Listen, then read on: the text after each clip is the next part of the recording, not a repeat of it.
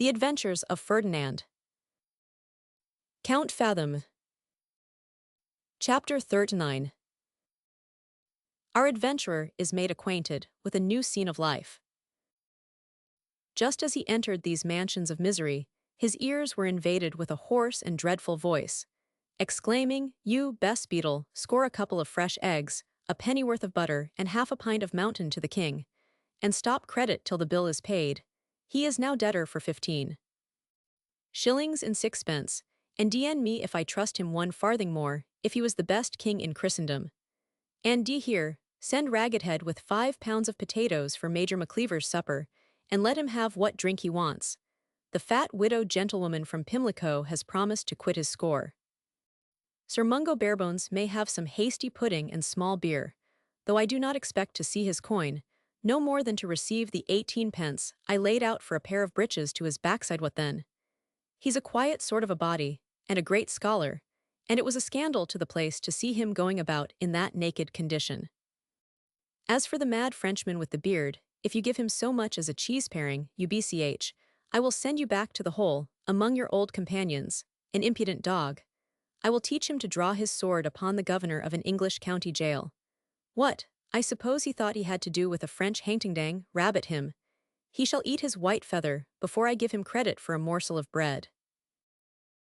Although our adventurer was very little disposed, at this juncture, to make observations foreign to his own affairs, he could not help taking notice of these extraordinary injunctions, especially those concerning the person who was entitled king, whom, however, he supposed to be some prisoner elected as the magistrate by the joint suffrage of his fellows. Having taken possession of his chamber, which he rented at 5 shillings a week, and being ill at ease in his own thoughts, he forthwith secured his door, undressed, and went to bed, in which, though it was none of the most elegant or inviting couches, he enjoyed profound repose after the accumulated fatigues and mortifications of the day. Next morning, after breakfast, the keeper entered his apartment, and gave him to understand that the gentlemen under his care, having heard of the Count's arrival, had deputed one of their number to wait upon him with the compliments of condolence, suitable to the occasion, and invite him to become a member of their society. Our hero could not politely dispense with this instance of civility, and their ambassador, being instantly introduced by the name of Captain Minikin, saluted him with great solemnity. This was a person equally remarkable for his extraordinary figure and address. His age seemed to border upon 40, his stature amounted to 5 feet. His visage was long, meagre, and weather-beaten, and his aspect, though not quite rueful, exhibited a certain formality, which was the result of care and conscious importance. He was very little encumbered with flesh and blood, yet what body he had was well proportioned, his limbs were elegantly turned, and by his carriage he was well entitled to that compliment which we pay to any person when we say he has very much the air of a gentleman.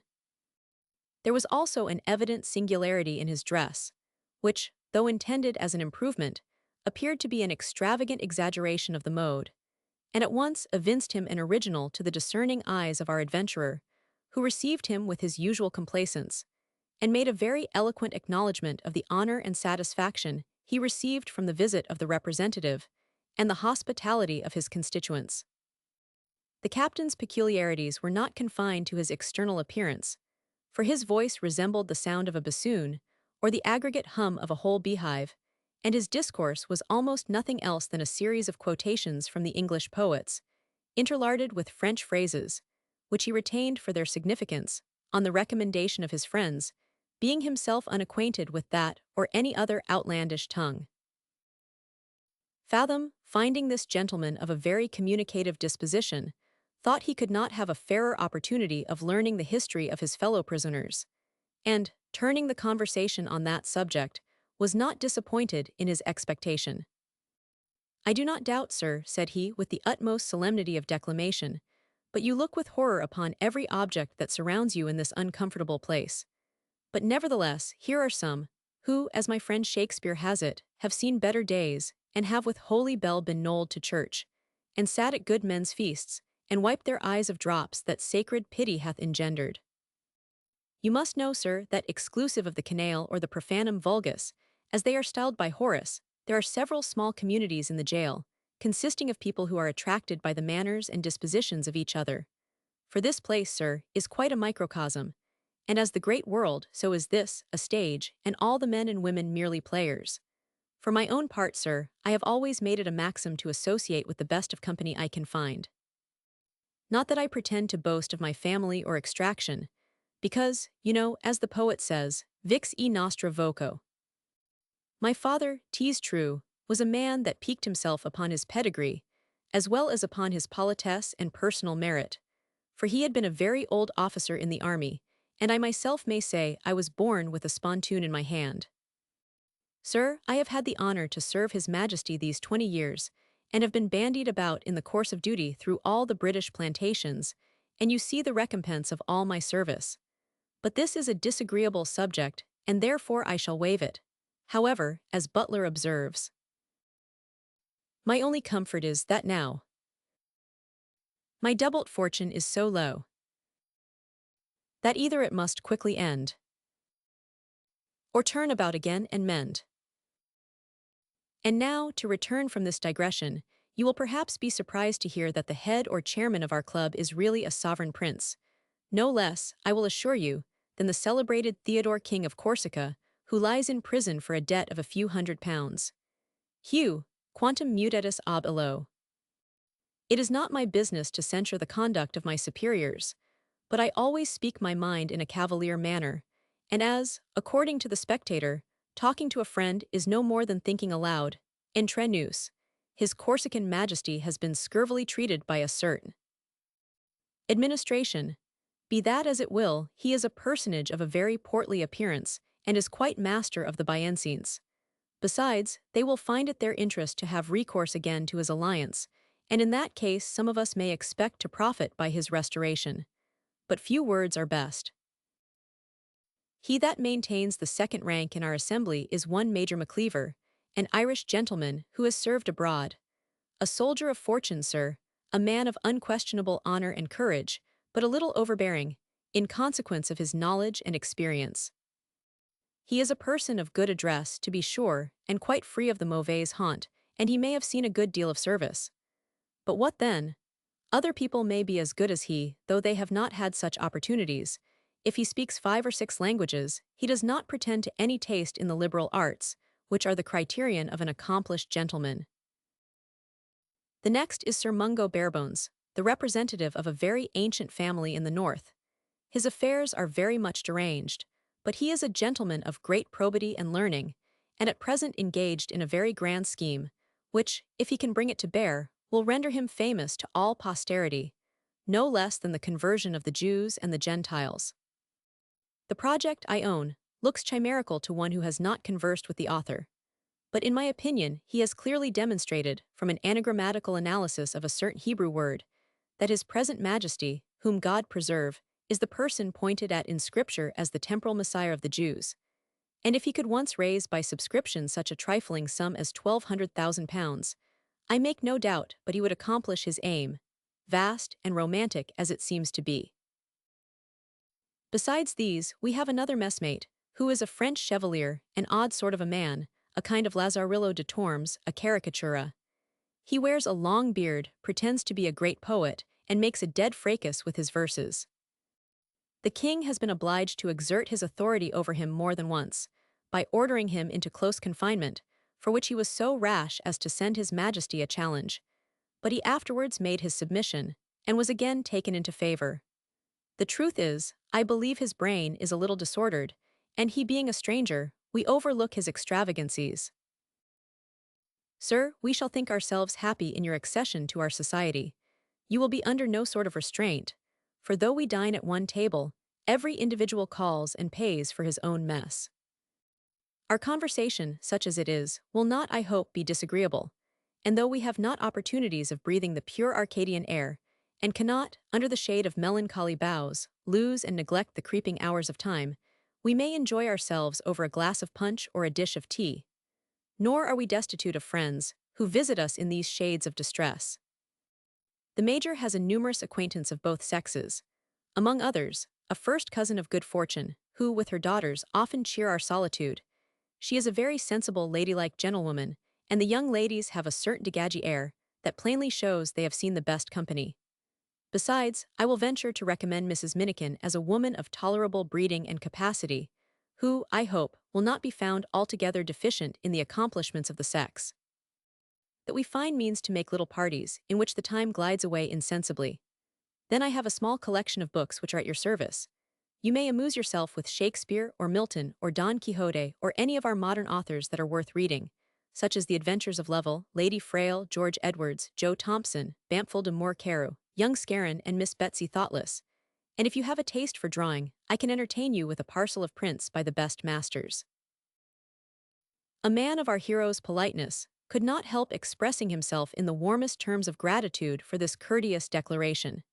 He thanked the captain in particular for his obliging offers, and begged he would be so good as to present his respects to the society, of which he longed to be a member. It was determined, therefore, that Minikin should return in an hour, when the count would be dressed, in order to conduct him into the presence of his majesty, and he had already taken his leave for the present, when all of a sudden he came back, and taking hold of a waistcoat that lay upon a chair, "Sir," said he, "give me leave to look at that fringe. I think it is the most elegant knitting I ever saw. But pray, sir, are not these quite out of fashion? I thought plain silk, such as this that I wear, had been the mode, with the pockets very low." Before Fathom had time to make any sort of reply, he took notice of his hat and pumps, the first of which, he said, was too narrow in the brims, and the last an inch too low in the heels. Indeed, they formed a remarkable contrast with his own, for, exclusive of the fashion of the cock, which resembled the form of a Roman galley, the brim of his hat, if properly spread, would have projected a shade sufficient to shelter a whole file of musketeers from the heat of a summer's sun, and the heels of his shoes were so high as to raise his feet 3 inches at least from the surface of the earth. Having made these observations, for the credit of his taste, he retired, and returning at the time appointed, accompanied Ferdinand to the apartment of the king, at the doors of which their ears were invaded with a strange sound, being that of a human voice imitating the noise of a drum.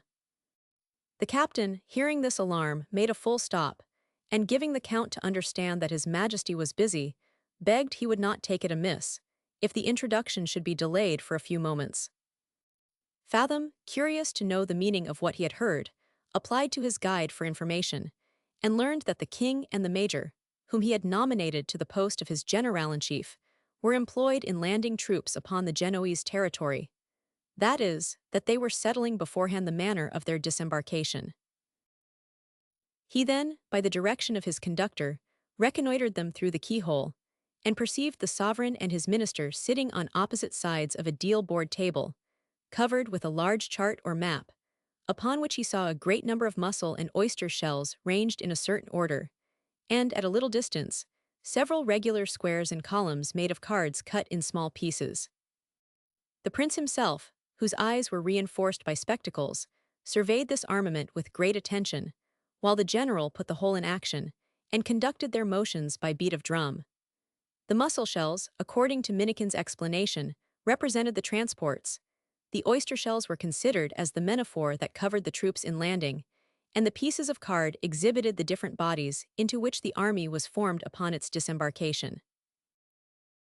As an affair of such consequence could not be transacted without opposition, they had provided divers ambuscades, consisting of the enemy, whom they represented by grey peas, and accordingly General Macleaver, perceiving the said grey peas marching along shore to attack his forces before they could be drawn up in battalia, thus addressed himself to the oyster shells in an audible voice: "You men of war, do not you see the front of the enemy advancing, and the rest of the detachment following out of sight? Arrah, the devil burn you, why do not you come ashore and open your batteries?" So saying, he pushed the shells towards the breach, performed the cannonading with his voice. The grey peas were soon put in confusion, the general was beat, the cards marched forwards in order of battle, and the enemy having retreated with great precipitation, they took possession of their ground without farther difficulty. Chapter 40. He contemplates majesty, and its satellites in eclipse. This expedition being happily finished, General Macleaver put the whole army, navy, transports, and scene of action into a canvas bag. The prince unsaddled his nose, and Captain Minikin being admitted, our hero was introduced in form. Very gracious was the reception he met with from his Majesty, who, with a most princely demeanor, welcomed him to court, and even seated him on his right hand, in token of particular regard. True it is, this presence chamber was not so superb, nor the appearance of the king so magnificent, as to render such an honor intoxicating to any person of our hero's coolness and discretion.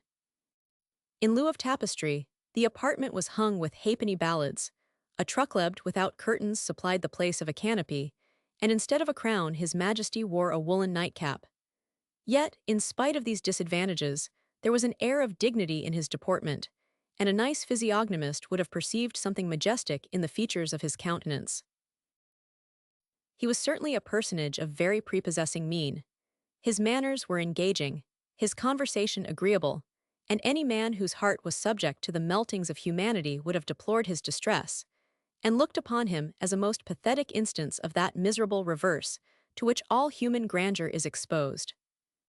His fall was even greater than that of Belisarius, who, after having obtained many glorious victories over the enemies of his country, is said to have been reduced to such extremity of indigence, that, in his old age, when he was deprived of his eyesight, he sat upon the highway like a common mendicant, imploring the charity of passengers in the piteous exclamation of Date obolum Belisario, that is, spare a farthing to your poor old soldier Belisarius. I say, this general's disgrace was not so remarkable as that of Theodore, because he was the servant of Justinian, consequently his fortune depended upon the nod of that emperor, whereas the other actually possessed the throne of sovereignty by the best of all titles, namely, the unanimous election of the people over whom he reigned, and attracted the eyes of all Europe by the efforts he made in breaking the bands of oppression, and vindicating that liberty which is the birthright of man. The English of former days, alike renowned for generosity and valor, treated those hostile princes, whose fate it was to wear their chains, with such delicacy of benevolence as even dispelled the horrors of captivity. But their posterity of this refined age feel no compunction at seeing an unfortunate monarch, their former friend, ally, and partisan, languish amidst the miseries of a loathsome jail, for a paltry debt contracted in their own service. But moralizing apart, our hero had not long conversed with this extraordinary debtor, who in his present condition assumed no other title than that of baron, than he perceived in him a spirit of quixotism, which all his experience, together with the vicissitudes of his fortune, had not been able to overcome. Not that his ideas soared to such a pitch of extravagant hope as that which took possession of his messmates, who frequently quarreled one with another about the degrees of favor to which they should be entitled after the king's restoration. But he firmly believed that affairs would speedily take such a turn in Italy as would point out to the English court the expediency of employing him again, and his persuasions seemed to support him against every species of poverty and mortification. While they were busy in trimming the balance of power on the other side of the Alps, their deliberations were interrupted by the arrival of a scullion, who came to receive their orders touching the bill of fare for dinner, and His Majesty found much more difficulty in settling this important concern than in compromising the differences between the Emperor and the Queen of Spain. At length, however, General Macleaver undertook the office of purveyor for his prince. Captain Minikin insisted upon treating the count, and in a little time the table was covered with a cloth, which, for the sake of my delicate readers, I will not attempt to describe. At this period they were joined by Sir Mungo Barebones, who, having found means to purchase a couple of mutton chops, had cooked a mess of broth, which he now brought in a saucepan to the general rendezvous. This was the most remarkable object which had hitherto presented itself to the eyes of Fathom. Being naturally of a meagre habit, he was, by indigence and hard study, wore almost to the bone, and so bended towards the earth, that in walking his body described at least 150 degrees of a circle. The want of stockings and shoes he supplied with a jockey straight boot and an half-jack. His thighs and middle were cased in a monstrous pair of brown trunk breeches, which the keeper bought for his use from the executor of a Dutch seaman who had lately died in the jail. His shirt retained no signs of its original color. His body was shrouded in an old, greasy, tattered plaid nightgown.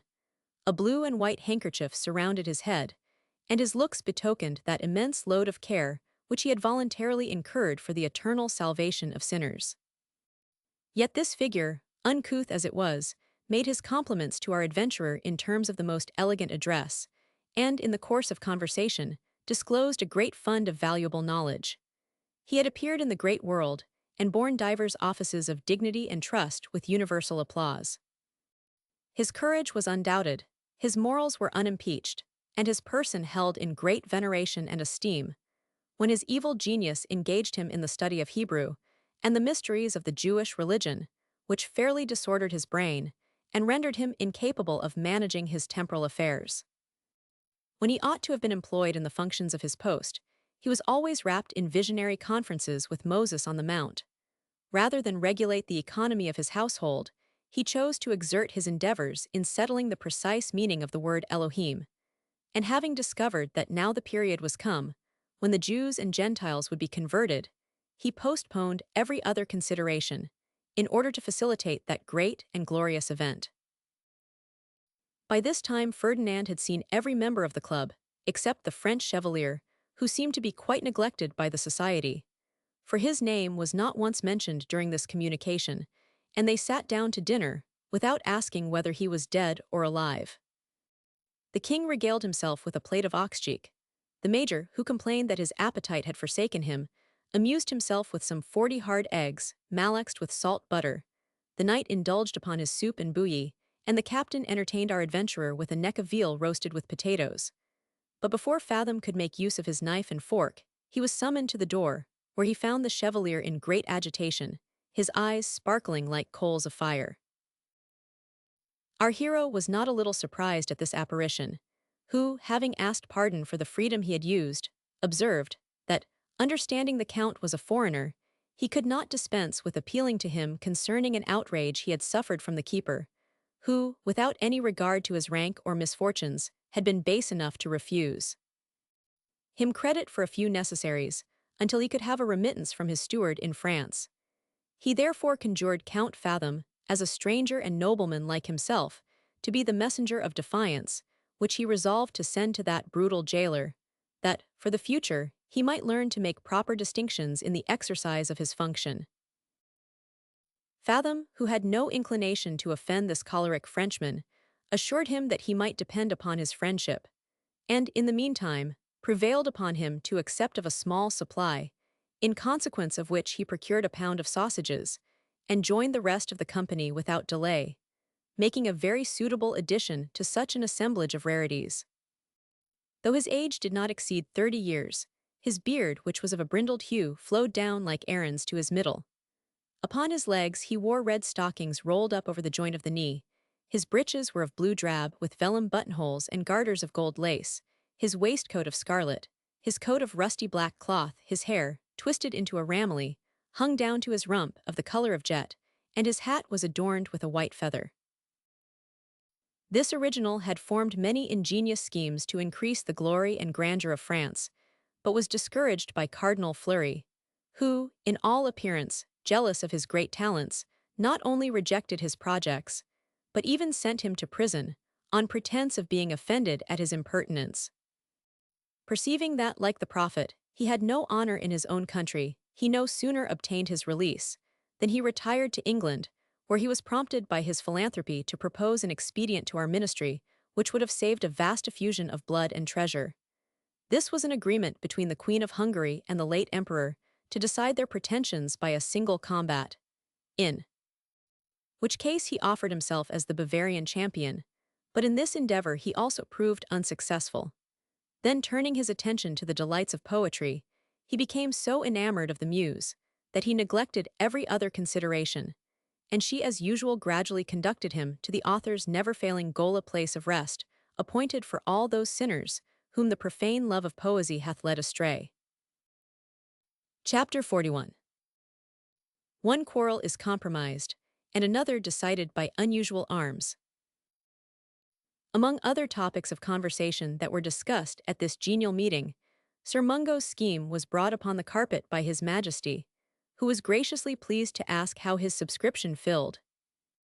To this interrogation the knight answered that he met with great opposition from a spirit of levity and self-conceit, which seemed to prevail in this generation, but that no difficulties should discourage him from persevering in his duty. And he trusted in God, that, in a very little time, he should be able to confute and overthrow the false philosophy of the moderns, and to restore the writings of Moses to that preeminence and veneration which is due to an inspired author. He spoke of the immortal Newton with infinite contempt, and undertook to extract from the Pentateuch a system of chronology which would ascertain the progress of time since the fourth day of the creation to the present hour, with such exactness that not one vibration of a pendulum should be lost. Nay, he affirmed that the perfection of all arts and sciences might be attained by studying these secret memoirs, and that he himself did not despair of learning from them the art of transmuting baser metals into gold. The Chevalier, though he did not pretend to contradict these assertions, was too much attached to his own religion to acquiesce in the knight's project of converting the Jews and the Gentiles to the Protestant heresy, which, he said, God Almighty would never suffer to triumph over the interests of his own holy Catholic Church. This objection produced abundance of altercation between two very unequal disputants, and the Frenchman, finding himself puzzled by the learning of his antagonist, had recourse to the argumentum ad hominem by laying his hand upon his sword and declaring that he was ready to lose the last drop of his blood in opposition to such a damnable scheme. Sir Mungo, though in all appearance reduced to the last stage of animal existence, no sooner heard this epithet applied to his plan than his eyes gleamed like lightning. He sprung from his seat with the agility of a grasshopper, and darting himself out at the door like an arrow from a bow, reappeared in a moment with a long, rusty weapon, which might have been shown among a collection of rarities as the sword of Guy Earl of Warwick. This implement he brandished over the Chevalier's head with the dexterity of an old prizefighter, exclaiming, in the French language, "Thou art a profane wretch marked out for the vengeance of heaven, whose unworthy minister I am, and here thou shalt fall by the sword of the Lord and of Gideon." The Chevalier, unterrified by this dreadful salutation, desired he would accompany him to a more convenient place, and the world might have been deprived of one or both these knights-errant, had not General Macleaver, at the desire of his Majesty, interposed, and found means to bring matters to an accommodation. In the afternoon, the society was visited by the Major's cousin and her daughters, who no sooner appeared than they were recognized by our adventurer, and his acquaintance with them renewed in such a manner as alarmed the delicacy of Captain Minikin, who in the evening repaired to the Count's apartment, and with a formal physiognomy accosted him in these words: "Sir, I beg pardon for this intrusion, but I come to consult you about an affair in which my honor is concerned, and a soldier without honor, you know, is no better than a body without a soul. I have always admired that speech of Hotspur in the first part of Henry IV. By heaven, methinks it were an easy leap to pluck bright honor from the pale-flecked moon, or dive into the bottom of the deep, where Fathom line could never touch the ground, and pluck up drowned honor by the locks. There is a boldness and ease in the expression, and the images are very picturesque. But without any further preamble, pray, sir, give me leave to ask how long you have been acquainted with those ladies who drank tea with us this afternoon. You will forgive the question, sir, when I tell you that Major Macleaver introduced Mrs. Minikin to them as to ladies of character, and I do not know how, sir, I have a sort of presentiment that my wife has been imposed upon. Perhaps I may be mistaken, and God grant I may. But there was a je ne sais quoi in their behavior today, which begins to alarm my suspicion. Sir, I have nothing but my reputation to depend upon, and I hope you will excuse me when I earnestly beg to know what rank they maintain in life." Fathom, without minding the consequence, told him, with a simper, that he knew them to be very good-natured ladies, who devoted themselves to the happiness of mankind. This explanation had no sooner escaped from his lips than the captain's face began to glow with indignation. His eyes seemed bursting from their spheres. He swelled to twice his natural dimensions, and raising himself on his tiptoes, pronounced, in a strain that emulated thunder, blood. "Sir, you seem to make very light of the matter, but it is no joke to me, I will assure you, and Macleaver shall see that I am not to be affronted with impunity. Sir, I shall take it as a singular favor if you will be the bearer of a billet to him, which I shall write in 3 words. Nay, sir, you must give me leave to insist upon it, as you are the only gentleman of our mess whom I can entrust with an affair of this nature.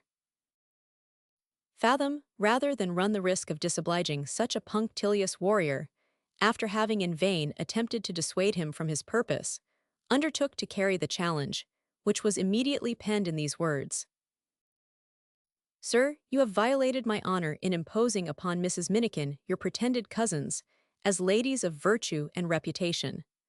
I therefore demand such satisfaction as a soldier ought to receive, and expect you will adjust with my friend Count Fathom the terms upon which you shall be met by the much injured Goliah Minikin. This morceau being sealed and directed, was forthwith carried by our adventurer to the lodgings of the major, who had by this time retired to rest, but hearing the Count's voice, he got up and opened the door in cuipo, to the astonishment of Ferdinand, who had never before seen such an Herculean figure. He made an apology for receiving the Count in his birthday suit, to which he said he was reduced by the heat of his constitution, though he might have assigned a more adequate cause, by owning that his shirt was in the hands of his washerwoman. Then shrouding himself in a blanket, desired to know what had procured him the honor of such an extraordinary visit. He read the letter with great composure, like a man accustomed to such intercourse.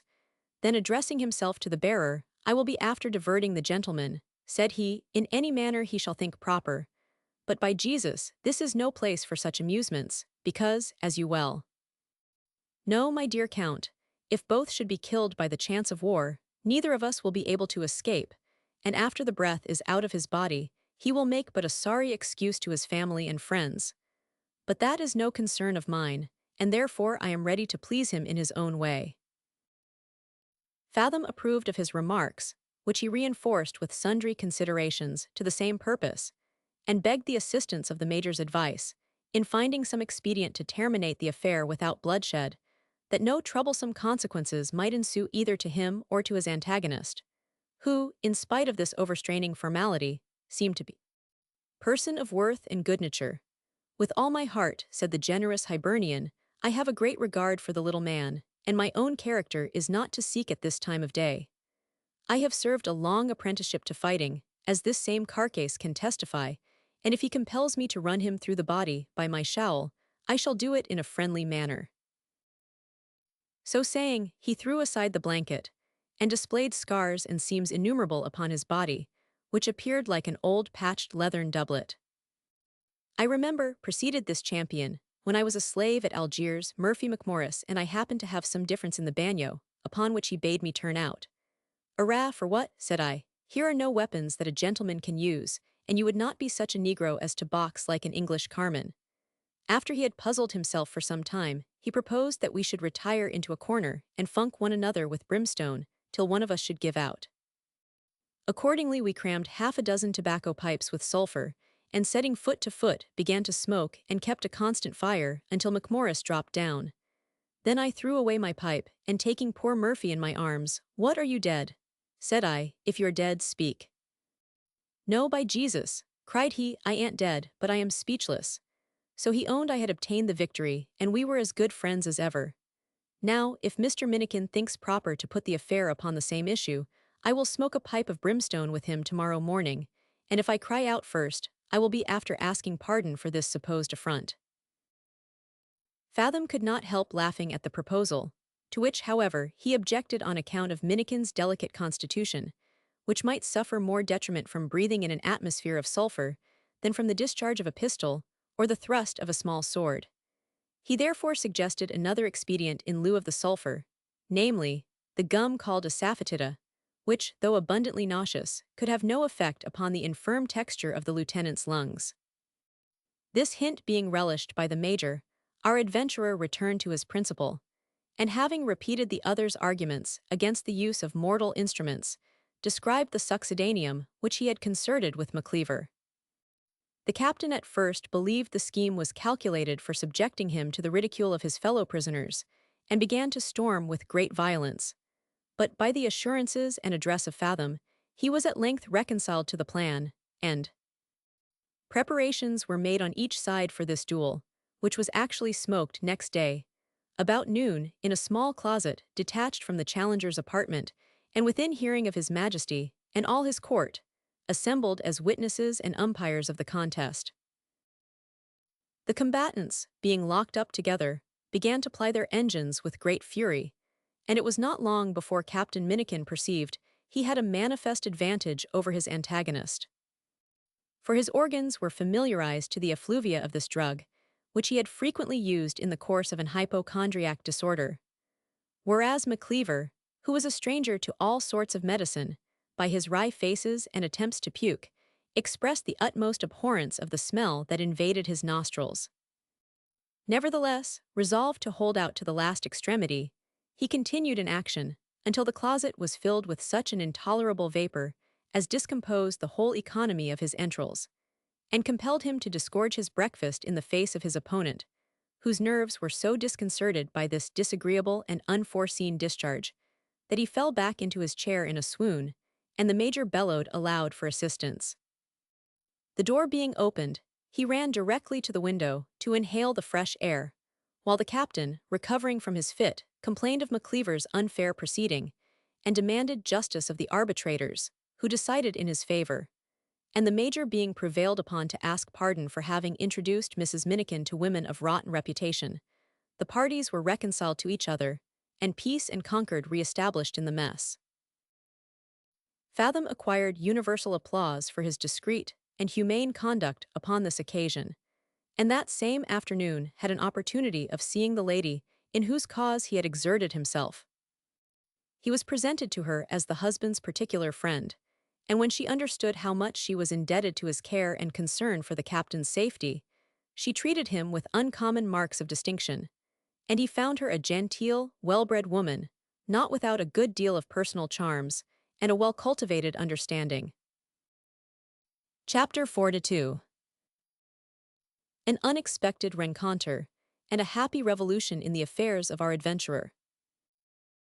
As she did not lodge within the precincts of this garrison, she was one day, after tea, conducted to the gate by the captain and the count, and just as they approached the turnkey's lodge, our hero's eyes were struck with the apparition of his old companion Rinaldo, son of his benefactor and patron, the Count de Melville. What were the emotions of his soul when he saw that young gentleman enter the prison, and advance towards him, after having spoke to the jailer? He never doubted that, being informed of his confinement, he was come to upbraid him with his villainy and ingratitude, and he in vain endeavored to recollect himself from that terror and guilty confusion which his appearance had inspired, when the stranger, lifting up his eyes, started back with signs of extreme amazement, and after a considerable pause, exclaimed, "Heaven and earth, sure my eyes do not deceive me. Is not your name Fathom? It is, it must be my old friend and companion, the loss of whom I have so long regretted." With these words he ran towards our adventurer, and while he clasped him in his arms with all the eagerness of affection, protested that this was one of the happiest days he had ever seen. Ferdinand, who, from this salutation, concluded himself still in possession of Rinaldo's good opinion, was not deficient in expressions of tenderness and joy. He returned his embraces with equal ardor, the tears trickled down his cheeks, and that perturbation which proceeded from conscious perfidy and fear was mistaken by the unsuspecting Hungarian for the sheer effects of love, gratitude, and surprise. These first transports having subsided, they adjourned to the lodgings of Fathom, who soon recollected his spirits and invention so well as to amuse the other with a feigned tale of his having been taken by the French, sent prisoner into Champagne, from whence he had written many letters to Count Melville and his son, of whom he could hear no tidings, of his having contracted an intimacy with a young nobleman of France, who died in the flower of his age, after having, in token of his friendship, bequeathed to him a considerable legacy. By this he had been enabled to visit the land of his forefathers in the character of a gentleman, which he had supported with some figure, until he was betrayed into a misfortune that exhausted his funds, and drove him to the spot where he was now found. And he solemnly declared that, far from forgetting the obligation he owed to Count Melville, or renouncing the friendship of Rinaldo, he had actually resolved to set out for Germany on his return to the house of his patron in the beginning of the week posterior to that in which he had been arrested. Young Melville, whose own heart had never known the instigations of fraud, implicitly believed the story and protestations of Fathom, and though he would not justify that part of his conduct by which the term of his good fortune was abridged, he could not help excusing an indiscretion into which he had been hurried by the precipitancy of youth and the allurements of an artful woman. Nay, with the utmost warmth of friendship, he undertook to wait upon Trapwell and endeavor to soften him into some reasonable terms of composition. Fathom seemed to be quite overwhelmed with a deep sense of all this goodness, and affected the most eager impatience to know the particulars of Rinaldo's fate, since their unhappy separation, more especially his errand to this uncomfortable place, which he should henceforth revere as the providential scene of their reunion. Nor did he forget to inquire, in the most affectionate and dutiful manner, about the situation of his noble parents and amiable sister. At mention of these names, Rinaldo, fetching a deep sigh, "Alas! My friend," said he, "the Count is no more. And what aggravates my affliction for the loss of such a father, it was my misfortune to be under his displeasure at the time of his death. Had I been present on that melancholy occasion, so well I knew his generosity and paternal tenderness, that, sure I am, he would in his last moments have forgiven an only son, whose life had been a continual effort to render himself worthy of such a parent, and whose crime was no other than an honorable passion for the most meritorious of her sex. But I was removed at a fatal distance from him, and doubtless my conduct must have been invidiously misrepresented. Be that as it will, my mother has again given her hand in wedlock to Count Trebasi, by whom I have the mortification to be informed that I am totally excluded from my father's succession, and I learn from other quarters that my sister is barbarously treated by this inhuman father-in-law. Grant, Heaven, I may soon have an opportunity of expostulating with the tyrant upon that subject." So saying, his cheeks glowed, and his eyes lightened with resentment. Then he thus proceeded: "My coming hither today was with a view to visit a poor female relation, from whom I yesterday received a letter, describing her most deplorable situation, and soliciting my assistance. But the turnkey affirms that there is no such person in the jail, and I was on my way to consult the keeper, when I was agreeably surprised with the sight of my dear Fathom." Our adventurer, having wiped from his eyes the tears which were produced by the news of his worthy patron's death, desired to know the name of that afflicted prisoner, in whose behalf he interested himself so much, and Rinaldo produced the letter, subscribed, "Your unfortunate cousin, Helen Melville." This pretended relation, after having explained the degree of consanguinity which she and the Count stood into each other, and occasionally mentioned some anecdotes of the family in Scotland, gave him to understand that she had married a merchant of London, who, by repeated losses in trade, had been reduced to indigence, and afterwards confined to prison, where he then lay a breathless corpse, having left her in the utmost extremity of wretchedness and want, with 2 young children in the smallpox, and an incurable cancer in one of her own breasts. Indeed, the picture she drew was so moving, and her expressions so sensibly pathetic, that no person, whose heart was not altogether callous, could peruse it without emotion. Rinaldo had sent 2 guineas by the messenger, whom she had represented as a trusty servant, whose fidelity had been proof against all the distress of her mistress, and he was now arrived in order to reinforce his bounty. Fathom, in the consciousness of his own practices, immediately comprehended the scheme of this letter, and confidently assured him that no such person resided in the prison or in any other place. And when his friend applied for information to the keeper, these assurances were confirmed, and that stern janitor told him he had been imposed upon by a stale trick, which was often practiced upon strangers by a set of sharpers, who make it their business to pick up hints of intelligence relating to private families, upon which they build such superstructures of fraud and imposition. However piqued the young Hungarian might be to find himself duped in this manner, he rejoiced at the occasion which had thrown Fathom in his way, and after having made him a tender of his purse, took his leave, on purpose to wait upon Trapwell, who was not quite so untractable as an enraged cuckold commonly is, for by this time he had accomplished the best part of his aim, which was to be divorced from his wife, and was fully convinced that the defendant was no more than a needy adventurer, who, in all probability, would be released by an act of Parliament for the benefit of insolvent debtors, in which case he, the plaintiff, would reap no solid advantage from his imprisonment. He therefore listened to the remonstrances of the mediator, and after much canvassing, agreed to discharge the defendant, in consideration of £200, which were immediately paid by Count Melville, who, by this deduction, was reduced to somewhat less than 30. Nevertheless, he cheerfully beggared himself in behalf of his friend, for whose release he forthwith obtained an order. And next day our adventurer, having bid a formal adieu to his fellows in distress, and in particular to his Majesty, for whose restoration his prayers were preferred, he quitted the jail, and accompanied his deliverer, with all the outward marks of unutterable gratitude and esteem. Surely, if his heart had been made of penetrable stuff, it would have been touched by the circumstances of this redemption. But had not his soul been invincible to all such attacks, these memoirs would possibly never have seen the light.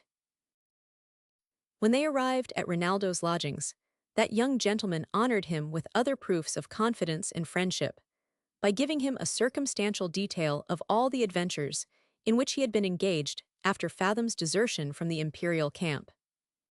He told him that, immediately after the war was finished, his father had pressed him to a very advantageous match, with which he would have complied, though his heart was not at all concerned, had not he been inflamed with the desire of seeing the world before he could take any step towards a settlement for life. That he had signified his sentiments on this head to the Count, who opposed them with unusual obstinacy, as productive of a delay which might be fatal to his proposal, for which reason he had retired incognito from his family, and travelled through sundry states and countries, in a disguise by which he eluded the inquiries of his parents. That, in the course of these peregrinations, he was captivated by the irresistible charms of a young lady, on whose heart he had the good fortune to make a tender impression. That their mutual love had subjected both to many dangers and difficulties, during which they suffered a cruel separation, after the torments of which, he had happily found her in England, where she now lived entirely cut off from her native country and connections, and destitute of every other resource but his honor, love, and protection, and finally, that he was determined to combat his own desires, how violent soever they might be, until he should have made some suitable provision for the consequences of a stricter union with the mistress of his soul, that he might not, by a precipitate marriage, ruin the person whom he adored. This end he proposed to attain by an application to the court of Vienna, which he did not doubt would have some regard to his own service, and that of his father. And thither he resolved to repair, with the first opportunity, now that he had found a friend with whom he could entrust the inestimable jewel of his heart. He likewise gave our hero to understand that he had been 8 months in England, during which he had lived in a frugal manner, that he might not unnecessarily exhaust the money he had been able to raise upon his own credit, that hitherto he had been obliged to defer his departure for Germany on account of his attendance upon the mother of his mistress, who was lately dead of sorrow and chagrin, and that, since he resided in London, he had often heard of the celebrated Count Fathom, though he never imagined that his friend Ferdinand could be distinguished by that appellation. Chapter 4-3. Fathom justifies the proverb, "What's bred in the bone will never come out of the flesh." Some circumstances of this conversation made a deep impression upon the mind of our adventurer, who nevertheless concealed his emotions from the knowledge of his friend, and was next day introduced to that hidden treasure of which Rinaldo had spoken with such rapture and adoration. It was not without reason he had expatiated upon the personal attractions of this young lady, whom, for the present, we shall call Monimia, a name that implies her orphan situation. When she entered the room, even Fathom, whose eyes had been sated with beauty, was struck dumb with admiration, and could scarce recollect himself so far as to perform the ceremony of his introduction. She seemed to be about the age of 18. Her stature was tall, her motion graceful. A knot of artificial flowers restrained the luxuriancy of her fine black hair that flowed in shining ringlets adown her snowy neck. The contour of her face was oval, her forehead remarkably high, her complexion clean and delicate though not florid, and her eyes were so piercing as to strike the soul of every beholder. Yet upon this occasion, one half of their vivacity was eclipsed by a languishing air of melancholy concern, which, while it in a manner sheathed the edge of her beauty, added a most engaging sweetness to her looks. In short, every feature was elegantly perfect, and the harmony of the whole ravishing and delightful. It was easy to perceive the mutual sentiments of the two lovers at meeting, by the pleasure that sensibly diffused itself in the countenances of both. Fathom was received by her as the intimate friend of her admirer, whom she had often heard of in terms of the most sincere affection, and the conversation was carried on in the Italian language, because she was a foreigner who had not as yet made great proficiency in the knowledge of the English tongue. Her understanding was such as, instead of diminishing, reinforced the prepossession which was inspired by her appearance, and if the sum total of her charms could not melt the heart, it at least excited the appetite of Fathom to such a degree that he gazed upon her with such violence of desire as had never transported him before, and he instantly began to harbor thoughts, not only destructive to the peace of his generous patron, but also to the prudential maxims he had adopted on his first entrance into life. We have already recorded divers instances of his conduct to prove that there was an intemperance in his blood, which often interfered with his caution, and although he had found means to render this heat sometimes subservient to his interest, yet in all probability, heaven mingled the ingredient in his constitution, on purpose to counteract his consummate craft, defeat the villainy of his intention, and at least expose him to the justice of the law, and the contempt of his fellow creatures. Stimulated as he was by the beauty of the incomparable Monimia, he foresaw that the conquest of her heart would cost him 1,000 times more labor and address than all the victories he had ever achieved. For besides her superior understanding, her sentiments of honor, virtue, gratitude, religion, and pride of birth, her heart was already engaged by the tenderest ties of love and obligation to a man whose person and acquired accomplishments at least equaled his own, and whose connection with him was of such a nature as raised an almost insurmountable bar to his design. Because, with what face could he commence rival to the person whose family had raised him from want and servility, and whose own generosity had rescued him from the miseries of a dreary jail? Notwithstanding these reflections, he would not lay aside an idea which so agreeably flattered his imagination. He, like every other projector in the same circumstances, was so partial to his own qualifications, as to think the lady would soon perceive a difference between him and Rinaldo that could not fail to turn to his advantage in her opinion. He depended a good deal on the levity and inconstancy of the sex, and did not doubt that, in the course of their acquaintance, he should profit by that languor which often creeps upon and flattens the intercourse of lovers cloyed with the sight and conversation of each other. This way of arguing was very natural to a man who had never known other motives than those of sensuality and convenience, and perhaps, upon these maxims, he might have succeeded with 9/10 of the fair sex. But for once he erred in his calculation. Monimia's soul was perfect, her virtue impregnable. His first approaches were, as usual, performed by the method of insinuation, which succeeded so well that in a few days he actually acquired a very distinguished share of her favor and esteem. To this he had been recommended, in the warmest strain of exaggerating friendship, by her dear Rinaldo, so that, placing the most unreserved confidence in his honor and integrity, and being almost quite destitute of acquaintance, she made no scruple of owning herself pleased with his company and conversation, and therefore he was never abridged in point of opportunity. She had too much discernment to overlook his uncommon talents and agreeable address, and too much susceptibility to observe them with indifference.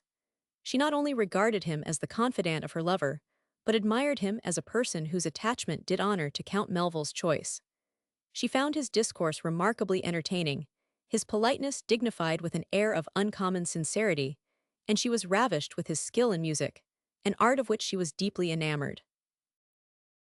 While he thus ingratiated himself with the fair Monimia, Rinaldo rejoiced at their intimacy, being extremely happy in the thought of having found a friend who could amuse and protect the dear creature in his absence. That she might be the better prepared for the temporary separation which he meditated, he began to be less frequent in his visits, or rather to interrupt, by gradual intermissions, the constant attendance he had bestowed upon her since her mother's death. This alteration she was enabled to bear by the assiduities of Fathom, when she understood that her lover was indispensably employed in negotiating a sum of money for the purposes of his intended voyage. This was really the case, for, as the reader hath been already informed, the provision he had made for that emergency was expended in behalf of our adventurer, and the persons of whom he had borrowed it, far from approving of the use to which it was put, and accommodating him with a fresh supply, reproached him with his benevolence as an act of dishonesty to them, and, instead of favoring this second application, threatened to distress him for what he had already received. While he endeavored to surmount these difficulties, his small reversion was quite exhausted, and he saw himself on the brink of wanting the common necessaries of life. There was no difficulty which he could not have encountered with fortitude, had he alone been concerned. But his affection and regard for Monimia were of such a delicate nature, that, far from being able to bear the prospect of her wanting the least convenience, he could not endure that she should suspect her situation cost him a moment's perplexity, because he foresaw it would wring her gentle heart with unspeakable anguish and vexation. This, therefore, he endeavored to anticipate by expressions of confidence in the emperor's equity, and frequent declarations touching the goodness and security of that credit from which he derived his present subsistence. Chapter 44. Anecdotes of poverty, and experiments for the benefit of those whom it may concern. His affairs being thus circumstanced, it is not to be supposed that he passed his time in tranquillity. Every day ushered in new demands and fresh anxiety, for though his economy was frugal, it could not be supported without money, and now not only his funds were drained, but also his private friends tired of relieving his domestic necessities. Nay, they began to relinquish his company, which formerly they had coveted, and those who still favored him with their company embittered that favor with disagreeable advice, mingled with impertinent reproof. They loudly exclaimed against the last instance of his friendship for Fathom, as a piece of wrong-headed extravagance, which neither his fortune could afford nor his conscience excuse, and alleged that such specimens of generosity are vicious in any man, let his finances be never so opulent, if he has any relations of his own who need his assistance, but altogether scandalous, not to say unjust, in a person who depends for his own support on the favor of his friends. These expostulations did not even respect the beauteous, the accomplished, the gentle-hearted, the orphan Monimia. Although they owned her perfections, and did not deny that it would be highly meritorious in any man of fortune to make her happy, they disapproved of Rinaldo's attachment to the fair beggar, made light of that intimate union of hearts which subsisted between the two lovers, and which no human consideration could dissolve. And some among them, in the consummation of their prudence, ventured to hint a proposal of providing for her in the service of some lady of fashion. Any reader of sensibility will easily conceive how these admonitions were relished by a young gentleman whose pride was indomitable, whose notions of honor were scrupulously rigid and romantic, whose temper was warm, and whose love was intense. Every such suggestion was as a dagger to his soul, and what rendered the torture more exquisite, he lay under obligations to those very persons whose selfish and sordid sentiments he disdained, so that he was restricted by gratitude from giving vent to his indignation, and his forlorn circumstances would not permit him to renounce their acquaintance. While he struggled with these mortifications, his wants grew more and more importunate, and his creditors became clamorous. Fathom, to whom all his grievances were disclosed, lamented his hard hap with all the demonstrations of sympathy which he could expect to find in such a zealous adherent. He upbraided himself incessantly as the cause of his patron's distress, took God to witness that he would rather have perished in jail than have enjoyed his liberty, had he known it would have cost his dearest friend and benefactor 1/10 part of the anguish he now saw him suffer. And in conclusion, the fervency of his affection glowed to such a degree that he offered to beg, steal, or plunder on the highway for Rinaldo's assistance. Certain it is, he might have recollected a less disagreeable expedient than any of these to alleviate the pangs of this unhappy lover. For, at that very period, he was possessed of money and movables to the amount of a much greater sum than that which was necessary to remove the severest pangs of the Count's misfortune. But whether he did not reflect upon this resource, or was willing to let Melville be better acquainted with adversity, which is the great school of life, I shall leave the reader to determine. Yet, so far was he from supplying the wants of the young Hungarian, that he did not scruple to receive a share of the miserable pittance which that gentleman made shift to extort from the complaisance of a few companions, whose countenance he still enjoyed. Rinaldo's life was now become a sacrifice to the most poignant distress. Almost his whole time was engrossed by a double scheme, comprehending his efforts to render his departure practicable, and his expedients for raising the means of daily bread. With regard to the first, he exerted himself among a set of merchants, some of whom knew his family and expectations, and for the last, he was fain to depend upon the assistance of a few intimates, who were not in a condition to furnish him with sums of consequence. These, however, gradually dropped off, on pretense of friendly resentment for his indiscreet conduct, so that he found himself naked and deserted by all his former companions, except one gentleman, with whom he had lived in the most unreserved correspondence, as with a person of the warmest friendship and the most unbounded benevolence. Nay, he had actually experienced repeated proofs of his generosity, and such were the Count's sentiments of the gratitude, love, and esteem which were due to the author of these obligations, that he would have willingly laid down his own life for his interest or advantage. He had already been at different times accommodated by this benefactor with occasional supplies, amounting in the whole to about 40 or 50 pounds, and so fearful was he of taking any step by which he might forfeit the good will of this gentleman, that he struggled with unparalleled difficulty and vexation, before he could prevail upon himself to put his liberality to another proof.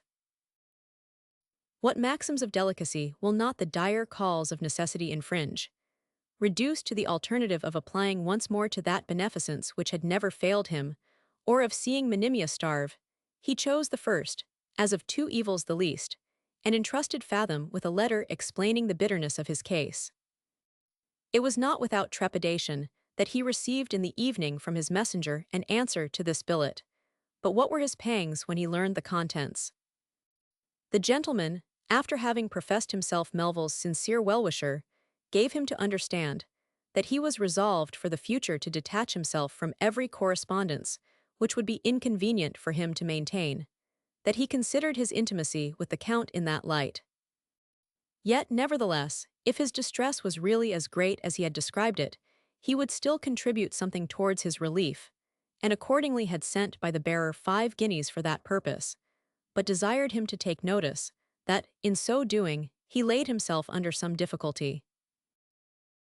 Rinaldo's grief and mortification at this disappointment were unspeakable. He now saw demolished the last screen betwixt him and the extremity of indigence and woe. He beheld the mistress of his soul abandoned to the bleakest scenes of poverty and want, and he deeply resented the lofty strain of the letter, by which he conceived himself treated as a worthless spendthrift and importunate beggar. Though his purse was exhausted to the last shilling, though he was surrounded with necessities and demands, and knew not how to provide another meal for his fair dependent, he, in opposition to all the suggestions and eloquence of Fathom, dispatched him with the money and another billet, intimating, in the most respectful terms, that he approved of his friend's new adopted maxim, which, for the future, he should always take care to remember, and that he had sent back the last instance of his bounty, as a proof how little he was disposed to incommode his benefactor. This letter, though sincerely meant, and written in a very serious mood, the gentleman considered as an ungrateful piece of irony, and in that opinion complained to several persons of the Count's acquaintance, who unanimously exclaimed against him as a sordid, unthankful, and profligate knave, that abused and reviled those very people who had generously befriended him, whenever they found it inconvenient to nourish his extravagance with further supplies. Notwithstanding these accumulated oppressions, he still persevered with fortitude in his endeavors to disentangle himself from this maze of misery. To these he was encouraged by a letter which about this time he received from his sister, importing that she had good reason to believe the real will of her father had been suppressed for certain sinister views, and desiring him to hasten his departure for Hungary, where he would still find some friends who were both able and willing to support his cause. He had some trinkets left. The pawnbroker's shop was still open, and hitherto he made shift to conceal from Monimia the extent of his affliction. The money broker whom he employed, after having amused him with a variety of schemes, which served no other purpose than that of protracting his own job, at length undertook to make him acquainted with a set of moneyed men who had been very venturous in lending sums upon personal security. He was therefore introduced to their club in the most favorable manner, after the broker had endeavored to prepossess them. Separately, with magnificent ideas of his family and fortune, by means of this anticipation, he was received with a manifest relaxation of that severity which people of this class mingle in their aspects to the world in general, and they even vied with each other in their demonstrations of hospitality and respect, for every one in particular looked upon him as a young heir, who would bleed freely and mortgage at cent per cent. Rinaldo, buoyed up with these exterior civilities, began to flatter himself with hopes of success, which, however, were soon checked by the nature of the conversation, during which the chairman upbraided one of the members in open club for having once lent £40 upon slight security. The person accused alleged, in his own defense, that the borrower was his own kinsman, whose funds he knew to be sufficient, that he had granted his bond, and been at the expense of insuring his life for the money, and, in conclusion, had discharged it to the day with great punctuality. These allegations were not deemed exculpatory by the rest of the assembly, who with one voice pronounced him guilty of unwarrantable rashness and indiscretion, which, in time coming, must undoubtedly operate to the prejudice of his character and credit.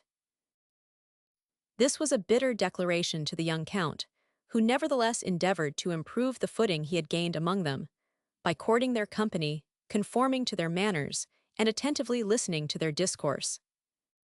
When he had cultivated them with great assiduity for the space of some weeks, dined at their houses upon pressing invitations, and received repeated offers of service and friendship, believing that things were now ripe for the purpose, he, one day, at a tavern to which he had invited him to dinner, ventured to disclose his situation to him whose countenance was the least unpromising, and as he introduced the business with a proposal of borrowing money, he perceived his eyes sparkle with a visible alacrity, from which he drew a happy presage.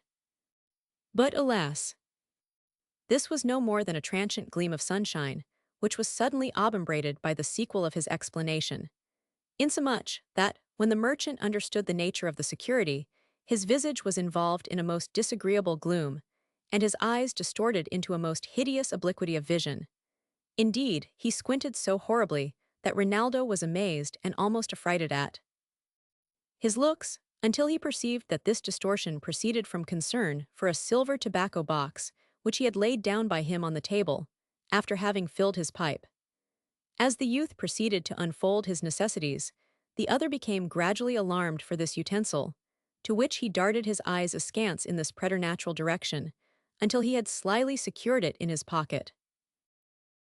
Having made this successful conveyance, he shifted his eyes alternately from the young gentleman to the broker for a considerable pause, during which he in silence reproached the last for introducing such a beggarly varlet to his acquaintance. Then taking the pipe from his mouth, "Sir," said he, addressing himself to the count, "if I had all the inclination in the world to comply with your proposal, it is really not in my power. My correspondents abroad have remitted such a number of bad bills of late, that all my running cash hath been exhausted in supporting their credit. Mr. Ferret, sure I am, you is not ignorant of my situation, and I am not a little surprised that you should bring the gentleman to me on business of this kind. But as the wise man observes, bray a fool in a mortar, and he will never be wise." So saying, with a most emphatic glance directed to the broker, he rung the bell and called for the reckoning, when finding that he was to be the guest of Rinaldo, he thanked him dryly for his good cheer, and in an abrupt manner took himself away. Though baffled in this quarter, the young gentleman would not despair, but forthwith employed Mr. Ferret in an application to another of the society, who, after having heard the terms of his commission, desired him to tell his principal that he could do nothing without the concurrence of his partner, who happened to be at that time in one of our American plantations. A third being solicited, excused himself on account of an oath which he had lately taken on the back of a considerable loss. A fourth being tried, made answer that it was not in his way, and a fifth candidly owned that he never lent money without proper security. Thus the forlorn Rinaldo tried every experiment without success, and now saw the last ray of hope extinguished. Well-nigh destitute of present support, and encompassed with unrelenting duns, he was obliged to keep within doors, and seek some comfort in the conversation of his charming mistress and his faithful friend. Yet, even there, he experienced the extremest rigor of adverse fate. Every rap at the door alarmed him with the expectation of some noisy tradesman demanding payment. When he endeavored to amuse himself with drawing, some unlucky feature of the occasional portrait recalled the image of an obdurate creditor, and made him tremble at the work of his own hands. When he fled for shelter to the flattering creation of fancy, some abhorred idea always started up amidst the gay vision, and dissolved the pleasing enchantment. Even the seraphic voice of Monimia had no longer power to compose the anxious tumults of his mind. Every song she warbled, every tune she played, recalled to his remembrance some scene of love and happiness elapsed, and overwhelmed his soul with the woeful comparison of past and present fate. He saw all that was amiable and perfect in woman, all that he held most dear and sacred upon earth, tottering on the brink of misery, without knowing the danger of her situation, and found himself unable to prevent her fall, or even to forewarn her of the peril. For as we have already observed, his soul could not brook the thought of communicating the tidings of distress to the tender-hearted Monimia. Chapter 4-5. Rinaldo's distress deepens, and Fathom's plot thickens. Such aggravated misfortune could not fail to affect his temper and deportment. The continual efforts he made to conceal his vexation produced a manifest distraction in his behavior and discourse. He began to be seized with horror at the sight of poor Monimia, whom he therefore shunned as much as the circumstances of their correspondence would allow. And every evening he went forth alone to some solitary place, where he could, unperceived, give a loose to the transports of his sorrow, and in silence meditate some means to lighten the burden of his woe. His heart was sometimes so savaged with despair, which represented mankind as his inveterate enemies, that he entertained thoughts of denouncing war against the whole community, and supplying his own wants with the spoils he should win. At other times, he was tempted with the desire of putting an end to his miseries and life together. Yet these were but the transitory suggestions of temporary madness, that soon yielded to the dictates of reason. From the execution of the first, he was restrained by his own notions of honor and morality, and, from using the other expedient, he was deterred by his love for Monimia, together with the motives of philosophy and religion. While in this manner he secretly nursed the worm of grief that preyed upon his vitals, the alteration in his countenance and conduct did not escape the eyes of that discerning young lady. She was alarmed at the change, yet afraid to inquire into the source of it, for being ignorant of his distress, she could impute it to no cause in which her happiness was not deeply interested. She had observed his strained complacence and extraordinary emotion. She had detected him in repeated attempts to avoid her company, and taken notice of his regular excursions in the dark. These were alarming symptoms to a lover of her delicacy and pride. She strove in vain to put the most favorable construction on what she saw, and finally imputed the effects of his despondence to the alienation of his heart. Made miserable beyond expression by these suspicions, she imparted them to Fathom, who, by this time, was in full possession of her confidence and esteem, and implored his advice touching her conduct in such a nice conjuncture. This artful politician, who rejoiced at the effect of her penetration, no sooner heard himself questioned on the subject, than he gave tokens of surprise and confusion, signifying his concern to find she had discovered what, for the honor of his friend, he wished had never come to light. His behavior on this occasion confirmed her fatal conjecture, and she conjured him, in the most pathetic manner, to tell her if he thought Rinaldo's heart had contracted any new engagement. At this question, he started with signs of extreme agitation, and stifling an artificial sigh, "Sure, madam," said he, "you cannot doubt the Count's constancy. I am confident is certainly. I protest, madam, I am so shocked." Here he made a full pause, as if the conflict between his integrity and his friendship would not allow him to proceed, and summoned the moisture into either eye. "Then, are my doubts removed?" cried the afflicted Monimia. I see your candor in the midst of your attachment to Ronaldo, and will no longer torment you with impertinent interrogations and vain complaints." With these words, a flood of tears gushed from her enchanting eyes, and she instantly withdrew into her own apartment, where she indulged her sorrow to excess. Nor was her grief unanimated with resentment. She was by birth, nature, and education inspired with that dignity of pride which ennobles the human heart, and this, by the circumstance of her present dependence, was rendered extremely jealous and susceptible, insomuch that she could not brook the least shadow of indifference, much less an injury of such a nature, from the man whom she had honored with her affections, and for whom she had disobliged and deserted her family and friends. Though her love was so unalterably fixed on this unhappy youth, that, without the continuation of reciprocal regard, her life would have become an unsupportable burden, even amidst all the splendor of affluence and pomp, and although she foresaw that when his protection should cease, she must be left a wretched orphan in a foreign land, exposed to all the miseries of want.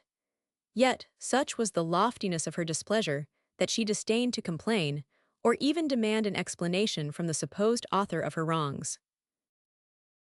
While she continued undetermined in her purpose, and fluctuating on this sea of torture, Fathom, believing that now was the season for working upon her passions, while they were all in commotion, became, if possible, more assiduous than ever about the fair mourner, modeled his features into a melancholy cast, pretended to share her distress with the most emphatic sympathy, and endeavored to keep her resentment glowing by cunning insinuations, which, though apparently designed to apologize for his friend, served only to aggravate the guilt of his perfidy and dishonor.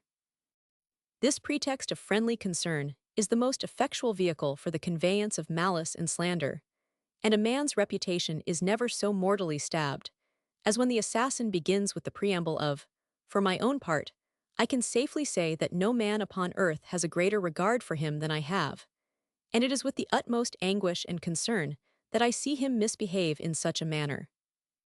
Then he proceeds to mangle his character, and the good-natured hearers, concluding he is even blacker than he is represented, on the supposition that the most atrocious circumstances are softened or suppressed by the tenderness or friendship of the accuser, exclaim, "Good lack, what a wretch he must be, when his best friends will no longer attempt to defend him." Nay, sometimes these well-wishers undertake his defense, and treacherously betray the cause they have espoused, by omitting the reasons that may be urged in his vindication. Both these methods were practiced by the wily Ferdinand, according to the predominant passion of Monimia. When her indignation prevailed, he expatiated upon his love and sincere regard for Ronaldo, which, he said, had grown up from the cradle to such a degree of fervor that he would willingly part with life for his advantage.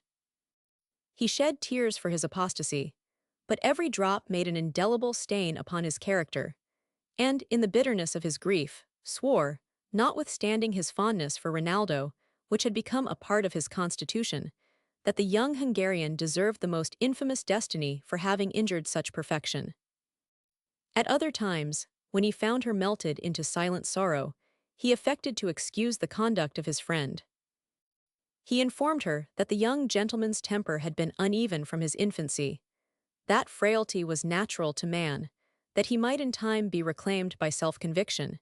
He even hinted that she might have probably ascribed to inconstancy what was really the effect of some chagrin which he industriously concealed from his participation. But when he found her disposed to listen to this last suggestion, he destroyed the force of it, by recollecting the circumstances of his nocturnal rambles, which, he owned, would admit of no favorable construction. By these means he blew the coals of her jealousy, and enhanced the value of his own character at the same time, for she looked upon him as a mirror of faith and integrity, and the mind being overcharged with woe, naturally seeks some confidant, upon whose sympathy it can repose itself. Indeed, his great aim was to make himself necessary to her affliction, and settle a gossiping correspondence, in the familiarity of which he hoped his purpose would certainly be answered. Yet the exertion of these talents was not limited to her alone. While he laid these trains for the hapless young lady, he was preparing snares of another kind for her unsuspecting lover, who, for the completion of his misery, about this time began to perceive marks of disquiet and displeasure in the countenance and deportment of his adored Monimia. For that young lady, in the midst of her grief, remembered her origin, and over her vexation affected to throw a veil of tranquillity, which served only to give an air of disgust to her internal disturbance. Rinaldo, whose patience and philosophy were barely sufficient to bear the load of his other evils, would have been quite overwhelmed with the additional burden of Monimia's woe, if it had not assumed this appearance of disesteem, which, as he knew he had not deserved it, brought his resentment to his assistance. Yet this was but a wretched cordial to support him against the baleful reflections that assaulted him from every quarter. It operated like those desperate remedies, which, while they stimulate exhausted nature, help to destroy the very fundamentals of the constitution. He reviewed his own conduct with the utmost severity, and could not recollect one circumstance which could justly offend the idol of his soul. The more blameless he appeared to himself in this examination, the less excusable did her behavior appear. He tasked his penetration to discover the cause of this alteration. He burned with impatience to know it. His discernment failed him, and he was afraid, though he knew not why, to demand an explanation. His thoughts were so circumstanced that he durst not even unbosom himself to Fathom, though his own virtue and friendship resisted those sentiments that began to intrude upon his mind, with suggestions to the prejudice of our adventurer's fidelity. Nevertheless, unable to endure the torments of such interesting suspense, he at length made an effort to expostulate with the fair orphan, and in an abrupt address, the effect of his fear and confusion, begged to know if he had inadvertently done anything to incur her displeasure. Monimia, hearing herself bluntly accosted in this unusual strain, after repeated instances of his reserve and supposed inconstancy, considered the question as a fresh insult, and summoning her whole pride to her assistance, replied, with affected tranquillity, or rather with an air of scorn, that she had no title to judge, neither did she pretend to condemn his conduct. This answer, so wide of that tenderness and concern which had hitherto manifested itself in the disposition of his amiable mistress, deprived him of all power to carry on the conversation, and he retired with a low bow, fully convinced of his having irretrievably lost the place he had possessed in her affection. For, to his imagination, warped and blinded by his misfortunes, her demeanor seemed fraught, not with transient gleam of anger, which a respectful lover would soon have appeased, but with that contempt and indifference which denote a total absence of affection and esteem. She, on the other hand, misconstrued his sudden retreat, and now they beheld the actions of each other through the false medium of prejudice and resentment. To such fatal misunderstandings, the peace and happiness of whole families often fall a sacrifice. Chapter 4-6. Our adventurer becomes absolute in his power over the passions of his friend, and effects one half of his aim. Influenced by this dire mistake, the breast of those unhappy lovers began to be invaded with the horrors of jealousy. The tender-hearted Monimia endeavored to devour her griefs in silence. She in secret bemoaned her forlorn fate without ceasing. Her tears flowed without intermission from night to morn, and from morn to night. She sought not to know the object for which she was forsaken. She meant not to upbraid her undoer. Her aim was to find a sequestered corner in which she could indulge her sorrow, where she could brood over the melancholy remembrance of her former felicity, where she could recollect those happy scenes she had enjoyed under the wings of her indulgent parents, when her whole life was a revolution of pleasures. And she was surrounded with affluence, pomp, and admiration, where she could, unmolested, dwell upon the wretched comparison between her past and present condition, and paint every circumstance of her misery in the most aggravating colors, that they might make the deeper impression upon her mind, and the more speedily contribute to that dissolution for which she ardently wished, as a total release from woe. Amidst these pinings, she began to loathe all sustenance.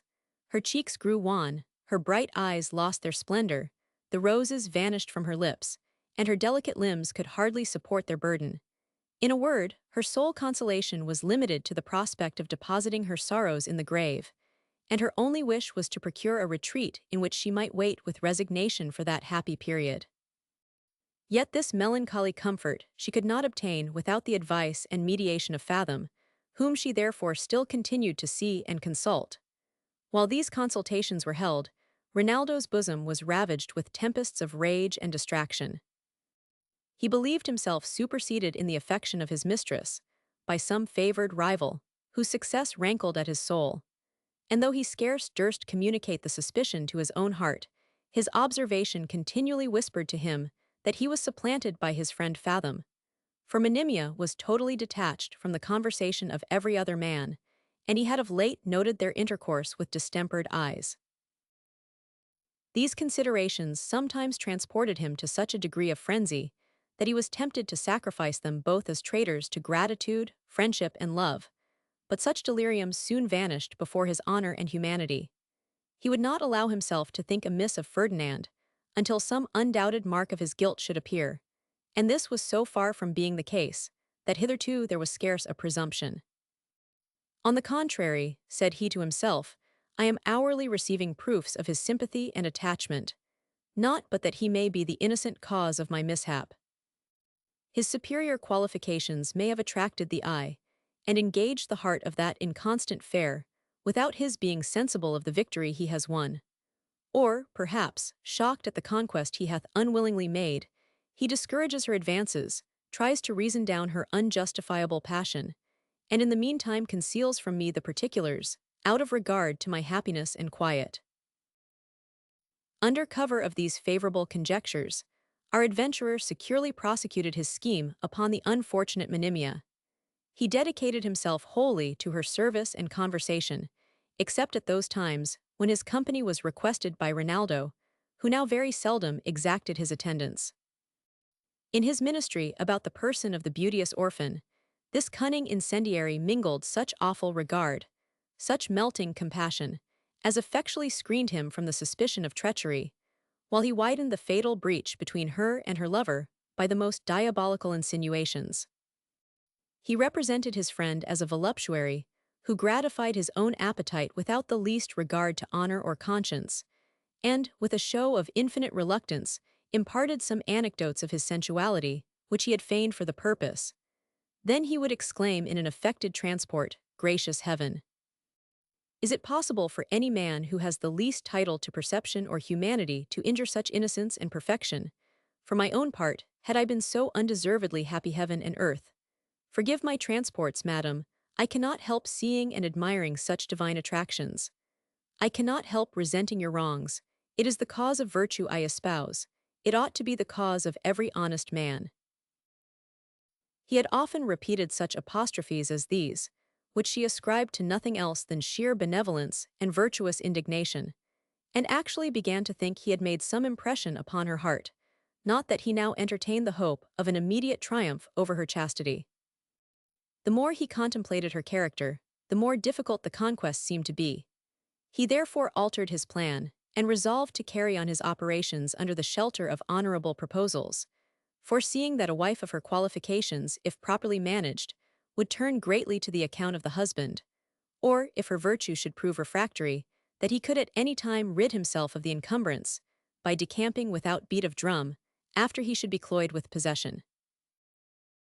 Elevated by these expectations, he one day, in the midst of a preconcerted rhapsody, importing that he could no longer conceal the fire that preyed upon his heart, threw himself on his knees before the lovely mourner, and imprinted a kiss on her fair hand.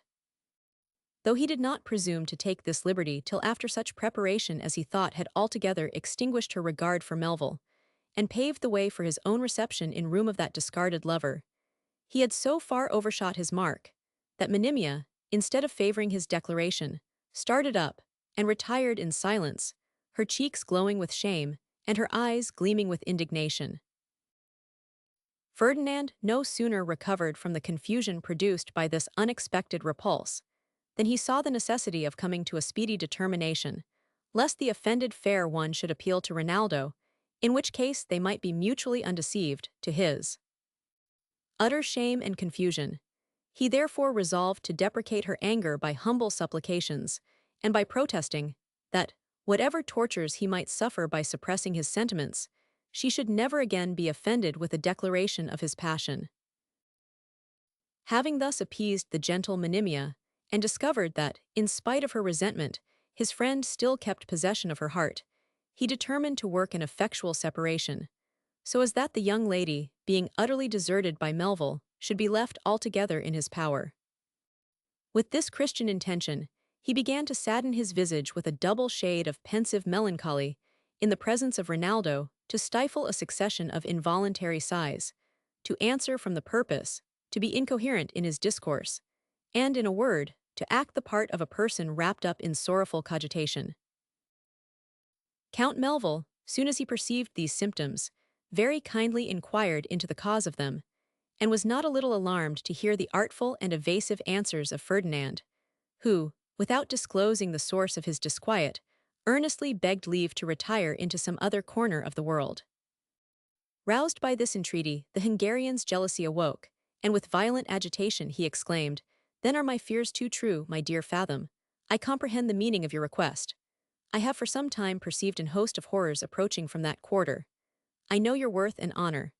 I depend upon your friendship, and conjure you, by all the ties of it, to free me at once from the most miserable suspense, by owning you have involuntarily captivated the heart of that unhappy maiden."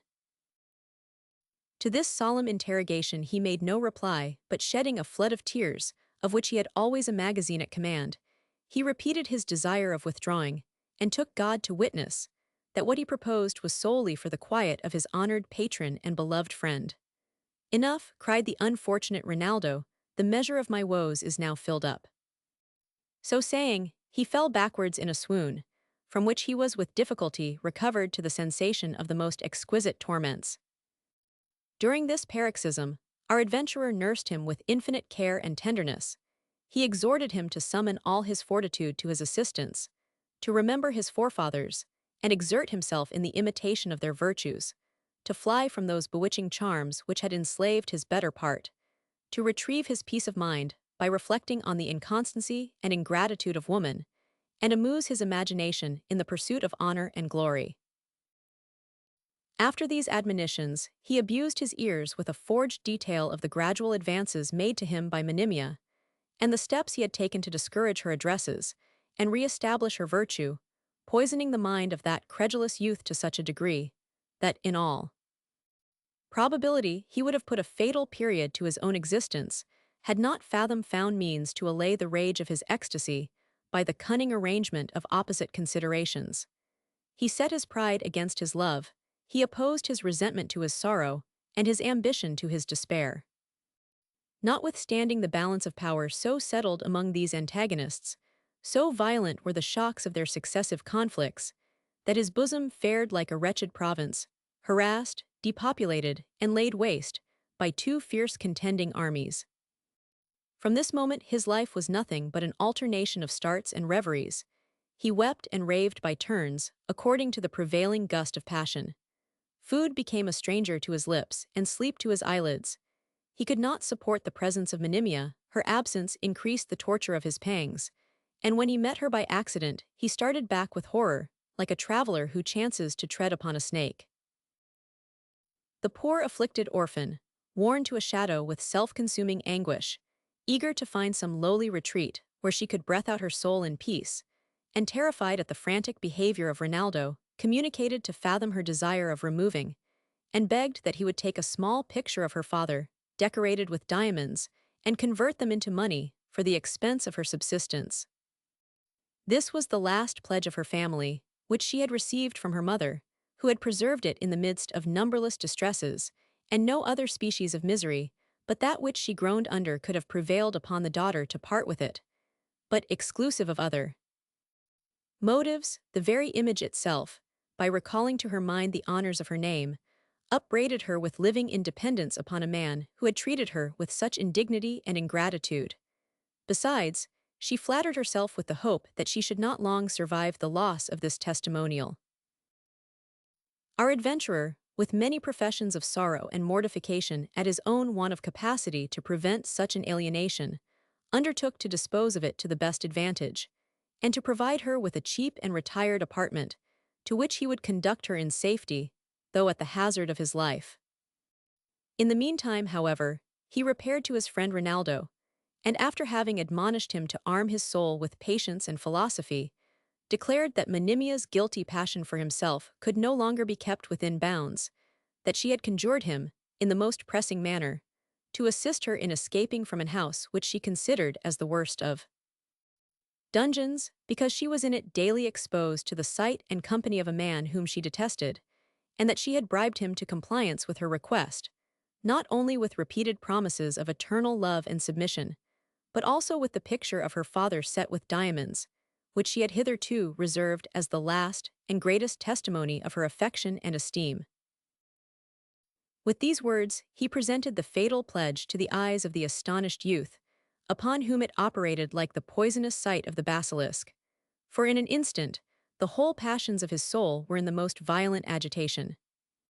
"What," cried he in an ecstasy of rage, "is she so abandoned to perfidy, so lost to shame, so damned to constancy, to gratitude and virtuous love, as to meditate the means of leaving me without decency, without remorse, to forsake me in my adversity, when my hapless fortune can no longer flatter the pride and vanity of her expectation? O woman, woman, woman! What simile shall I find to illustrate the character of the sex? But I will not have recourse to vain complaints and feeble exclamations. By heaven, she shall not scape, she shall not triumph in her levity, she shall not exult in my distress. No, I will rather sacrifice her to my just resentment, to the injured powers of love and friendship. I will act the avenging minister of heaven.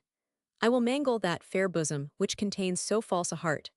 I will tear her to pieces, and scatter those beauteous limbs as a prey to the beasts of the field and the fowls of the air." Fathom, who expected this storm, far from attempting to oppose its progress, waited with patience until its first violence was overblown. Then, assuming an air of condolence, animated with that resolution which a friend ought to maintain on such occasions, "My dear Count," said he, "I am not at all surprised at your emotion, because I know what an heart, susceptible as yours, must feel from the apostasy of one who has reigned so long the object of your love, admiration, and esteem. Your endeavors to drive her from your thoughts must create an agony much more severe than that which divorces the soul from the body. Nevertheless, I am so confident of your virtue and your manhood as to foresee that you will allow the fair Monimia to execute that resolution which she hath so unwisely taken, to withdraw herself from your love and protection. Believe me, my best friend and benefactor, this is a step, in consequence of which you will infallibly retrieve your peace of mind. It may cost you many bitter pangs, it may probe your wounds to the quick, but those pangs will be soothed by the gentle and salutary wing of time, and that probing will rouse you to a due sense of your own dignity and importance, which will enable you to convert your attention to objects far more worthy of your contemplation. All the hopes of happiness you had cherished in the possession of Monimia are now irrecoverably blasted. Her heart is now debased beneath your consideration. Her love is, without all doubt, extinguished, and her honor irretrievably lost. Insomuch that, were she to profess sorrow for her indiscretion, and implore your forgiveness with the most solemn promises of regarding you for the future with unalterable fidelity and affection, you ought not to restore her to that place in your heart which she hath so meanly forfeited, because you could not at the same time reinstate her in the possession of that delicate esteem without which there is no harmony, no rapture, no true enjoyment in love. No, my dear Rinaldo, expel the unworthy tenant from your bosom. Allow her to fill up the measure of her ingratitude by deserting her lover, friend, and benefactor. Your glory demands her dismission, the world will applaud your generosity, and your own heart approve of your conduct. So disencumbered, let us exert ourselves once more in promoting your departure from this island, that you may revisit your father's house, do justice to yourself and amiable sister, and take vengeance on the author of your wrongs. Then dedicate yourself to glory, in imitation of your renowned ancestors, and flourish in the favor of your imperial patron." These remonstrances had such an effect upon the Hungarian that his face was lighted up with a transient gleam of satisfaction. He embraced Ferdinand with great ardor, calling him his pride, his mentor, his good genius, and entreated him to gratify the inclination of that fickle creature so far as to convey her to another lodging, without loss of time, while he would, by absenting himself, favor their retreat. Our hero, having obtained this permission, went immediately to the skirts of the town, where he had previously bespoke a small, though neat apartment, at the house of an old woman, widow of a French refugee. He had already reconnoitered the ground, by sounding his landlady, from whose poverty and complacence he found reason to expect all sorts of freedom and opportunity for the accomplishment of his aim upon Monimia's person. The room being prepared for her reception, he returned to that disconsolate beauty, to whom he presented 10 guineas, which he pretended to have raised by pledging the picture, though he himself acted as the pawnbroker on this occasion, for a very plain and obvious reason. The fair orphan was overjoyed to find her wish so speedily accomplished. She forthwith packed up her necessaries in a trunk, and a hackney coach was called in the dusk of the evening, in which she embarked with her baggage and conductor. Yet she did not leave the habitation of Rinaldo without regret. In the instant of parting, the idea of that unfortunate youth was associated with every well-known object that presented itself to her eyes, not as an inconstant, ungenerous, and perjured swain, but as the accomplished, the virtuous, the melting lover, who had captivated her virgin heart. As Fathom led her to the door, she was met by Rinaldo's dog, which had long been her favorite, and the poor animal fawning upon her as she passed. Her heart was overwhelmed with such a gush of tenderness that a flood of tears streamed down her cheeks, and she had well-nigh sunk upon the floor. Ferdinand, considering this emotion as the last tribute she would pay to Rinaldo, hurried her into the coach, where she soon recovered her composure, and in a little time he ushered her into the house of Madame La Mure, by whom she was received with great cordiality and conducted to her apartment, with which she found no other fault than that of its being too good for one in her forlorn situation. Here, while the tear of gratitude started in either eye, she thanked our adventurer for his benevolence and kind concern, assuring him that she would not fail duly to beseech the Most High to shower down blessings upon him, as the orphan's friend and protector. Fathom was not deficient in those expressions that were best adapted to her present turn of mind. He observed that what he had done was in obedience to the dictates of common humanity, which would have prompted him to assist any fellow creature in distress, but that her peculiar virtue and qualifications were such as challenged the utmost exertion of his faculties in her service. He said that surely heaven had not created such perfection in vain, that she was destined to receive as well as to communicate happiness, and that the providence, which she so piously adored, would not fail, in due season, to raise her from distress and affliction to that honor and felicity for which she was certainly ordained. In the meantime, he entreated her to depend upon his service and fidelity, and the article of her board being settled, he left her to the company and consolation of her discreet hostess, who soon insinuated herself into the good opinion of her beauteous lodger. While our hero was employed in this transaction, Rinaldo sallied forth in a sort of intoxication, which Fathom's admonitions had inspired, and repairing to a certain noted coffee-house, engaged at chess with an old French refugee, that his attention, by being otherwise employed, might not stray towards that fatal object which he ardently wished to forget. But unluckily for him, he had scarce performed 3 moves of the game, when his ears were exposed to a dialogue between 2 young gentlemen, one of whom asked the other if he would go and see the orphan acted at one of the theatres, observing, as a farther inducement, that the part of Monimia would be performed by a young gentlewoman who had never appeared on the stage. At mention of that name, Rinaldo started, for though it did not properly belong to his orphan, it was the appellation by which she had been distinguished ever since her separation from her father's house, and therefore it recalled her to his imagination in the most interesting point of view. Though he endeavored to expel the image by a closer application to his play, every now and then it intruded upon his fancy, and at each return made a stronger impression, so that he found himself in the situation of an unfortunate bark stranded upon some hidden rock, which, when the wind begins to blow, feels every succeeding wave more boisterous than the former, until, with irresistible fury, they surmount her deck, sweep everything before them, and dash her all to pieces. The refugee had observed his first emotion, which he attributed to an unforeseen advantage he himself had gained over the Hungarian, but seeing him, in the sequel, bite his lip, roll his eyes, groan, writhe his body, ejaculate incoherent curses, and neglect his game, the Huguenot concluded that he was mad, and being seized with terror and dismay, got up and scampered off, without ceremony or hesitation. Melville, thus left to the horrors of his own thought, which tortured him with the apprehension of losing Monimia forever, could no longer combat that suggestion, but ran homewards with all the speed he could exert, in order to prevent her retreat. When he crossed the threshold, he was struck with such a damp of presaging fear, that he durst not in person approach her apartment, nor even, by questioning the servant, inform himself of the particulars he wanted to know.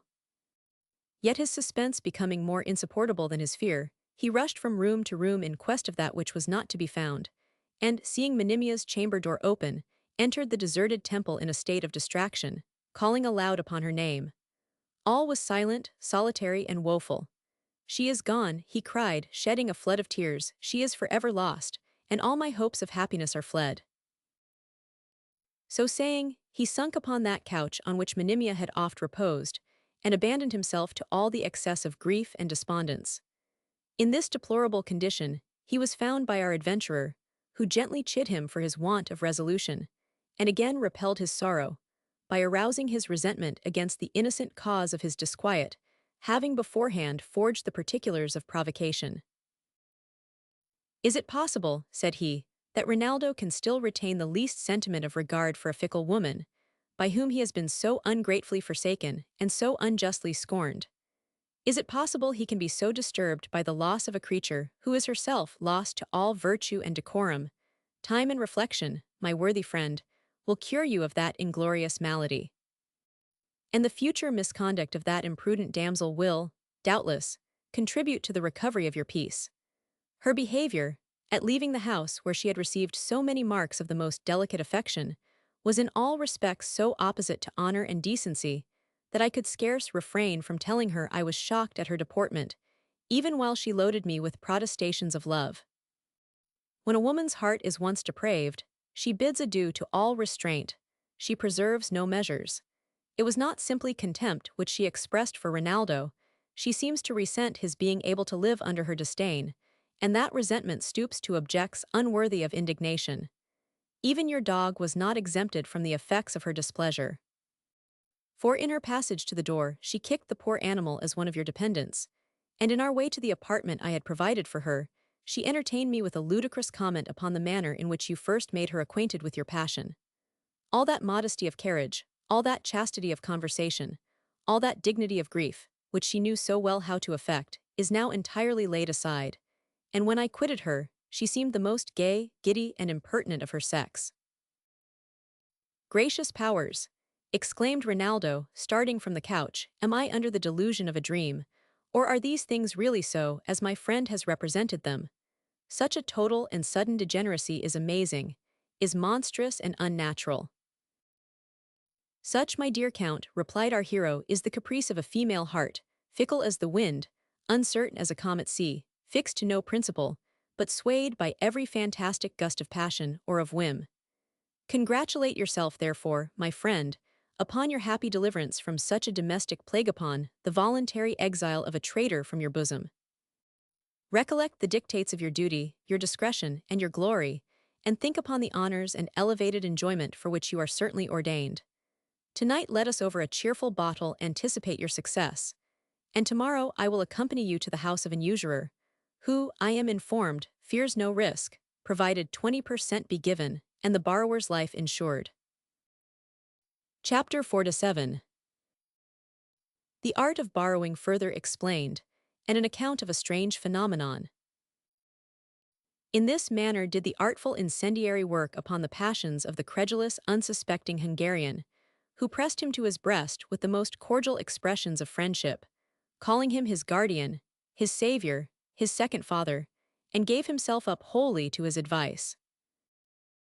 Next morning, according to the plan they had laid overnight, they repaired to a tavern in the neighborhood of the person to whom our adventurer had been directed, and were fortunate enough to find him in the house, transacting a money affair with a young gentleman who treated him with his morning's whet. That affair being negotiated, he adjourned into another room with Rinaldo and his companion, who were not a little surprised to see this minister of Plutus in the shape of a young sprightly beau, trimmed up in all the foppery of the fashion, for they had hitherto always associated with the idea of an usurer old age and rusty apparel. After divers modish congees, he begged to know to what he should attribute the honor of their message. when Ferdinand, who acted the orator, told him that his friend Count Melville, having occasion for a sum of money, had been directed to a gentleman of his name. "And I suppose," added he, "you are the son of the person with whom the affair is to be negotiated." "Sir," said this petit maître, with a smile, "I perceive you are surprised to see one of my profession in the appearance of a gentleman. And perhaps your wonder will not cease when I tell you that my education was liberal, and that I once had the honor to bear a commission in the British Army. I was indeed a first lieutenant of Marines, and will venture to say that no officer in the service was more delicate than myself in observing all the punctilios of honor. I entertained the utmost contempt for all the trading part of the nation, and suffered myself to be run through the body in a duel, rather than roll with a brother lieutenant, who was a broker's son. But thank heaven, I have long ago conquered all those ridiculous prejudices.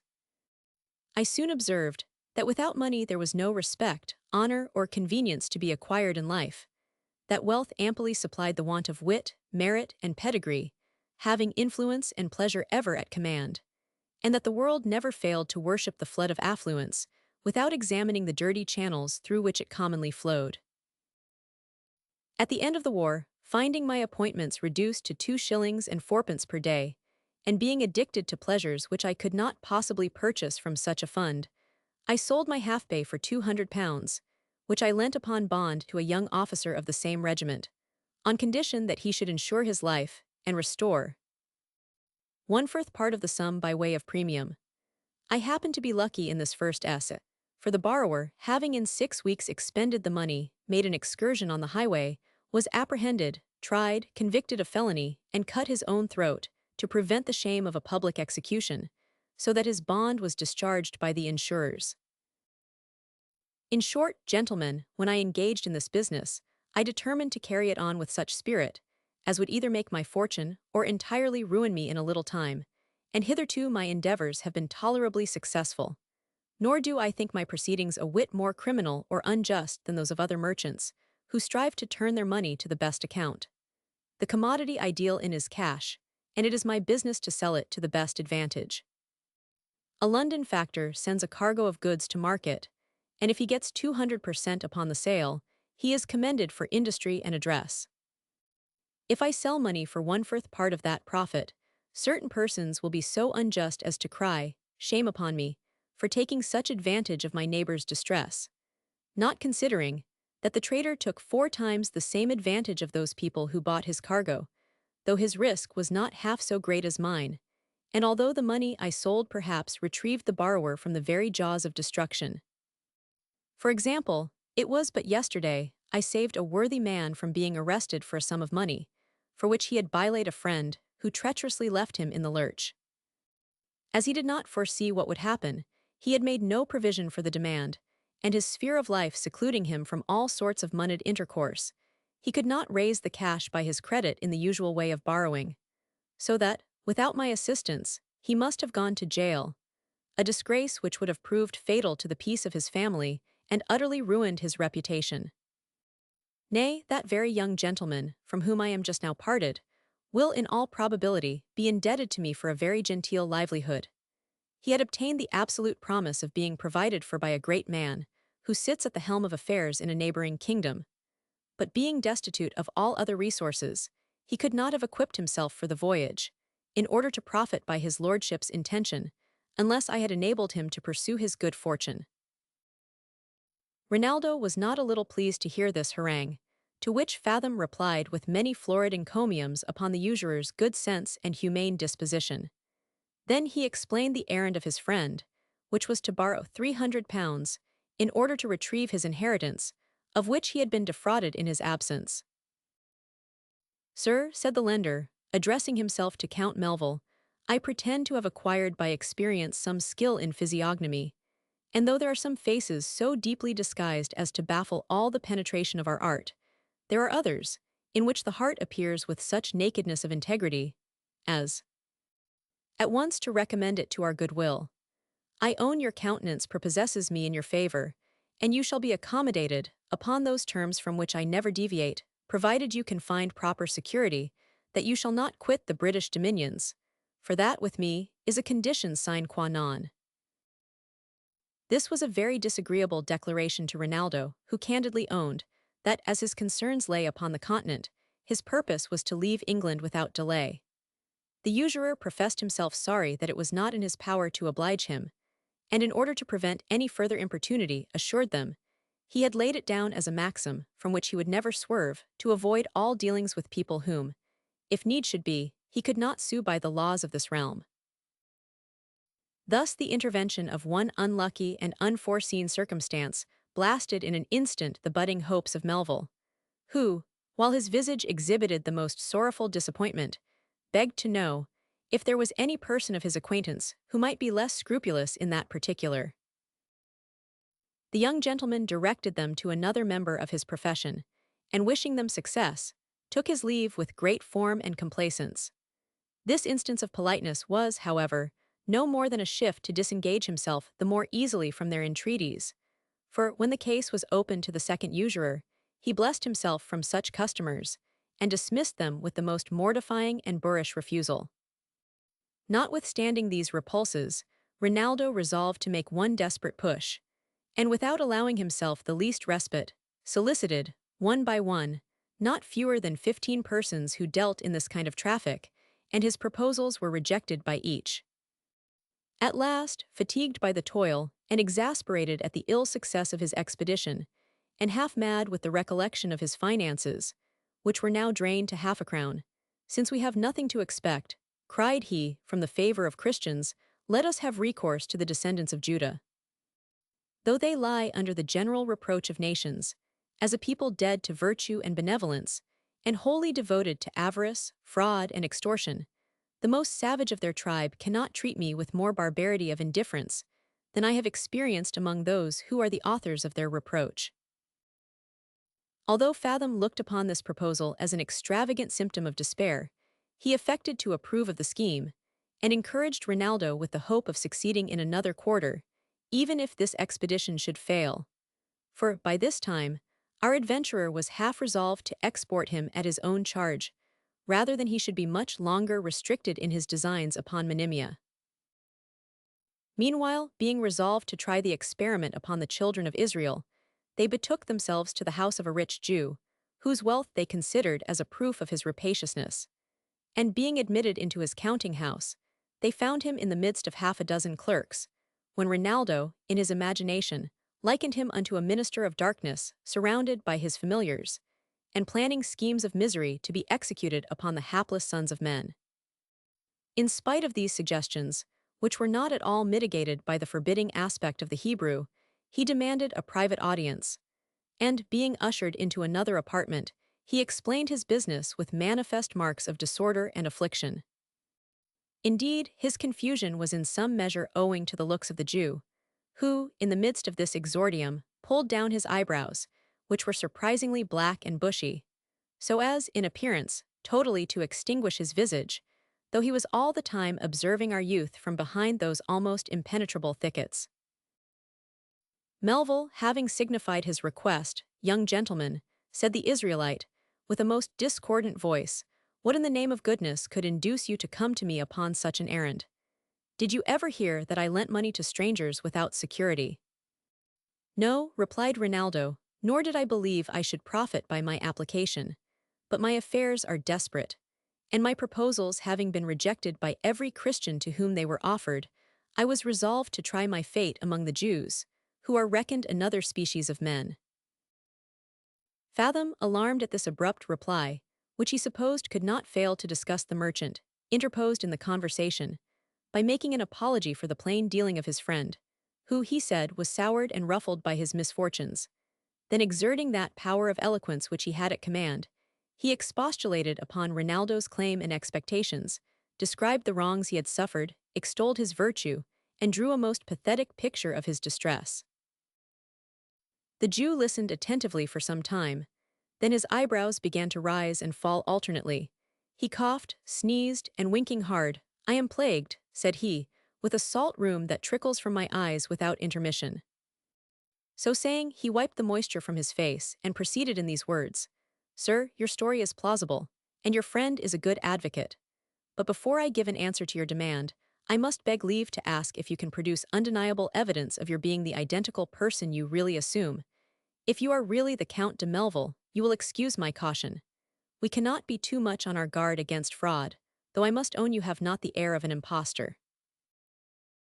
Rinaldo's eyes began to sparkle at this preliminary question, to which he replied that he could procure the testimony of the emperor's minister, to whom he had occasionally paid his respects since his first arrival in England. "If that be the case," said the Jew, "take the trouble to call here tomorrow morning at 8 o'clock, and I will carry you in my own coach to the house of His Excellency, with whom I have the honor to be acquainted.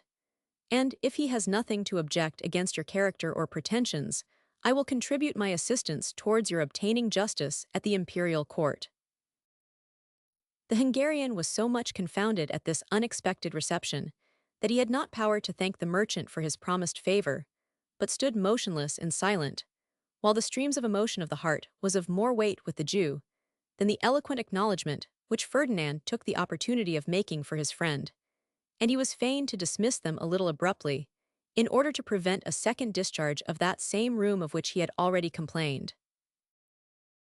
Melville recollected all that had happened as a dream, which had no foundation in truth, and was all day long in a sort of delirium, produced by the alternate gusts of hope and fear that still agitated his bosom, for he was not yet without apprehension of being again disappointed by some unlucky occurrence.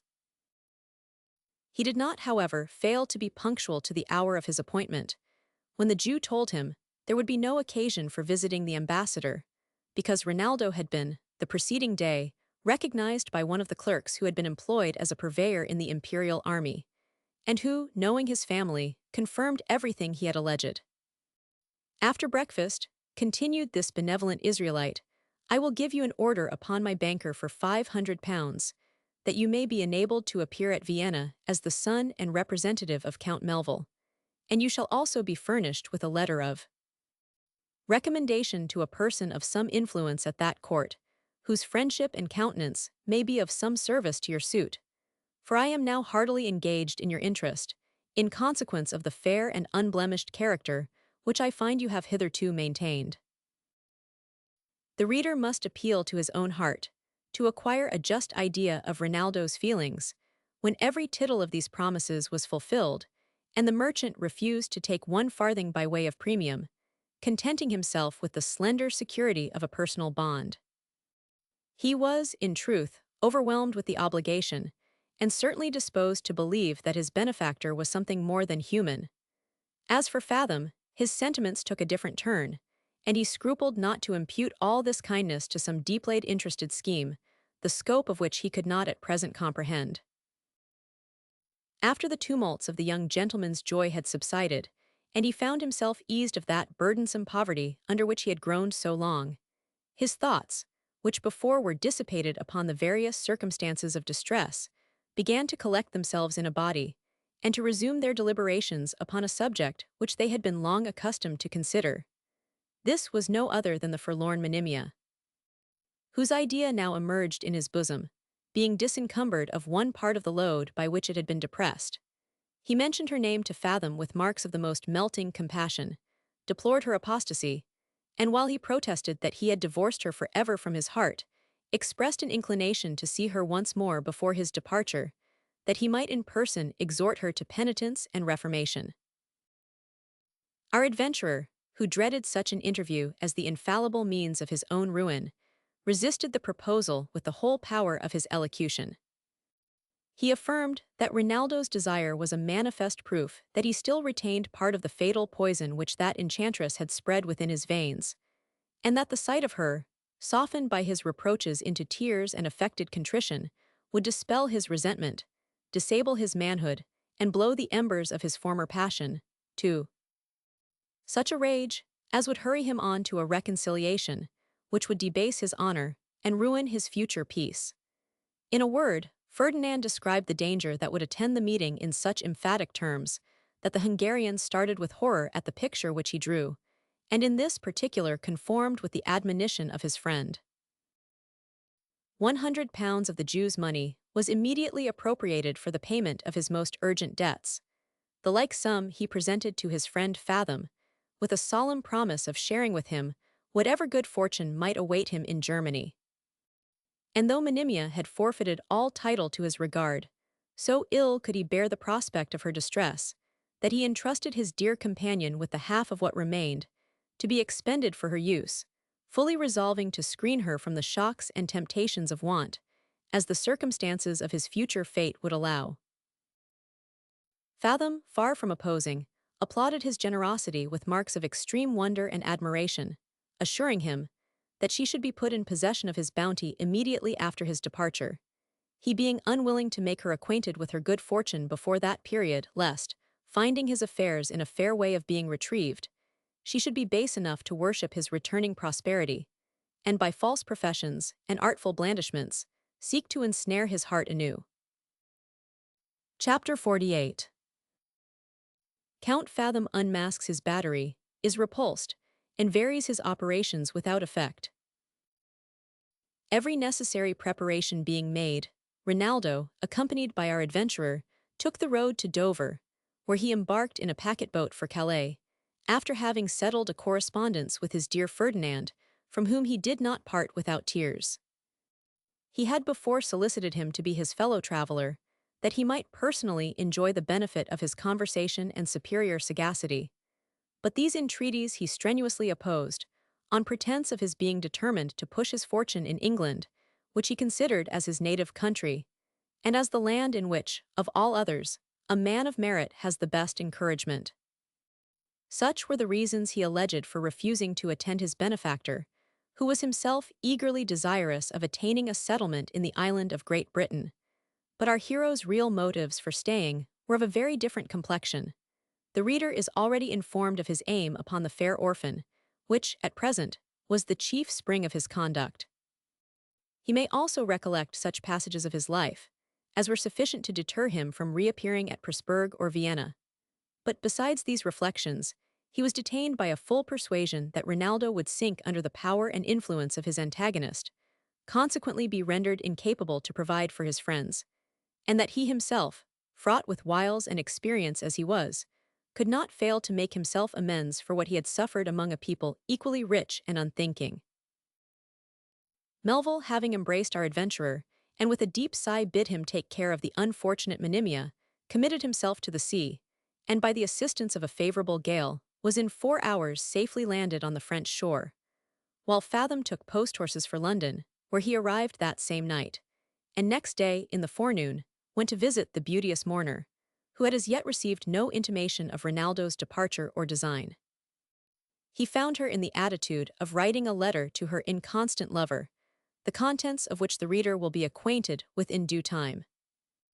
Her countenance, notwithstanding the veil of melancholy by which it was overcast, seemed altogether serene and composed. She was the picture of pious resignation, and sat like Patience on a monument, smiling at grief.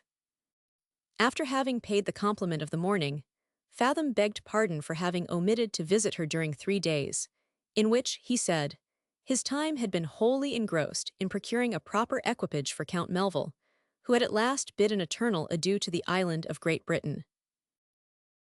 At this information the hapless Monimia fell back in her chair, and continued some minutes in a swoon, from which being recovered, "Excuse me, Mr. Fathom," cried she with a deep sigh. "This, I hope, is the last agony I shall feel from my unhappy passion." Then wiping the tears from her lovely eyes, she retrieved her tranquillity, and desired to know by what means Rinaldo had been enabled to undertake his journey into the empire.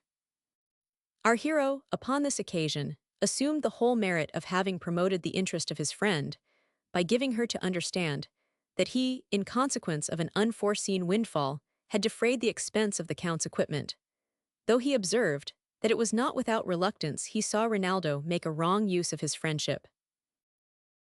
"Although I was happy," proceeded this artful traitor, "in being able to discharge my obligations to the house of Melville, I could not help feeling the most sensible chagrin, when I saw my assistance rendered subservient to the triumphs of the youth's baseness and infidelity.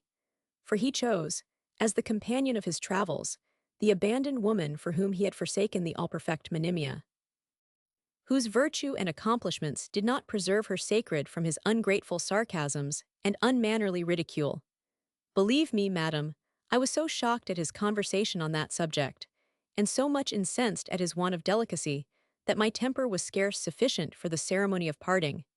And now that my debt to his family is overpaid, I have solemnly renounced his correspondence. When she heard that, instead of betraying the least symptom of regret or compassion for her unhappy fate, the perfidious youth had exulted over her fall, and even made her a subject for his mirth, the blood revisited her faded cheeks, and resentment restored to her eyes that poignancy which sorrow had before overcome. Yet she scorned to give speech to her indignation, but forcing a smile, "Why should I repine," said she, "at the mortifications of a life which I despise, and from which, I hope, heaven speedily will set me free?" Fathom, fired by her emotion, which had recalled all the graces of her beauty, exclaimed in a rapture, "Talk not so contemptuously of this life, which hath still a fund of happiness in store for the amiable, the divine Monimia. Though one admirer hath proved an apostate to his vows, your candor will not suffer you to condemn the whole sex. Some there are, whose bosoms glow with passion equally pure, unalterable, and intense. For my own part, I have sacrificed to a rigid punctilio of honor the dearest ideas of my heart. I beheld your unrivaled charms, and deeply felt their power. Yet, while a possibility of Melville's reformation remained, and while I was restrained by my niggard fortune from making a tender worthy of your acceptance, I combated with my inclinations, and bore without repining the pangs of hopeless love. But now that my honor is disengaged, and my fortune rendered independent, by the last will of a worthy nobleman, whose friendship I was favored with in France, I presume to lay myself at the feet of the adorable Monimia, as the most faithful of admirers, whose happiness or misery wholly depends upon her nod.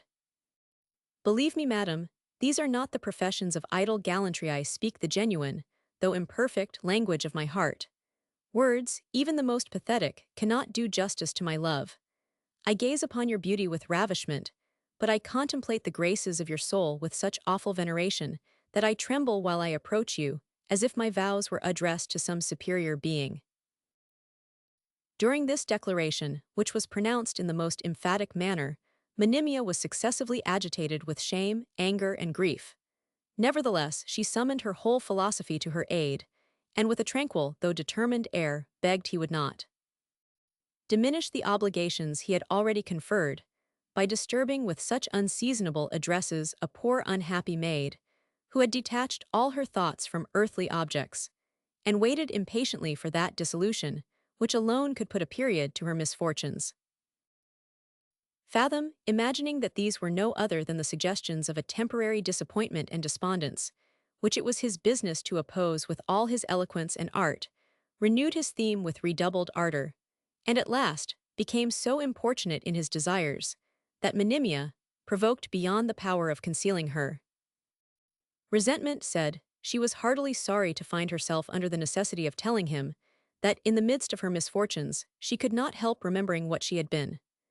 Then, rising from her seat, with all the dignity of displeasure, perhaps, added she, "You have forgot who was the father of the once happy Monimia."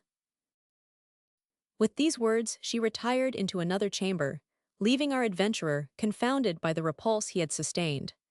Not that he was discouraged from prosecuting his aim; in the contrary, this rebuff seemed to add fresh vigor to his operations.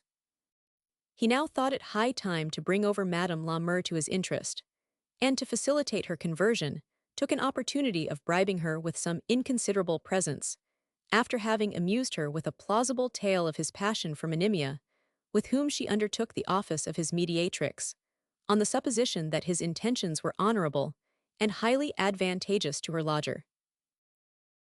She was first of all invested with the office of obtaining pardon for the offense he had given, and in this negotiation she succeeded so well as to become an advocate for his suit. Accordingly, she took all occasions of magnifying his praise. His agreeable person was often the subject of her discourse to the fair mourner. Her admiration dwelt upon his politeness, good sense, and winning deportment, and she every day retailed little stories of his benevolence and greatness of soul. The defect in his birth she represented as a circumstance altogether foreign from the consideration of his merit, especially in a nation where such distinctions are as little respected as they will be in a future state. She mentioned several persons of note, who basked in the sunshine of power and fortune, without having enjoyed the least hereditary assistance from their forefathers. One, she said, sprung from the loins of an obscure attorney, another was the grandson of a valet-de-chamber, a third was the issue of an accountant, and a fourth the offspring of a woolen draper. All these were the children of their own good works, and had raised themselves upon their personal virtues and address, a foundation certainly more solid and honorable than a vague inheritance derived from ancestors, in whose deserts they could not be supposed to have borne the least share. Monimia listened to all these arguments with great patience and affability, though she at once dived into the source from which all such insinuations flowed. She joined in the commendations of Fathom, and owned herself a particular instance of that benevolence which the old lady had so justly extolled. But once for all, to prevent the supplication which Madame la Mure was about to make, she solemnly protested that her heart was altogether shut against any other earthly engagement, and that her thoughts were altogether employed upon her eternal salvation. The assiduous landlady, perceiving the steadiness of her disposition, thought proper to alter her method of proceeding, and for the present suspended that theme by which she found her fair lodger disobliged. Resolved to reconcile Monimia to life, before she would again recommend Ferdinand to her love, she endeavored to amuse her imagination by recounting the occasional incidents of the day, hoping gradually to decoy her attention to those sublunary objects from which it had been industriously weaned.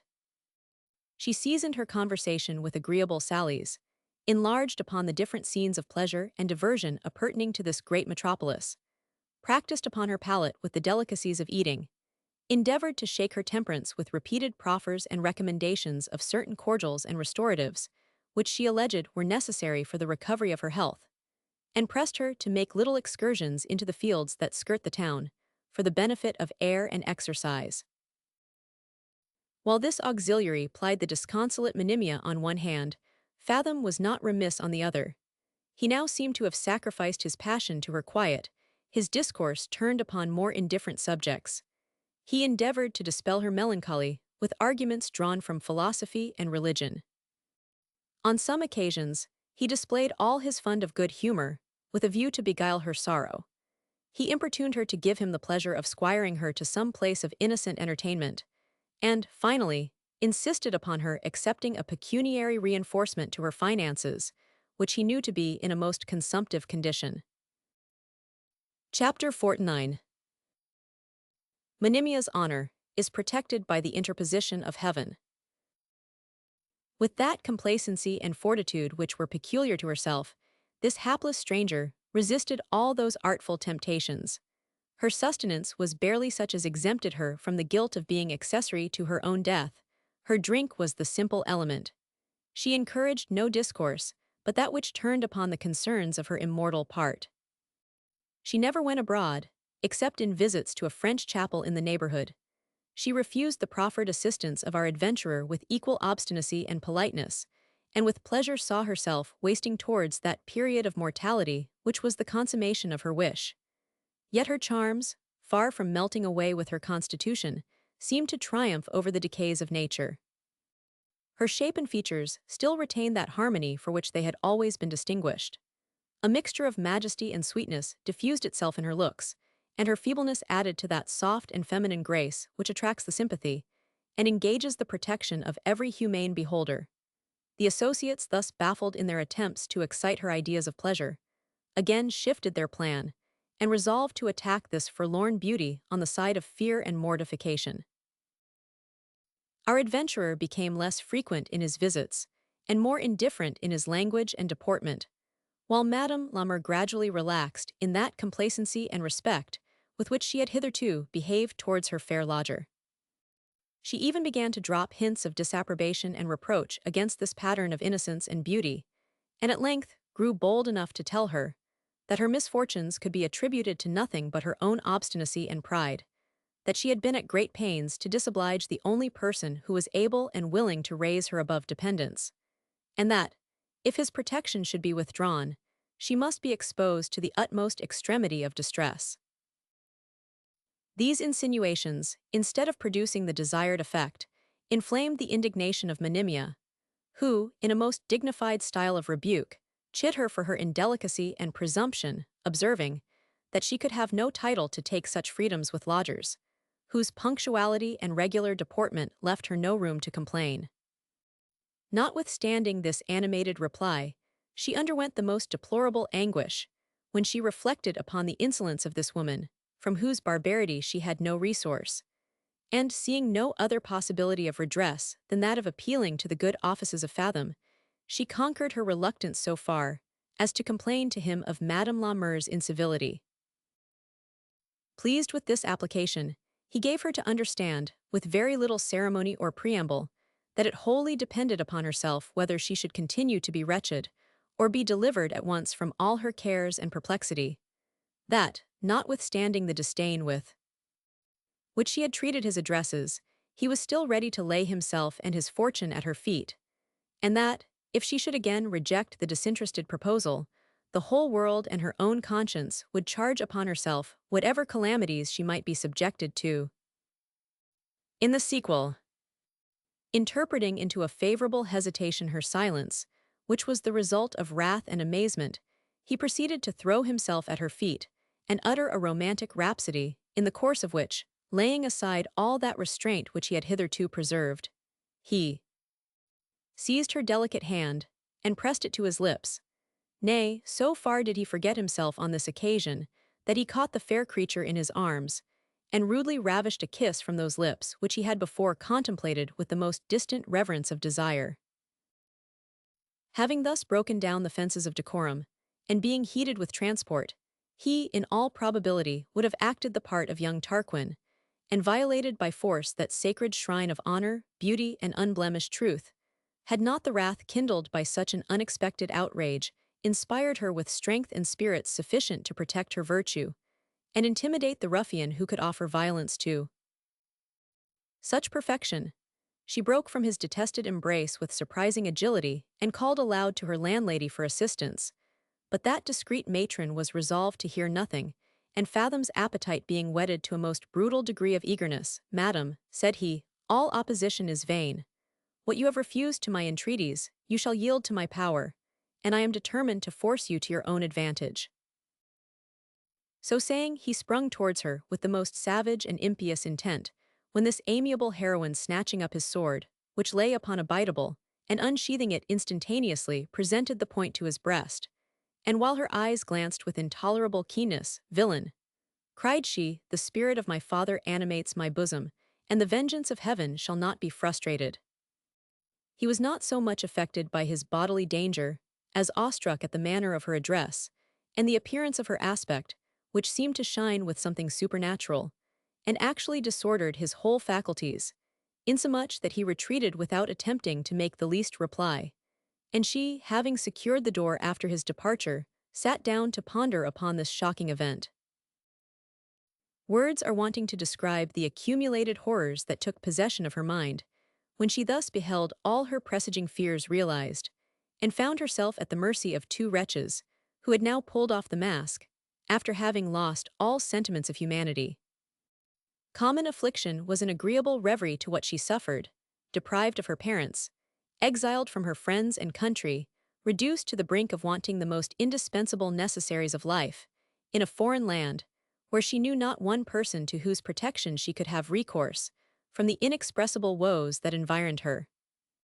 She complained to heaven that her life was protracted, for the augmentation of that misery which was already too severe to be endured, for she shuddered at the prospect of being utterly abandoned in the last stage of mortality, without one friend to close her eyes, or do the last offices of humanity to her breathless corse.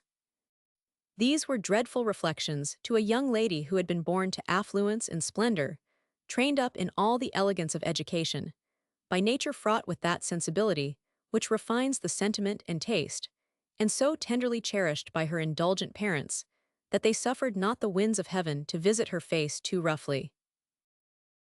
Having passed the night in such agony, she rose at daybreak, and hearing the chapel bell toll for morning prayers, resolved to go to this place of worship, in order to implore the assistance of heaven.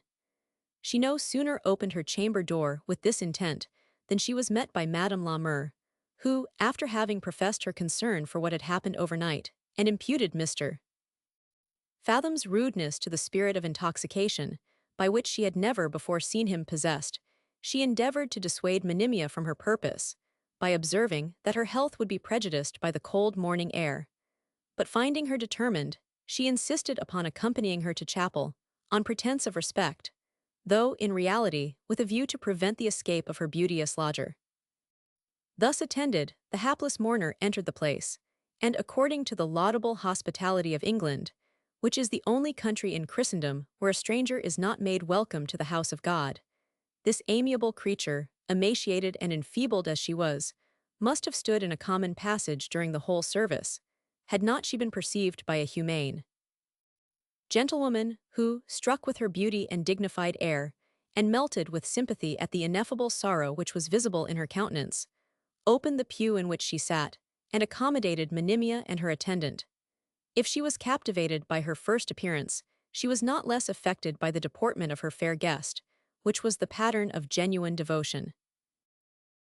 In a word, this good lady, who was a merchant's widow in opulent circumstances, was inflamed with a longing desire to know and befriend the amiable stranger, who, after service, turning about to thank her for her civility, Madame Clement, with that frankness which is the result of true benevolence, told her, she was too much prepossessed in her favor to let slip this opportunity of craving her acquaintance, and of expressing her inclination to alleviate, if possible, that affliction which was manifest in her looks.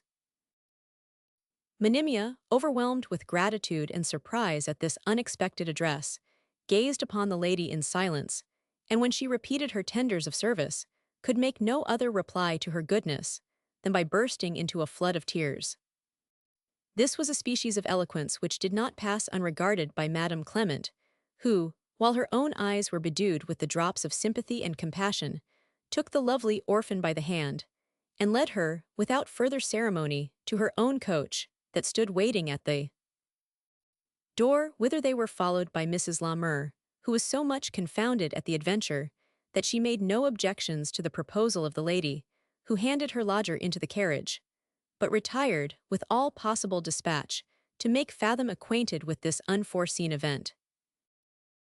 Meanwhile the agitation of Monimia, at this providential deliverance, was such as had well-nigh destroyed her tender frame. The blood flushed and forsook her cheeks by turns. She trembled from head to foot, notwithstanding the consolatory assurances of Madame Clement, and without being able to utter one word, was conducted to the house of that kind benefactress, where the violence of her transports overpowered her constitution, and she sunk down upon a couch in a swoon, from which she was not easily recovered. This affecting circumstance augmented the pity and interested the curiosity of Madame Clement, who concluded there was something very extraordinary in the case of the stranger, to produce these agonies, and grew impatient to hear the particulars of her story. Monimia no sooner retrieved the use of her faculties than, looking around, and observing with what humane concern her new hostess was employed in effecting her recovery, "Is this," said she, "a flattering illusion of the brain? Or am I really under the protection of some beneficent being, whom heaven hath inspired with generosity to rescue an hapless stranger from the most forlorn state of misery and woe?" Her voice was at all times ravishingly sweet, and this exclamation was pronounced with such pathetic fervor that Madame Clement clasped her in her arms, and kissing her with all the eagerness of maternal affection, "Yes," cried she, "fair creature, heaven hath bestowed upon me an heart to compassionate, and power, I hope, to lighten the burden of your sorrows." She then prevailed upon her to take some nourishment, and afterwards to recount the particulars of her fate, a task she performed with such accuracy and candor that Madame Clement, far from suspecting her sincerity, saw truth and conviction in every circumstance of her tale, and having condoled her misfortunes, entreated her to forget them, or at least look upon herself as one sheltered under the care and tuition of a person whose study it would be to supply her want of natural parents. This would have been an happy vicissitude of fortune, had it not arrived too late, but such a sudden and unlooked-for transition not only disordered the faculties of poor Monimia's mind, but also overpowered the organs of her body, already fatigued and enfeebled by the distresses she had undergone, so that she was taken ill of a fever that same night, and became delirious before morning, when a physician was called to her assistance. While this gentleman was in the house, Madame Clement was visited by Fathom, who, after having complained, in the most insinuating manner that she had encouraged his wife to abandon her duty, told her a plausible story of his first acquaintance with Monimia and his marriage at the Fleet, which, he said, he was ready to prove by the evidence of the clergyman who joined them, and that of Mrs. La Mure, who was present at the ceremony. The good lady, although a little staggered at the genteel appearance and engaging address of this stranger, could not prevail upon herself to believe that she had been imposed upon by her fair lodger, who by this time had given too convincing a proof of her sincerity. Nevertheless, in order to prevent any dispute that might be prejudicial to the health or recovery of Monimia, she gave him to understand that she would not at present enter upon the merits of the cause, but only assure him that the young lady was actually bereft of her senses, and in imminent danger of her life, for the truth of which assertions she would appeal to his own observation and the opinion of the physician, who was then employed in writing a prescription for the cure of her disease. So saying, she conducted him into the chamber, where he beheld the hapless virgin stretched upon a sick-bed, panting under the violence of a distemper too mighty for her weakly frame, her hair dishevelled, and discomposure in her looks. All the roses of her youth were faded. Yet all the graces of her beauty were not fled. She retained that sweetness and symmetry which death itself could not destroy, and though her discourse was incoherent, her voice was still musical, resembling those feathered songsters who warble their native wood notes wild. Fathom, as upon all other occasions, so on this, did behave like an inimitable actor. He ran to the bedside with all the trepidation of a distracted lover. He fell upon his knees, and while the tears rolled down his cheeks, imprinted 1,000 kisses on the soft hand of Monimia, who, regarding him with a lackluster and undistinguishing eye, alas! "Rinaldo," said she, "we were born to be unhappy." "Would to heaven," cried Ferdinand, in a transport of grief, "the wretch Rinaldo had never been born. That is the villain who seduced the affection of this unfortunate woman. I admitted the traitor into my friendship and confidence, relieved him in his necessities, and, like the ungrateful viper, he hath stung the very bosom that cherished him in his distress." Then he proceeded to inform Madame Clement how he had delivered that same Rinaldo from prison, maintained him afterwards at a great expense, and at length furnished him with a sum of money and proper credentials to support his interest at the court of Vienna. Having finished this detail, he asked the physician's sentiments of his wife's distemper, and being told that her life was in extreme jeopardy, begged he would use his utmost endeavors in her behalf, and even made him a tender of an extraordinary fee, which was refused. He also thanked Madame Clement for her charity and benevolence towards a stranger, and took his leave with many polite professions of gratitude and esteem.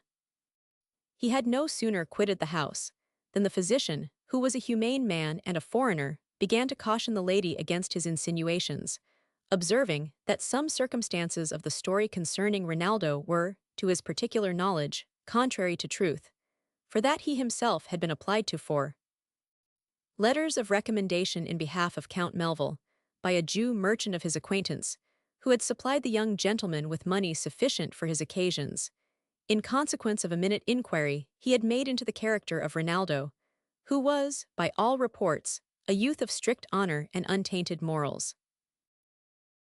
Madame Clement, thus cautioned, entered into deliberation with her own thoughts, and comparing the particulars of this account with those of Monimia's own story, she concluded that Fathom was the very traitor he himself had described, and that he had, by abusing the confidence of both, effected a fatal breach between two innocent and deserving lovers.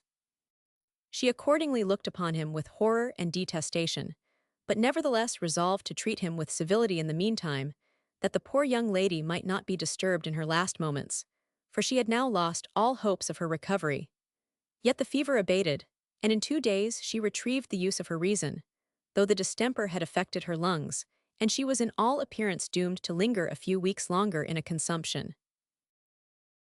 Fathom was punctual in his visitation, though never admitted into her presence after the delirium vanished, and he had the opportunity of seeing her conveyed in a chariot to Kensington gravel pits, a place which may be termed the last stage of many a mortal peregrination. He now implicitly believed that death would in a few days baffle all his designs upon the unfortunate Monimia, and foreseeing that, as he had owned himself her husband, he might be obliged to defray the expenses incurred by her sickness and burial, he very prudently intermitted in his visits, and had recourse to the intelligence of his auxiliary. As for Monimia, she approached the goal of life, not simply with resignation, but with rapture. She enjoyed in tranquillity the conversation of her kind benefactress, who never stirred from her apartment. She was blessed with the spiritual consolation of a worthy clergyman, who removed all her religious scruples, and she congratulated herself on the near prospect of that land of peace where sorrow is not known. At length Mrs. Lamer gave notice to our adventurer of this amiable young lady's decease, and the time fixed for the interment, upon which these two virtuous associates took possession of a place, from whence they could, unperceived, behold the funeral. He must have a hard heart, who, without an emotion of pity, can see the last offices performed to a young creature cut off in the flower of youth and beauty, even though he knows not her name, and is an utter stranger to her virtues. How callous then must the soul of that wretch have been, who, without a symptom of remorse or concern, saw the sable hearse adorned with white plumes, as emblems of Monimia's purity, pass before him, while her incomparable merit stood full in his remembrance, and he knew himself the wicked cause of her untimely fate. Perfidious wretch, thy crimes turn out so atrocious that I half repent me of having undertaken to record thy memoirs, yet such monsters ought to be exhibited to public view, that mankind may be upon their guard against imposture, that the world may see how fraud is apt to overshoot itself, and that, as virtue, though it may suffer for a while, will triumph in the end, so iniquity, though it may prosper for a season, will at last be overtaken by that punishment and disgrace which are its due. Chapter 50. Fathom shifts the scene, and appears in a new character. Fathom's expectations with respect to the fair orphan having thus proved abortive, he lost no time in bewailing his miscarriage, but had immediate recourse to other means of improving his small fortune, which, at this period, amounted to near £200. Whatever inclination, he had to resume the character he had formerly borne in the polite world.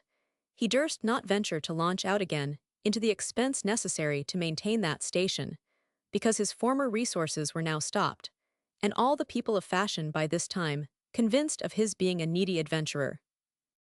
Nevertheless, he resolved to sound the sentiments of his old friends at a distance, and judge, from the reception he should meet with, how far he might presume upon their countenance and favor.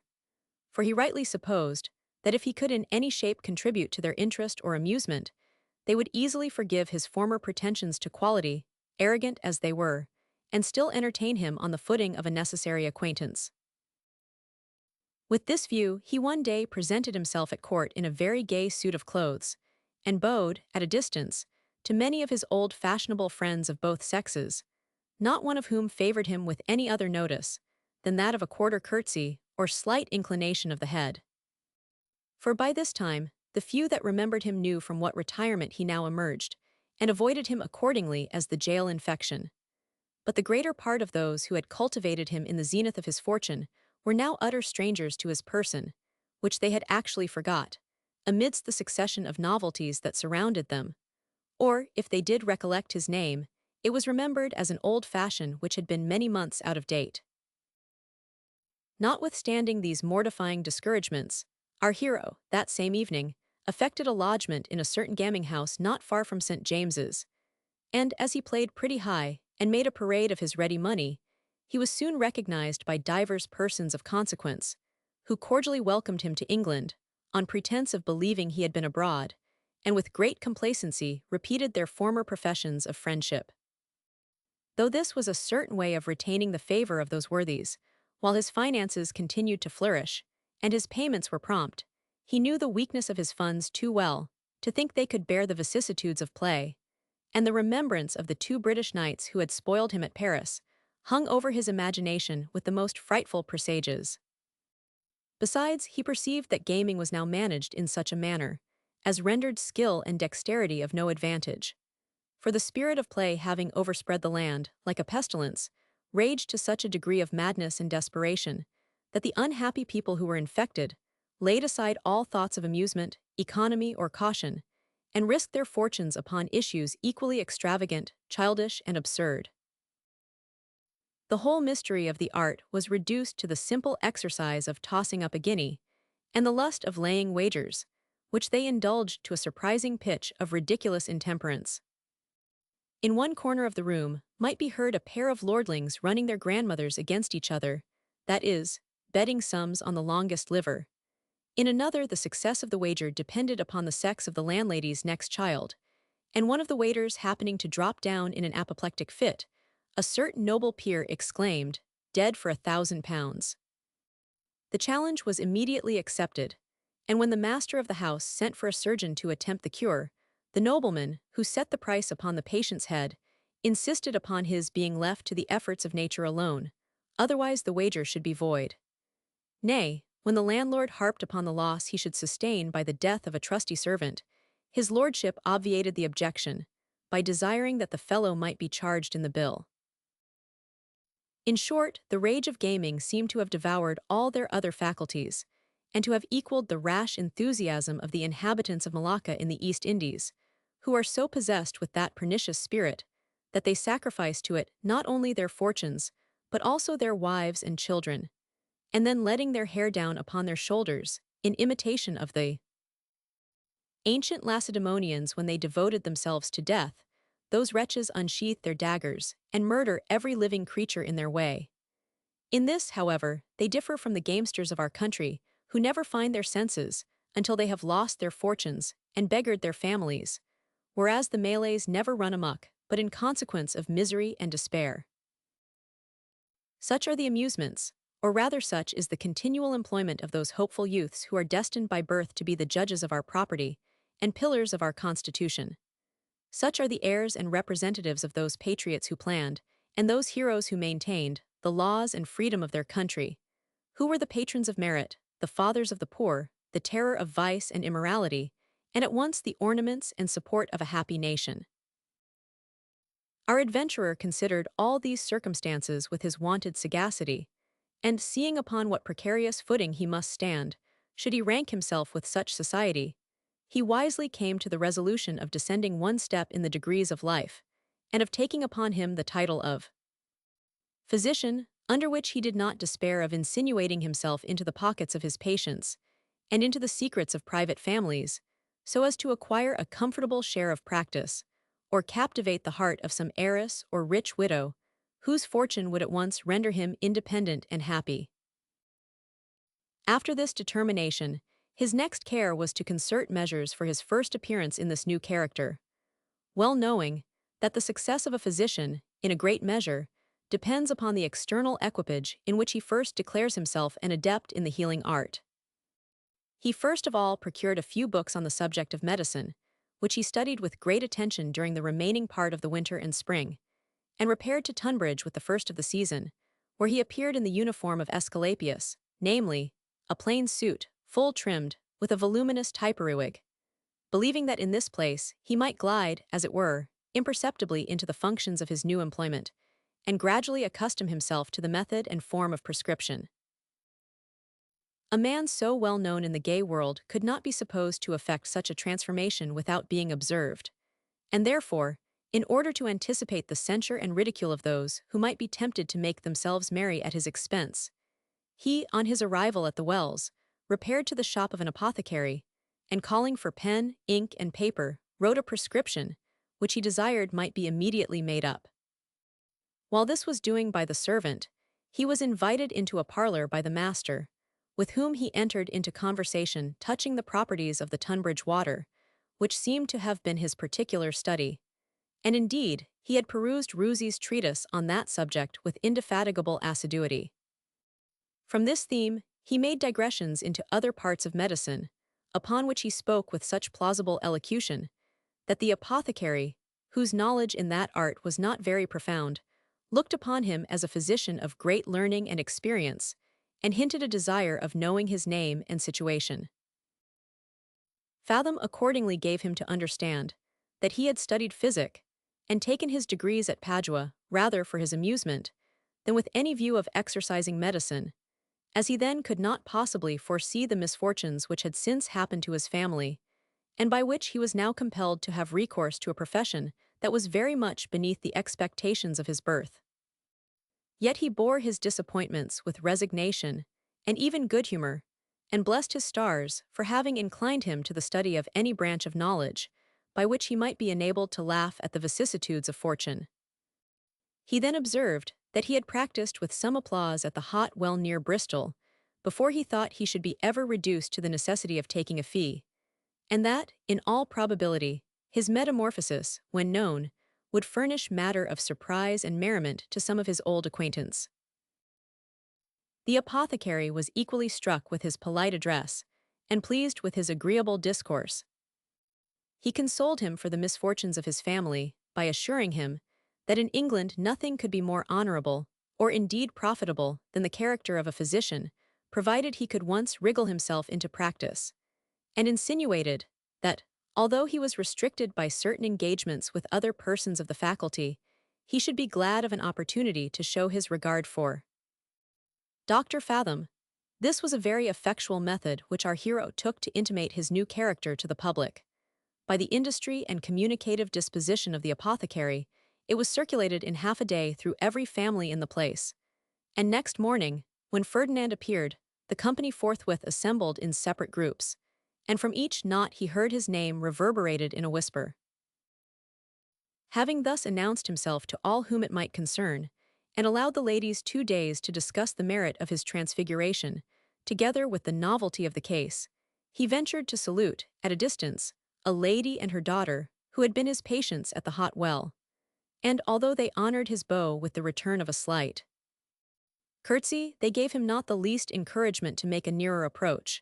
Notwithstanding this rebuff, he concluded that, should the health of either come in question, they would renew their application to his skill, and what was refused by their pride would be granted by their apprehension. Here, however, he happened to be mistaken in his conjecture. The young lady being seized with a violent headache and palpitation, her mother desired the apothecary to recommend a physician, and the person with whom he was contracted being at that time absent, he proposed Dr. Fathom as a man of great ability and discretion. But the good lady rejected the proposal with disdain, because she had formerly known him in the character of a count, though that very character was the chief reason that had then induced her to crave his advice. Such is the caprice of the world in general, that whatever bears the face of novelty captivates, or rather bewitches, the imagination, and confounds the ideas of reason and common sense. If, for example, a scullion from the clinking of pewter shall conceive a taste for the clinking of rhyme, and make shift to bring together 20 syllables, so as that the 10th and last shall have the like ending, the composition is immediately extolled as a miracle. And what appeals to the admiration is not the wit, the elegance, or poetry of the work, but the uncultivated talent and humble station of the author. A reader does not exclaim, "What a delicate sentiment! What a beautiful simile! What easy and musical versification!" but cries in rapture, "Heavens! What a prodigy! A poet from the scullery, a muse in livery, or Apollo with a trowel." The public is astonished into liberalitith scullion eats from those trenchers he scoured beforeth. Footman is admitted into the coach behind which he was wont to stand, and the bricklayer, instead of plastering walls, bedaubs his illustrious partner with the mortar of his praise. Thus, lifted into a higher sphere, their talents receive cultivation. They become professed bards, and though their subsequent works bear evident marks of improvement, they are neglected among the rest of their brethren, because that novelty which recommended them in the beginning no longer remains. So it fared with our adventurer in his new occupation. There was something so extraordinary in a nobleman's understanding medicine, and so uncommon in a physician's prescribing gratis, that the curiosity and admiration of the company at Bristol were engaged, and they followed his advice, as the direction of some supernatural intelligence. But now that he professed himself one of the faculty, and might be supposed to have refreshed his memory, and reinforced his knowledge for the occasion, he was as much overlooked as any other physician unsupported by interest or cabal. Or, at least, the notice he attracted was not at all to the advantage of his character, because it wholly regarded the decline of his fortune, which is a never-failing fund of disgrace. These mortifications did not overcome the patience and perseverance of Fathom, who foresaw that the soothing hand of time would cast a veil of oblivion over those scenes which were remembered to his prejudice, and that, in the meantime, though he was excluded from the private parties of the fair sex, in which his main hope of success was placed, he should be able to insinuate himself into some degree of favor and practice among the male patients, and some lucky cure, properly displayed, might be the means of propagating his fame, and banishing that reserve which at present interfered with his purpose. Accordingly, it was not long before he found means to break that spell of universal prejudice that hedged him in. At the ordinary which he frequented, his polite carriage, facetious remarks, and agreeable stories soon conciliated the regard of his fellow guests, among whom he sometimes rallied his own transformation with singular good humor and success. He was even witty upon his want of employment, and used to observe that a physician without practice had one comfort to which his brethren were strangers, namely, that the seldomer he had occasion to prescribe, the less he had upon his conscience on account of being accessory to the death of his fellow creatures. Nothing so effectually blunts the shafts of ridicule and defeats the aims of slander as this method of anticipation. In spite of the arrows that were leveled against his reputation from every Teetable at Tunbridge, he made his party good among almost all the gay young gentlemen that frequented the place. Far from avoiding his company, they began to court his conversation, and he was commonly seen in the walks surrounded with a group of admirers.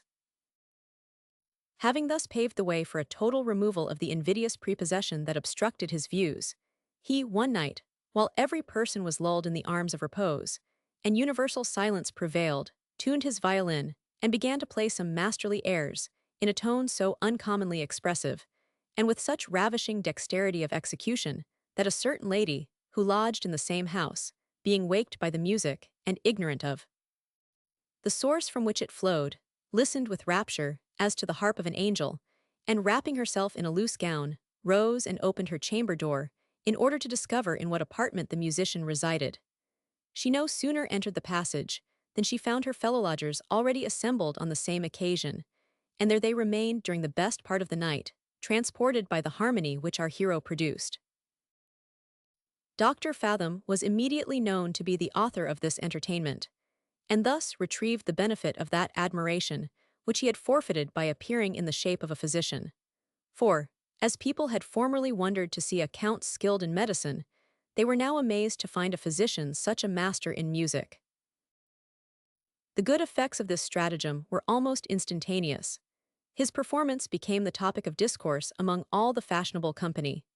His male friends complimented him from the information of the other sex, and that lady whom he had regaled, instead of that shyness and disdain with which she used to receive his salutation, at their very next meeting in the thoroughfare, returned his bow with marks of profound respect.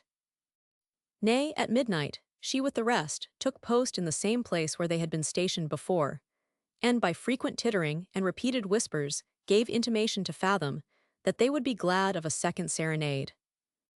But he was too well acquainted with the human passions to indulge this their desire. It was his interest to inflame their impatience, rather than to gratify their expectation, and therefore he tantalized them for some hours, by tuning his violin and playing some flourishes, which, however, produced nothing to fulfill their wishes. At the ordinary, he was accosted by a gentleman, a lodger in the same house, who assured him that the ladies would take it as a great favor if he would let them know when he intended to amuse himself again with his instrument, that they might not, by falling asleep beforehand, deprive themselves of the pleasure of hearing his music. To this message he replied, with an air of consequence and reserve, that though music was not the art he professed, he should be always complacent enough to entertain the ladies to the utmost of his power, when their commands were signified to him in a manner suited to his character, but that he would never put himself on the footing of an itinerant harper, whose music is tolerated through the medium of a board partition. The gentleman having reported this answer to his constituents, they empowered him to invite Dr. Fathom to breakfast, and he was next morning introduced with the usual ceremony, and treated with uncommon regard by all the females of the house, assembled for his reception. Having thus broken the ice of their aversion in one part, so as that the beams of his personal accomplishments had room to operate, he soon effected a general thaw in his favor, and found himself growing once more into request amongst the most amiable part of the creation. His company was coveted, and his taste consulted in their balls, concerts, and private assemblies, and he recompensed the regard they paid to him with an incessant exertion of his agreeable talents, politeness, and good humor. Chapter 51. Triumphs over a medical rival. Yet in the midst of all this attention, his medical capacity seemed to be quite forgot. They respected his good breeding, were charmed with his voice, and admired the fine touches of his hand upon the violin. But in cultivating the fiddler, they utterly neglected the physician, and in vain did he attempt to divide their regard by taking all opportunities to turn the conversation into a more interesting channel. It was to little purpose. He endeavored to arouse the wonder of his audience with frequent descriptions of portentous maladies and amazing cures he had seen and performed in the course of his study and practice abroad. And to no effect did he publicly busy himself in making experiments on the mineral water, in which he pretended to have made several new and important discoveries. These efforts did not make a lasting impression upon the minds of the company, because they saw nothing surprising in a physician's being acquainted with all the mysteries of his art. And, as their custom was already bespoke for others of the profession, whom it was their interest to employ, our adventurer might have starved amidst the caresses of his acquaintance, had not he derived considerable advantage from a lucky accident in the course of his expectancy. A gentlewoman's daughter, of a weakly constitution, by drinking the waters, had so far recovered her health and complexion as to allure the affection of a young squire in the neighborhood, who amused her for some time with his addresses, until his heart was seduced by the charms of another young lady. Lately arrived at the wells, the forsaken nymph, shocked at this disgrace and mortification, relapsed into her former languishing disorder, and was by her mother put under the management and prescription of a physician who had been an industrious enemy of Fathom from his first appearance at Tunbridge.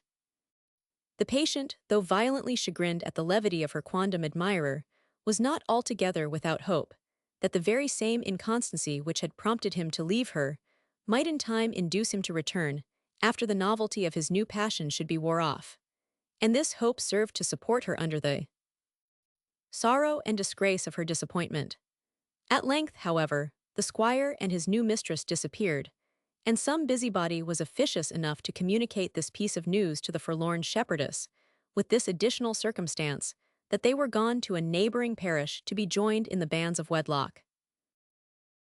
These fatal tidings were no sooner imparted to the abandoned fillies than she was seized with an hysteric fit, and, what rendered the accident more unfortunate, her physician had been called to the country, and was not expected at Tunbridge till next day. The apothecary was immediately summoned, and being either puzzled by the symptoms, or afraid of encroaching upon the province of his superiors, advised the old lady to send for Dr. Fathom without delay. She had no other objection to this expedient, but the enmity which she knew subsisted between the two leeches.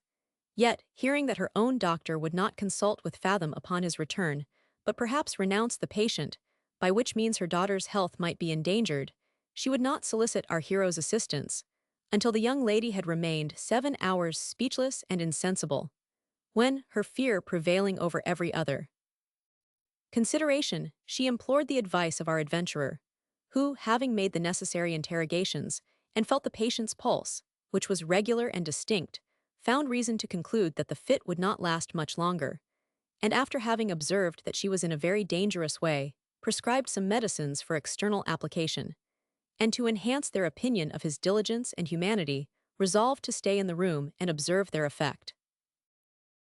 His judgment did not fail him on this occasion. In less than half an hour after his embrocations had been applied, she recovered the use of her tongue, opened her eyes, and having, in delirious exclamations, upbraided her perfidious lover, became quite sensible and composed, though she continued extremely low and dejected.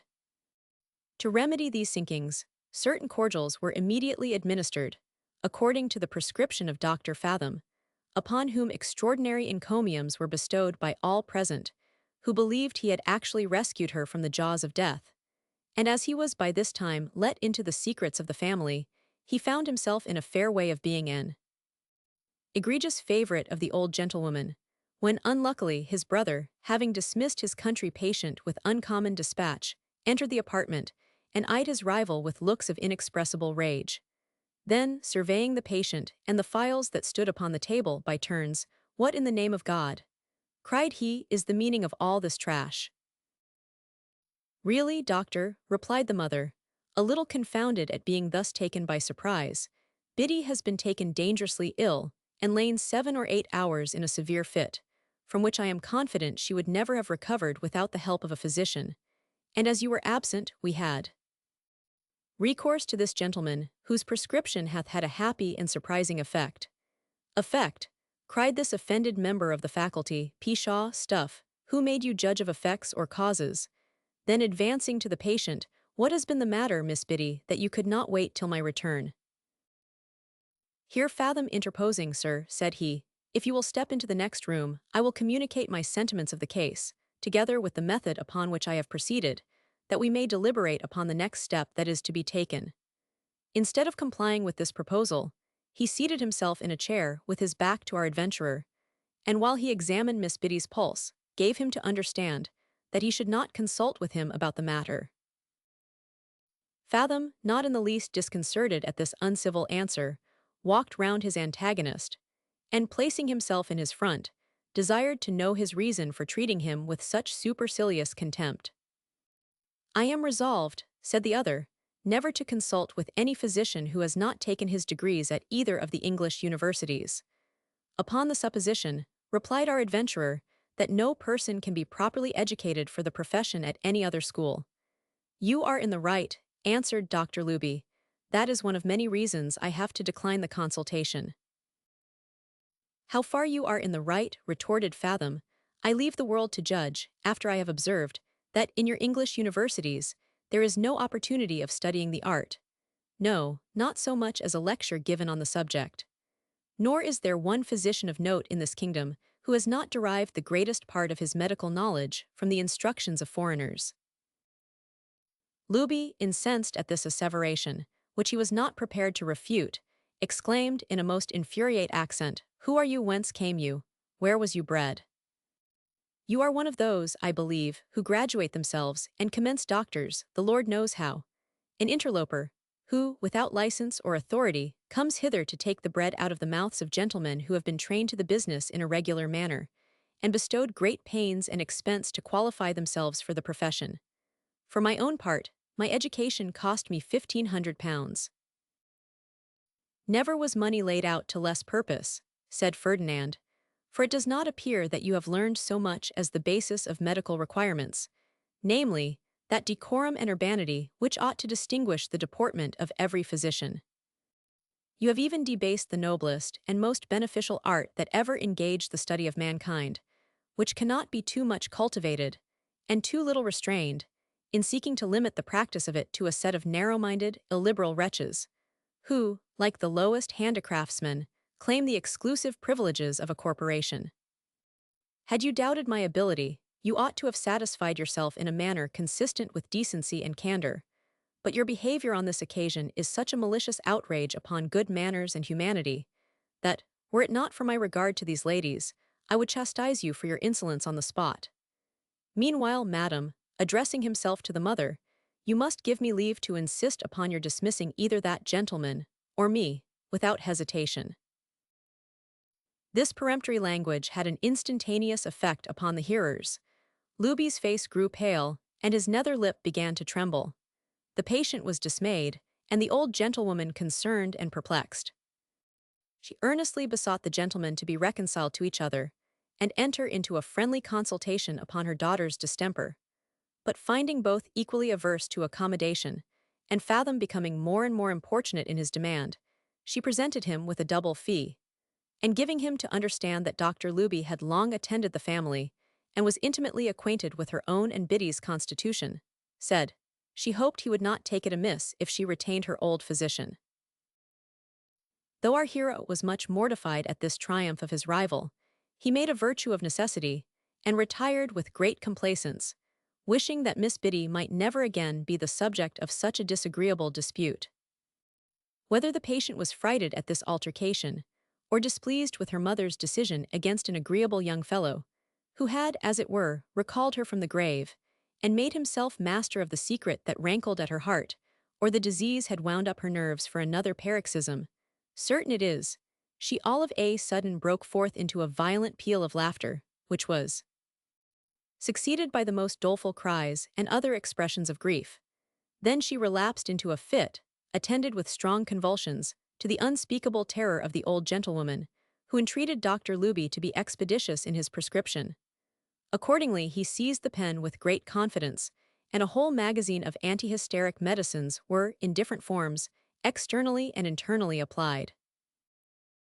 Nevertheless, either nature was disturbed in her own efforts by these applications, or the patient was resolved to disgrace the doctor.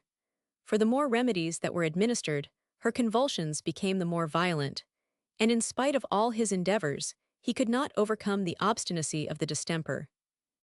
Such a miscarriage, upon the back of his rival's success, could not fail to overwhelm him with confusion, especially as the mother baited him with repeated entreaties to do something for the recovery of her daughter.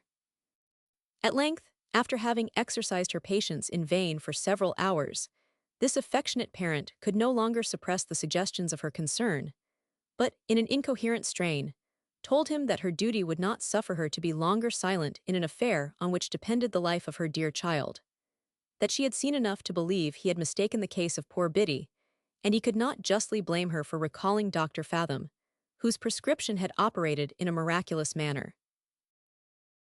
Luby, shocked at this proposal, protested against it with great vehemence, as an expedient highly injurious to himself. "My remedies," said he, "are just beginning to take effect, and in all probability the fit will not last much longer. So that, by calling in another person at this juncture, you will defraud me of that credit which is my due, and deck my adversary with trophies to which he has no pretension." She was prevailed upon by this remonstrance to wait another half-hour, when perceiving, as yet, no alteration for the better, and being distracted with her fears, which reproached her with want of natural affection, she sent a message to Dr. Fathom, desiring to see him with all possible dispatch. He was not slow in obeying the call, but hastening to the scene of action, was not a little surprised to find Luby still in the apartment. This gentleman, since better might not be, resolved to sacrifice his pride to his interest, and rather than lose his patient altogether, and run the risk of forfeiting his reputation at the same time, stayed with intention to compromise his difference with Fathom, that he might not be wholly excluded from the honor of the cure, in case it could be effected. But he had reckoned without his host in his calculation of the Count's placability, for when he put on his capitulating face, and after a slight apology for his late behavior, proposed that all animosity should subside in favor of the young lady, whose life was at stake, our hero rejected his advances with infinite disdain, and assured the mother, in a very solemn tone, that, far from consulting with a man who had treated him so unworthily, he would not stay another minute in the house, unless he should see him discarded, a satisfaction barely sufficient to atone for the affront he himself had suffered by the unjust preference she had before given to his rival. There was no remedy. Luby was obliged to retreat in his turn.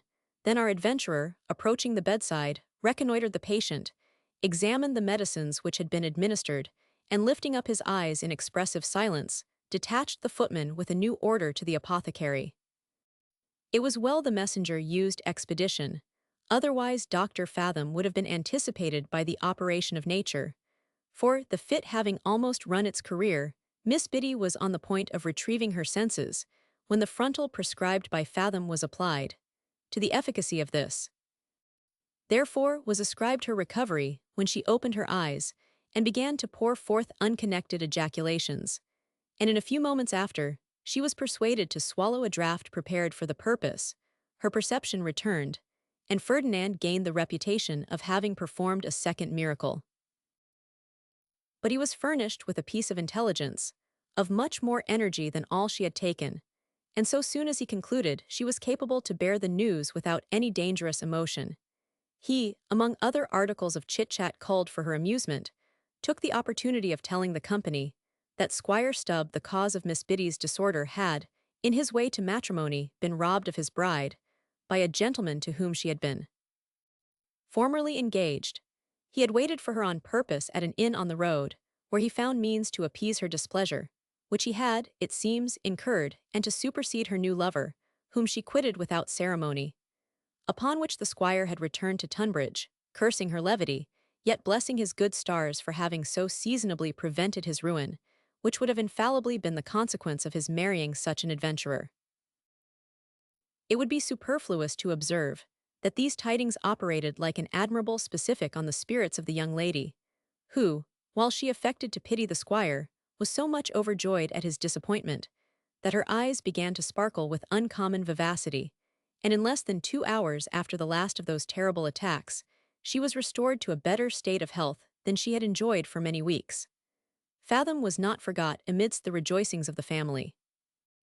Besides an handsome gratuity for the effects of his extraordinary skill, the old lady favored him with a general invitation to her house, and the daughter not only considered him as the restorer of her health, and angel of her good fortune, but also began to discover an uncommon relish for his conversation, so that he was struck with the prospect of succeeding Squire Stubb in her affection, a conquest which, if sanctioned by the approbation of the mother, would console him for all the disappointments he had sustained. For Miss Biddy was entitled to a fortune of £10,000, provided she should marry with the consent of her parent, who was the sole executrix of the father's will. Animated with the hope of such an advantageous match, our adventurer missed no opportunity of improving the lodgment he had made, while the two ladies failed not to extol his medical capacity among all their female acquaintances. By means of this circulation, his advice was demanded in several other cases, which he managed with such an imposing air of sagacity and importance that his fame began to spread, and before the end of the season, he had ravished more than one half of the business from his competitor. Notwithstanding these fortunate events, he foresaw that he should find great difficulty in transplanting his reputation, so as to take root in London, which was the only soil in which he could propose to rise to any degree of prosperity and independence. And this reflection was grounded upon a maxim which universally prevails among the English people, namely, to overlook and wholly neglect, on their return to the metropolis, all the connections they may have chanced to acquire during their residence at any of the medical wells. And this social disposition is so scrupulously maintained that two persons who lived in the most intimate correspondence at Bath or Tunbridge shall in 24 hours so totally forget their friendship as to meet in St. James's Park without betraying the least token of recognition, so that one would imagine these mineral waters were so many streams issuing from the river Lethe, so famed of old for washing away all traces of memory and recollection.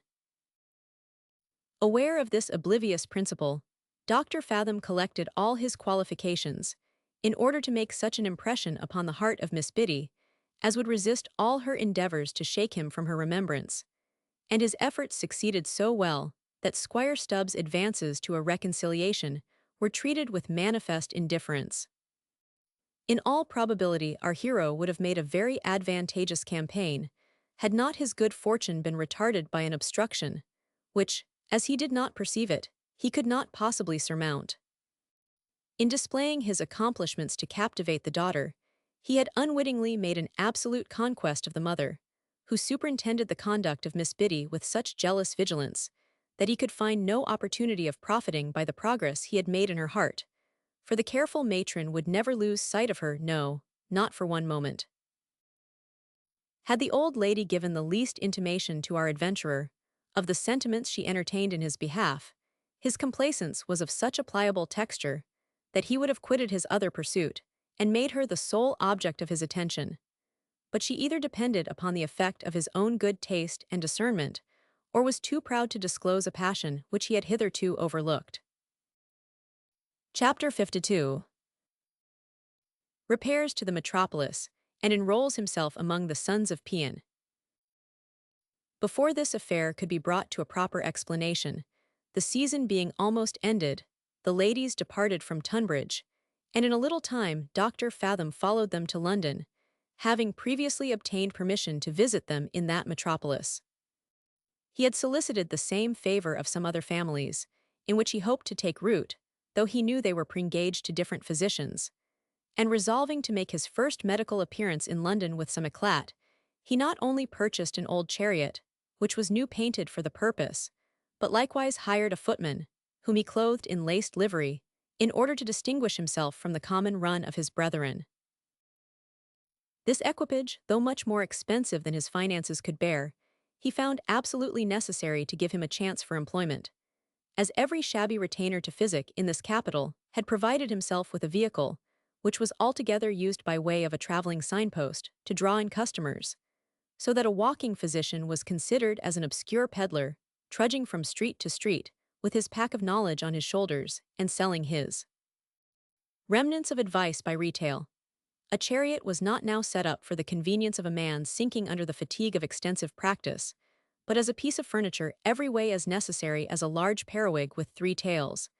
And a physician, let his merit, in other respects, be never so conspicuous, can no more expect to become considerable in business, without the assistance of this implement, than he can hope to live without food or breathe without a windpipe. This requisite is so well understood, that, exclusive of those who profess themselves doctors, every raw surgeon, every idle apothecary, who can make interest with some foolhardy coachmaker, may be seen dancing the bays in all places of public resort, and grinning to one another from their respective carriages. Hence proceed many of those cruel accidents which are recorded in the daily papers. An apothecary's horses take fright, and run away with his chariot, which is heard of no more. An eminent surgeon being overturned, is so terrified at the thoughts of mutilation, that he resolves to walk on foot all the days of his life. And the coachman of a physician of great practice, having the misfortune to be disabled by a fall from the box, his master can never find another to supply his place. None of these observations escaped the penetrating eye of Fathom, who, before he pretended to seat himself in this machine, had made proper inquiry into all the other methods practiced, with a view to keep the wheels in motion. In his researches, he found that the great world was wholly engrossed by a few practitioners who had arrived at the summit of reputation, consequently were no longer obliged to cultivate those arts by which they rose, and that the rest of the business was parceled out into small enclosures, occupied by different groups of personages, male and female, who stood in rings and tossed the ball from one to another, there being in each department 2 sets, the individuals of which relieved one another occasionally. Every knot was composed of a waiting woman, nurse, apothecary, surgeon, and physician, and sometimes a midwife was admitted into the party, and in this manner the farce was commonly performed. A fine lady, fatigued with idleness, complains of the vapors, is deprived of her rest, though not so sick as to have recourse to medicine. Her favorite maid, tired with giving her attendance in the night, thinks proper, for the benefit of her own repose, to complain of a violent headache, and recommends to her mistress a nurse of approved tenderness and discretion, at whose house, in all likelihood, the said chambermaid hath oft given the rendezvous to a male friend. The nurse, well skilled in the mysteries of her occupation, persuades the patient that her malady, far from being slight or chimerical, may proceed to a very dangerous degree of the hysterical affection, unless it be nipped in the bud by some very effectual remedy. Then she recounts a surprising cure performed by a certain apothecary, and appeals to the testimony of the waiting woman, who, being the gossip of his wife, confirms the evidence and corroborates the proposal. The apothecary being summoned, finds her ladyship in such a delicate situation that he declines prescribing and advises her to send for a physician without delay. The nomination of course falls to him, and the doctor being called, declares the necessity of immediate venesection, which is accordingly performed by a surgeon of the association. This is one way of beginning the game, though the commencement often varies, and sometimes the apothecary and sometimes the physician opens the scene. But be that as it will, they always appear in a string, like a flight of wild geese, and each confederacy maintains a correspondence with one particular undertaker. Fathom, upon these considerations, set up his rest in the first floor of an apothecary in the neighborhood of Charing Cross, to whom he was introduced by a letter from a friend at Tunbridge, and who, being made acquainted with his ability and scheme, promised to let slip no opportunity of serving him, and indeed seemed to espouse his interest with great alacrity. He introduced him to some of his patients on the strength of a gratis visit, sounded forth his praise among all the good women of his acquaintance, and even prevailed upon him to publish advertisements, importing that he would every day, at a certain time and place, give his advice to the poor for nothing, hoping that, by means of some lucky cure, his fame might be extended and his practice grow into request. In the meantime, his chariot rolled along through all the most frequented streets, during the whole forenoon, and at the usual hour, he never failed to make his appearance at the medical coffee-house, with all that solemnity of feature and address, by which the modern sons of Pian are distinguished, not but that he was often puzzled about the decision of his diurnal route. For the method of driving up one street and down another, without halting, was become such a stale expedient, that the very prentices used to stand at the shop doors and ridicule the vain parade. At length, however, he perused the map of London with great diligence, and having acquired a distinct idea of its topography, used to alight at the end of long narrow thoroughfares and paved courts, where the chariot was ordered to wait till his return, and, walking with great gravity through the different turnings of these alleys, regain his carriage by another passage, and resume his seat with an air of vast importance. With a view to protract the time of his supposed visits, he would, at one place, turn aside to a wall, at another, cheapen an urinal, at a third corner, read a quack advertisement or lounge a few minutes in some bookseller's shop, and lastly, glide into some obscure coffee-house and treat himself with a dram of usquebaugh.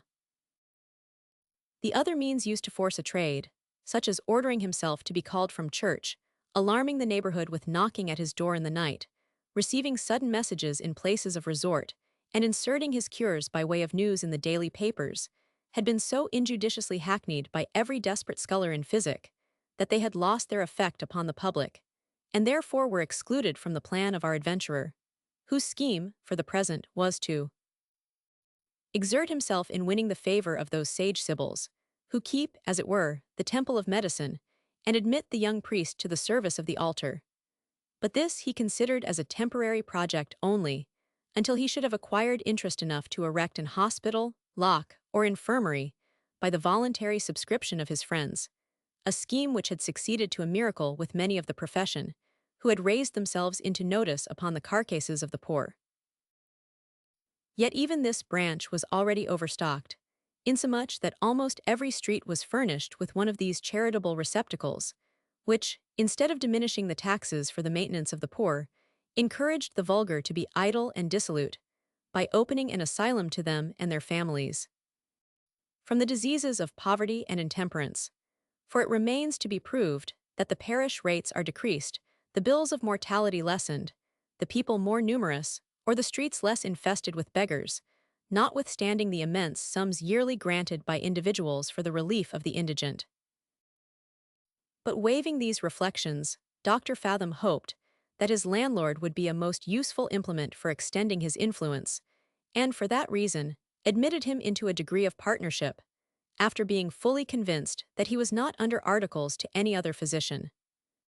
Nevertheless, he was very much mistaken in reckoning on the importance of his new ally, who was, like himself, a needy adventurer, settled upon credit, and altogether unemployed, except among the very refuse of the people, whom no other person would take the trouble to attend, so that our hero got little else than experience and trouble, excepting a few guineas which he made shift to glean among sojourners, with whom he became occasionally acquainted, or young people, who had been unfortunate in their amours. In the midst of these endeavors, he did not omit his duty to the old gentlewoman, whose daughter he had cured at Tunbridge, and was always received with particular complacency, which perhaps he in some measure owed to his genteel equipage that gave credit to every door before which it was seen. Yet Miss Biddy was as inaccessible as ever, while the mother became more and more warm in her civilities, till at length, after having prepared him with some extraordinary compliments, she gave him to understand that Biddy was no better than a giddy-headed girl, far from being unexceptionable in her moral character, and particularly deficient in duty and gratitude to her, who had been always a tender and indulgent parent. She was therefore determined to punish the young minx for her levity and want of natural affection, by altering her own condition, could she find a worthy and agreeable man, on whom she could bestow her hand and fortune without a blush.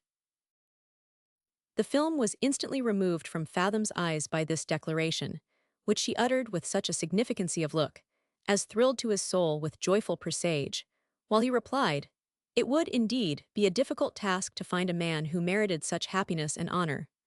But surely some there were, who would task their faculties to the uttermost, in manifesting their gratitude, and desire of rendering themselves worthy of such distinction." Though this answer was pronounced in such a manner as gave her to understand he had taken the hint, she would not cheapen her condescension so much as to explain herself further at that juncture, and he was very well contented to woo her on her own terms. Accordingly, he began to season his behavior with a spice of gallantry, when he had opportunities of being particular with this new inamorata, and in proportion to the returns she made, he gradually detached himself from Miss Biddy, by intermitting, and at last, discontinuing those ardent expressions of love and admiration, which he had made shift to convey in private looks and stolen whispers, during the rancorous inspection of her mother. Such alteration could not long escape the jealous eyes of the young lady, no more than the cause of this alienation, which in a moment converted all her love into irreconcilable hate, and filled her whole soul with the most eager desire of vengeance. For she now not only considered him as a mercenary wretch, who had slighted her attractions for the sordid gratifications of avarice, but also as an interloper, who wanted to intercept her fortune in the odious character of a father-in-law. But before she could bring her aim to any ripeness of contrivance, her mother, having caught cold at church, was seized with a rheumatic fever, became delirious in less than 3 days, and notwithstanding all the prescriptions and care of her admirer, gave up the ghost without having retrieved the use of her senses, or been able to manifest, by will, the sentiments she entertained in favor of her physician, who, as the reader will easily perceive, had more reasons than one to be mortally chagrined at this event. Miss Biddy, being thus put in possession of the whole inheritance, not only renounced all correspondence with Dr. Fathom, by forbidding him the house, but likewise took all opportunities of prejudicing his character, by hinting that her dear mamma had fallen a sacrifice to his ignorance and presumption. Chapter 53. Acquires employment, in consequence of a lucky miscarriage. These ill offices, however, far from answering her purpose, had a quite contrary effect. For, in consequence of her invectives, he was, in a few days, called to the wife of a merchant, who piously hoped that his practice would not give Miss Biddy the lie. The patient had long lingered under a complication of distempers, and being in no immediate danger of her life, Dr. Fathom was in no hurry to strike a decisive stroke, till the husband, growing impatient of delay, and so explicit in his hints, that it was impossible to misapprehend his meaning, our adventurer resolved to do something effectual for his satisfaction, and prescribed a medicine of such rough operation, as he thought must either oblige his employer, or produce a change in the lady's constitution, that would make a noise in the world, and bring a new accession to his fame. Proceeding upon these maxims, he could not be disappointed. The remedy played its part with such violence, as reduced the patient to extremity, and the merchant had actually bespoke an undertaker, when, after a series of swoonings and convulsions, nature so far prevailed as to expel, at once, the prescription and the disease. Yet the good-natured husband was so much affected with the agonies to which he saw the wife of his bosom exposed by this specific, that although the effect of it was her perfect recovery, he could never bear the sight of Fathom for the future, nor even hear his name mentioned, without giving signs of horror and indignation. Nay, he did not scruple to affirm that, had our adventurer been endowed with the least tincture of humanity, he would have suffered the poor woman to depart in peace, rather than restore her to health, at the expense of such anxiety and torture. On the other hand, this extraordinary cure was blazoned abroad by the good lady and her gossips, with such exaggerations as roused the astonishment of the public, and concurred with the report of his last miscarriage to bring him upon the carpet, as the universal subject of discourse. When a physician becomes the town talk, he generally concludes his business more than half done, even though his fame should wholly turn upon his malpractice, insomuch that some members of the faculty have been heard to complain that they never had the good fortune to be publicly accused of homicide, and it is well known that a certain famous empiric of our day never flourished to any degree of wealth and reputation till after he had been attacked in print, and fairly convicted of having destroyed a good number of the human species. Success raised upon such a foundation would, by a disciple of Plato and some modern moralists, be ascribed to the innate virtue and generosity of the human heart, which naturally espouses the cause that needs protection.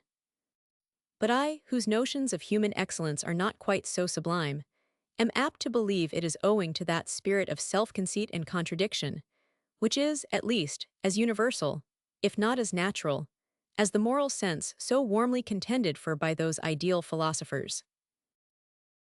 The most infamous wretch often finds his account in these principles of malevolence and self-love. For wheresoever his character falls under discussion, there is generally some person present, who, either from an affectation of singularity or envy to the accusers, undertakes his defense, and endeavors to invalidate the articles of his impeachment, until he is heated by altercation, and hurried into more effectual measures for his advantage. If such benefits accrue to those who have no real merit to depend upon, surely our hero could not but reap something extraordinary from the debates to which he now gave rise, as by the miraculous cure he had effected, all his patient's friends, all the enemies of her husband, all those who envied his other adversary, were interested in his behalf, exclusive of such admirers as surprise and curiosity might engage in his cause. Thus wafted upon the wings of applause, his fame soon diffused itself into all the corners of this great capital. The newspapers teemed with his praise, and in order to keep up the attention of the public, his emissaries, male and female, separated into different coffee houses, companies, and clubs, where they did not fail to comment upon these articles of intelligence. Such a favorable incident is, of itself, sufficient to float the bark of a man's fortune. He was, in a few days, called to another lady, laboring under the same disorder he had so successfully dispelled, and she thought herself benefited by his advice. His acquaintance naturally extended itself among the visitants and allies of his patients. He was recommended from family to family. The fees began to multiply. A variety of footmen appeared every day at his door. He discontinued his sham circuit, and looking upon the present conjuncture as that tide in his affairs which, according to Shakespeare, when taken at the full, leads on to fortune, he resolved that the opportunity should not be lost, and applied himself with such assiduity to his practice, that, in all likelihood, he would have carried the palm from all his contemporaries, had he not split upon the same rock which had shipwrecked his hopes before. We have formerly descanted upon that venereal appetite which glowed in the constitution of our adventurer, and with all his philosophy and caution could hardly keep within bounds. The reader, therefore, will not be much surprised to learn that, in the exercise of his profession, he contracted an intimacy with a clergyman's wife, whom he attended as a physician, and whose conjugal virtue he subdued by a long and diligent exertion of his delusive arts, while her mind was enervated by sickness, and her husband abroad upon his necessary occasions. This unhappy patient, who was a woman of an agreeable person and lively conversation, fell a sacrifice to her own security and self-conceit. Her want of health had confined her to a sedentary life, and her imagination being active and restless, she had spent those hours in reading which other young women devote to company and diversion. But, as her studies were not superintended by any person of taste, she had indulged her own fancy without method or propriety. The Spectator taught her to be a critic and philosopher. From plays she learned poetry and wit, and derived her knowledge of life from books of history and adventures. Fraught with these acquisitions, and furnished by nature with uncommon vivacity, she despised her own sex, and courted the society of men, among whom she thought her talents might be more honorably displayed, fully confident of her own virtue and sagacity, which enabled her to set all their arts at defiance. Thus qualified, she, in an evil hour, had recourse to the advice of our adventurer, for some ailment under which she had long labored, and found such relief from his skill as very much prepossessed her in his favor. She was no less pleased with his obliging manners than with his physic, and found much entertainment in his conversation, so that the acquaintance proceeded to a degree of intimacy, during which he perceived her weak side, and being enamored of her person, flattered her out of all her caution. The privilege of his character furnished him with opportunities to lay snares for her virtue, and taking advantage of that listlessness, languor, and indolence of the spirits, by which all the vigilance of the soul is relaxed, he, after a long course of attention and perseverance, found means to make shipwreck of her peace. Though he mastered her chastity, he could not quiet her conscience, which incessantly upbraided her with breach of the marriage vow, nor did her undoer escape without a share of the reproaches suggested by her penitence and remorse. This internal anxiety cooperating with her disease, and perhaps with the medicines he prescribed, reduced her to the brink of the grave. When her husband returned from a neighboring kingdom, in consequence of her earnest request, joined to the information of her friends, who had written to him an account of the extremity in which she was, the good man was afflicted beyond measure when he saw himself upon the verge of losing a wife whom he had always tenderly loved.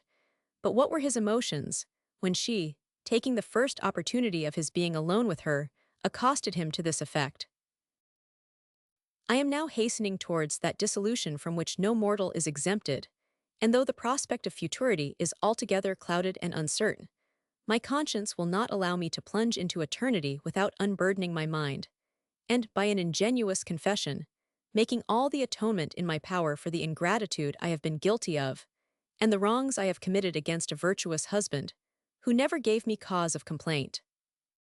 You stand amazed at this preamble, but alas! How will you be shocked when I own that I have betrayed you in your absence, that I have trespassed against God and my marriage vow, and fallen from the pride and confidence of virtue to the most abject state of vice? Yes, I have been unfaithful to your bed, having fallen a victim to the infernal insinuations of a villain, who took advantage of my weak and unguarded moments. Fathom is the wretch who hath thus injured your honor, and ruined my unsuspecting innocence. I have nothing to plead in alleviation of my crime but the most sincere contrition of heart, and though, at any other juncture, I could not expect your forgiveness, yet, as I now touch the goal of life, I trust in your humanity and benevolence for that pardon which will lighten the sorrows of my soul, and those prayers which I hope will entitle me to favor at the throne of grace." The poor husband was so much overwhelmed with grief and confusion at this unexpected address that he could not recollect himself till after a pause of several minutes, when uttering a hollow groan, "I will not," said he, "aggravate your sufferings, by reproaching you with my wrongs, though your conduct hath been but an ill return for all my tenderness and esteem. I look upon it as a trial of my Christian patience, and bear my misfortune with resignation. Meanwhile, I forgive you from my heart, and fervently pray that your repentance may be acceptable to the Father of mercy." So saying, he approached her bedside, and embraced her in token of his sincerity. Whether this generous condescension diffused such a composure upon her spirits as tended to the ease and refreshment of nature, which had been almost exhausted by disease and vexation, certain it is, that from this day she began to struggle with her malady in surprising efforts, and hourly gained ground, until her health was pretty well re-established. This recovery was so far beyond the husband's expectation, that he began to make very serious reflections on the event, and even to wish he had not been quite so precipitate in pardoning the backslidings of his wife. For, though he could not withhold his compassion from a dying penitent, he did not at all relish the thoughts of cohabiting, as usual, with a wife self-convicted of the violation of the matrimonial contract.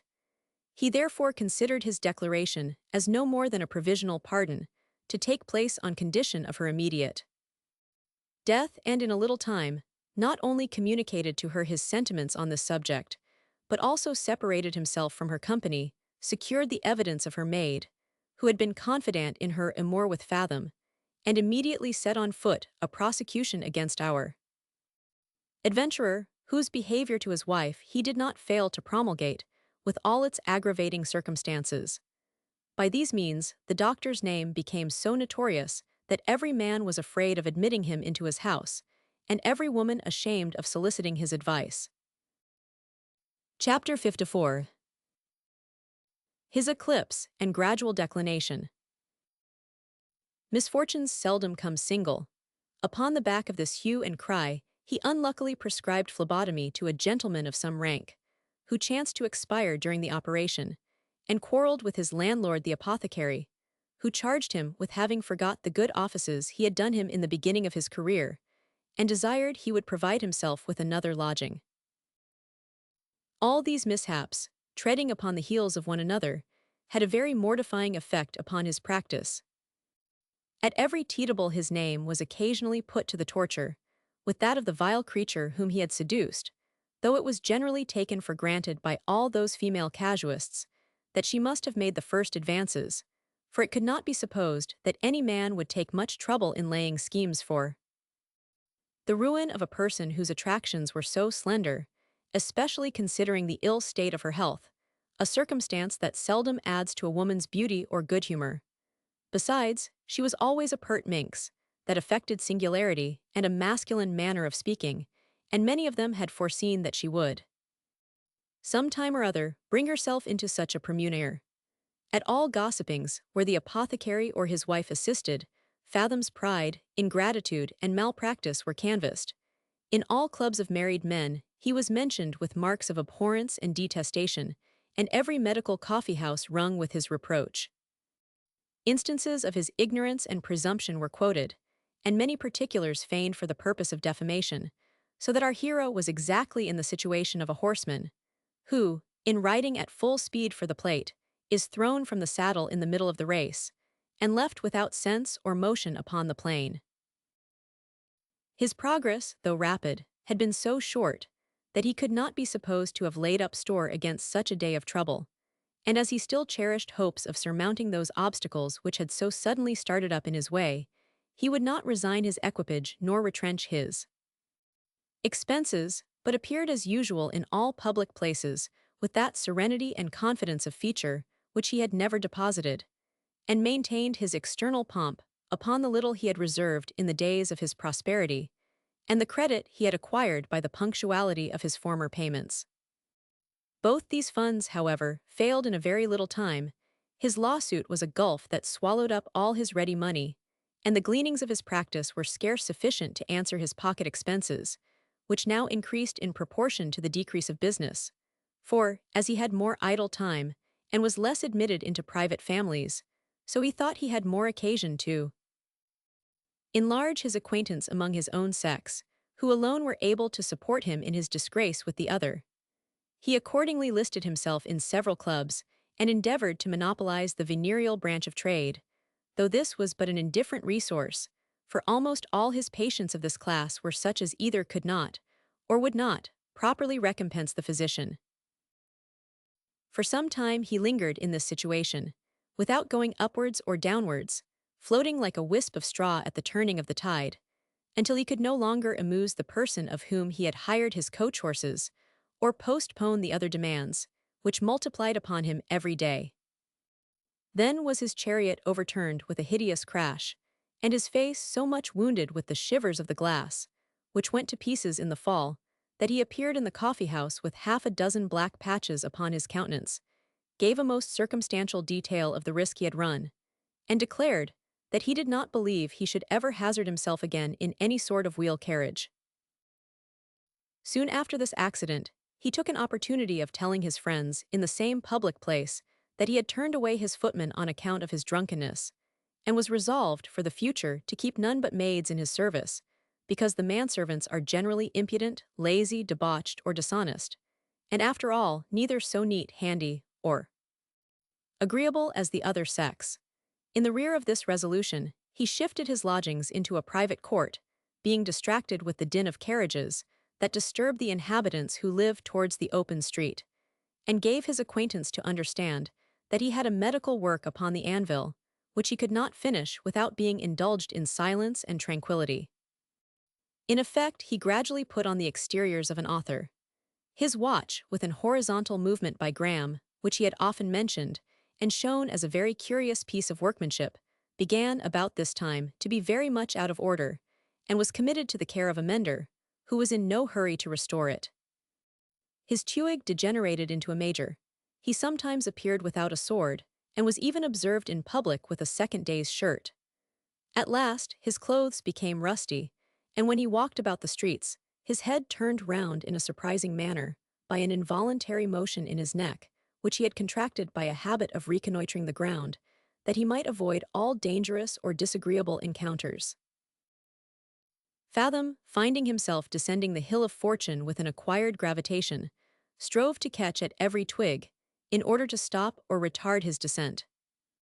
He now regretted the opportunities he had neglected, of marrying one of several women of moderate fortune, who had made advances to him in the zenith of his reputation, and endeavored, by forcing himself into a lower path of life than any he had hitherto trod, to keep himself afloat, with the portion of some tradesman's daughter, whom he meant to espouse.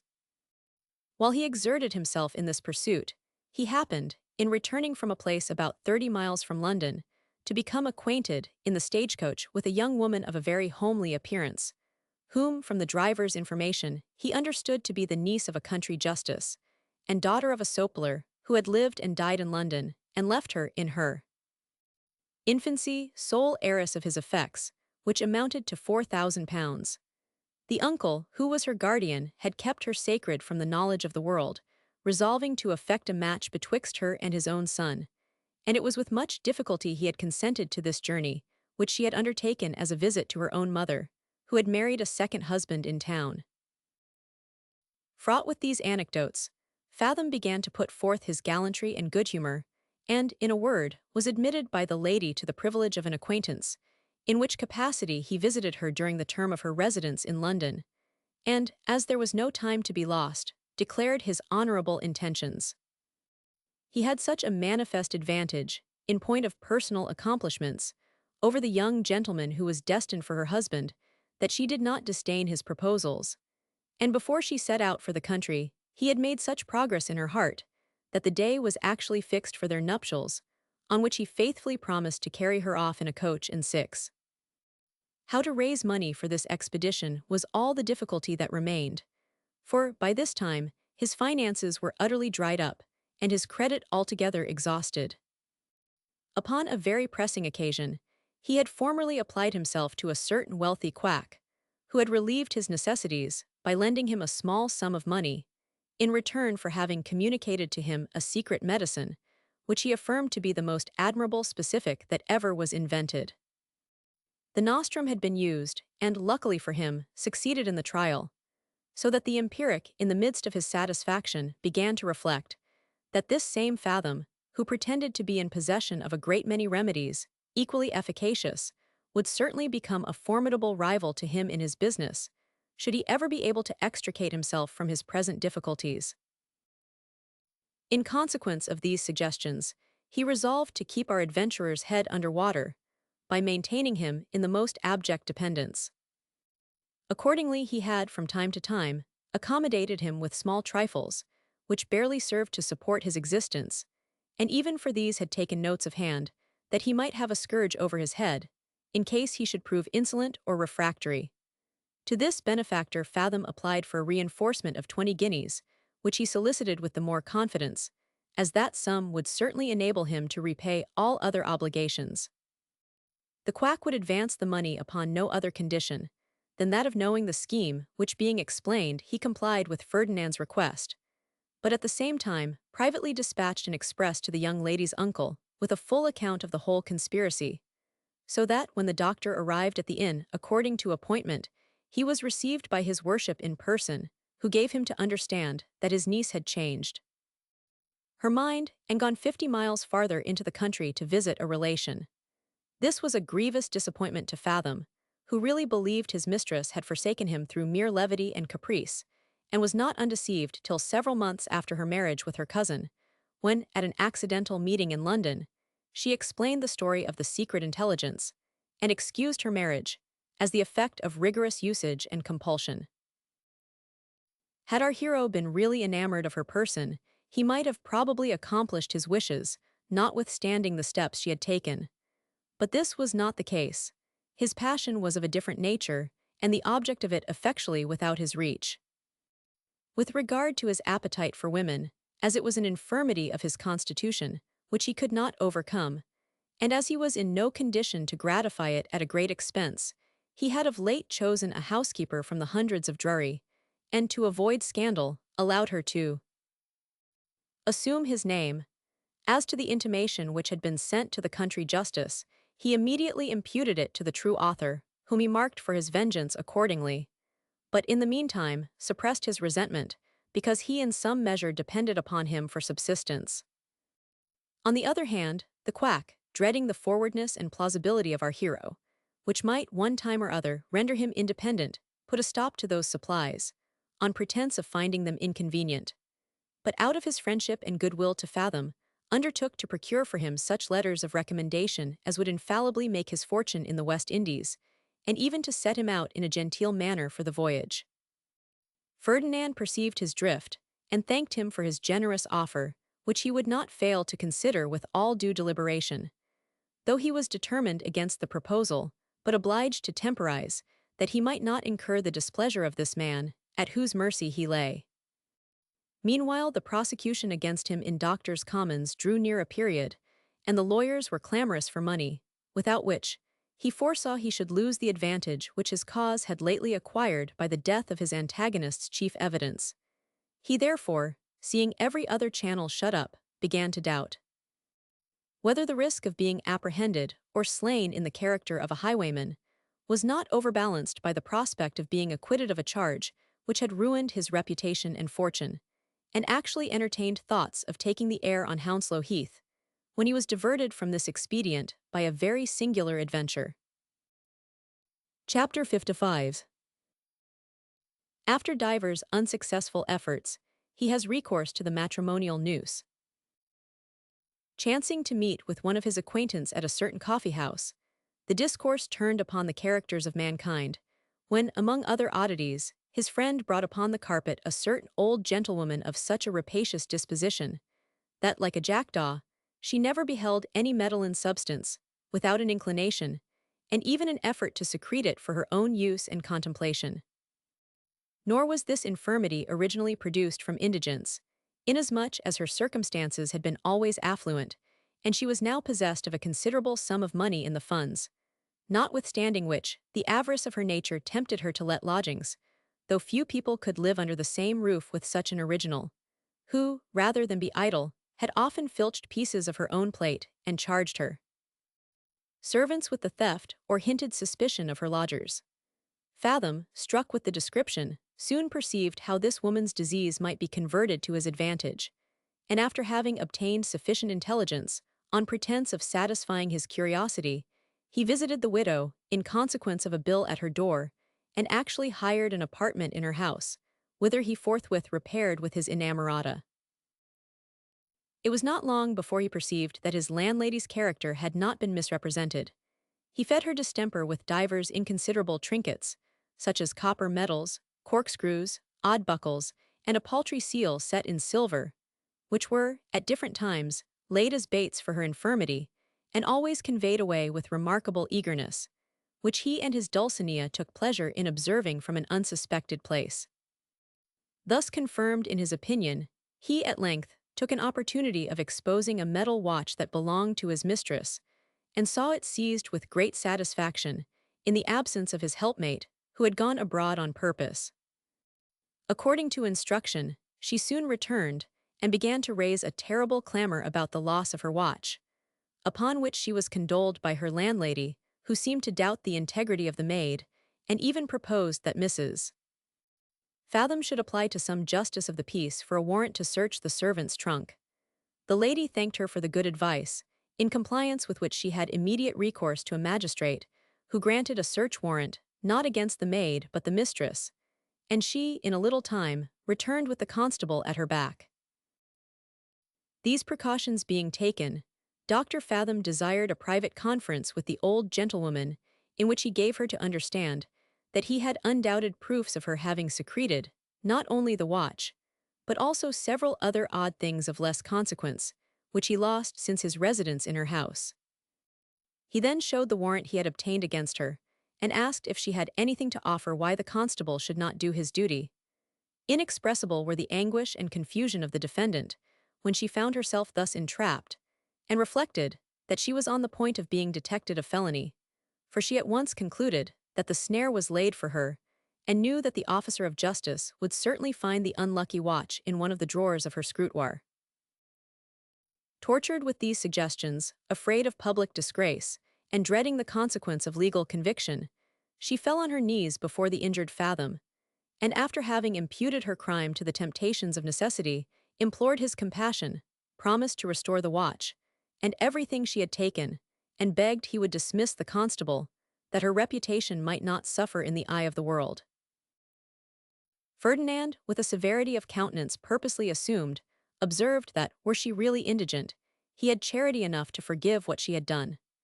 But as he knew her circumstances were opulent, he looked upon this excuse as an aggravation of her guilt, which was certainly the effect of a vicious inclination, and he was therefore determined to prosecute her with the utmost severity of the law, as an example and terror to others, who might be infected with the same evil disposition.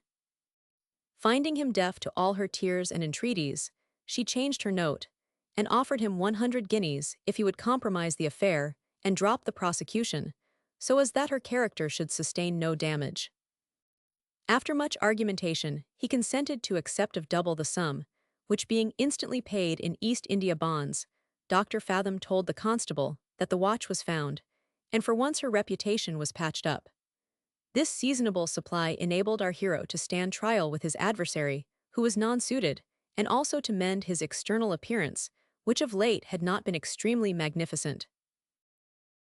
Soon after this gleam of good fortune, a tradesman, to whom he was considerably indebted, seeing no other probable means to recover his money, introduced Fathom to the acquaintance of a young widow who lodged at his house, and was said to be in possession of a considerable fortune.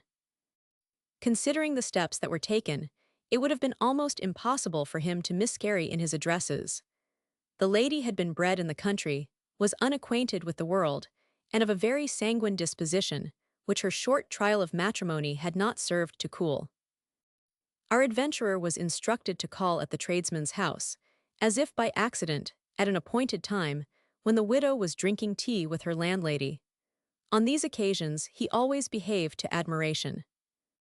She liked his person, and praised his politeness, good humor, and good sense. His confederates extolled him as a prodigy of learning, taste, and good nature. They likewise represented him as a person on the eve of eclipsing all his competitors in physic. An acquaintance and intimacy soon ensued, nor was he restricted in point of opportunity. In a word, he succeeded in his endeavors, and one evening, on pretense of attending her to the play, he accompanied her to the Fleet, where they were married, in presence of the tradesman and his wife, who were of the party.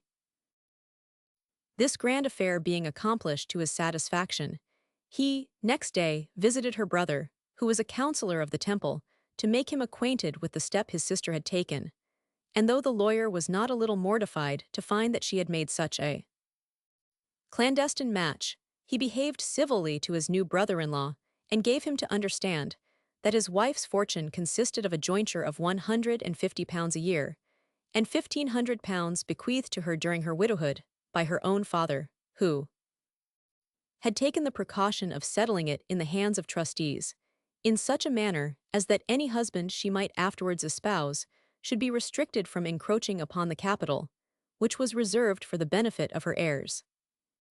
This intimation was far from being agreeable to our hero, who had been informed that this sum was absolutely at the lady's disposal, and had actually destined the greatest part of it for the payment of his debts, for defraying the expense of furnishing an elegant house, and setting up a new equipage.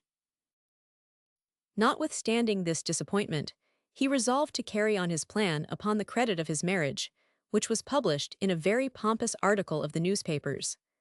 A chariot was bespoke, a ready-furnished house immediately taken, and Dr. Fathom began to reappear in all his former splendor.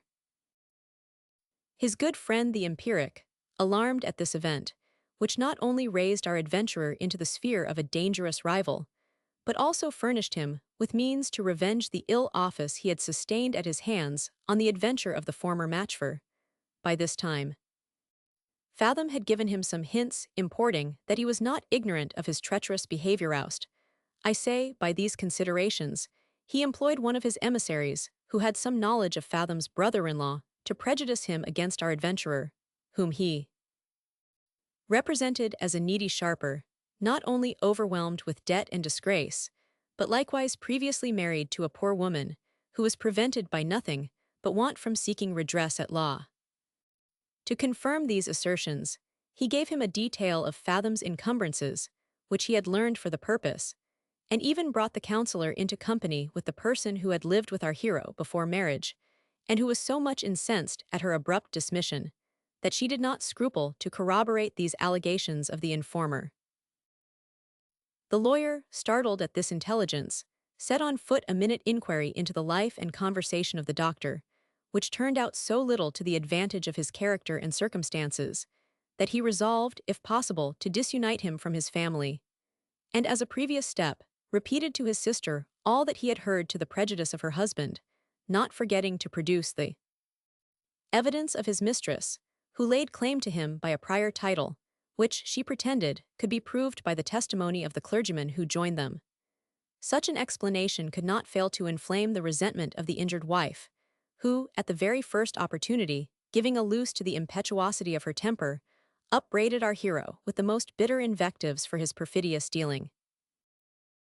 Ferdinand, conscious of his own innocence, which he had not always to plead, far from attempting to soothe her indignation, assumed the authority and prerogative of a husband, and sharply reprehended her for her credulity and indecent warmth. This rebuke, instead of silencing, gave new spirit and volubility to her reproaches, in the course of which she plainly taxed him with want of honesty and affection, and said that, though his pretense was love, his aim was no other than a base design upon her fortune. Fathom, stung with these accusations, which he really did not deserve, replied with uncommon heat, and charged her in his turn with want of sincerity and candor, in the false account she had given of that same fortune before marriage. He even magnified his own condescension, in surrendering his liberty to a woman who had so little to recommend her to the addresses of the other sex, a reflection which provoked this mild creature to such a degree of animosity, that, forgetting her duty and allegiance, she lent him a box on the ear with such energy as made his eyes water. And he, for the honor of manhood and sovereignty, having washed her face with a dish of tea, withdrew abruptly to a coffee-house in the neighborhood, where he had not long remained, when his passion subsided, and he then saw the expediency of an immediate reconciliation, which he resolved to purchase, even at the expense of a submission. It was pity that such a salutary resolution had not been sooner taken, for, when he returned to his own house, he understood that Mrs. Fathom had gone abroad in a hackney coach, and upon examining her apartment, in lieu of her clothes and trinkets, which she had removed with admirable dexterity and dispatch, he found this billet in one of the drawers of her bureau: "Sir, being convinced that you are a cheat and an impostor, I have withdrawn myself from your cruelty and machinations, with a view to solicit the protection of the law. And I doubt not but I shall soon be able to prove that you have no just title to, or demand upon, the person or effects of the unfortunate Sarah Muddy."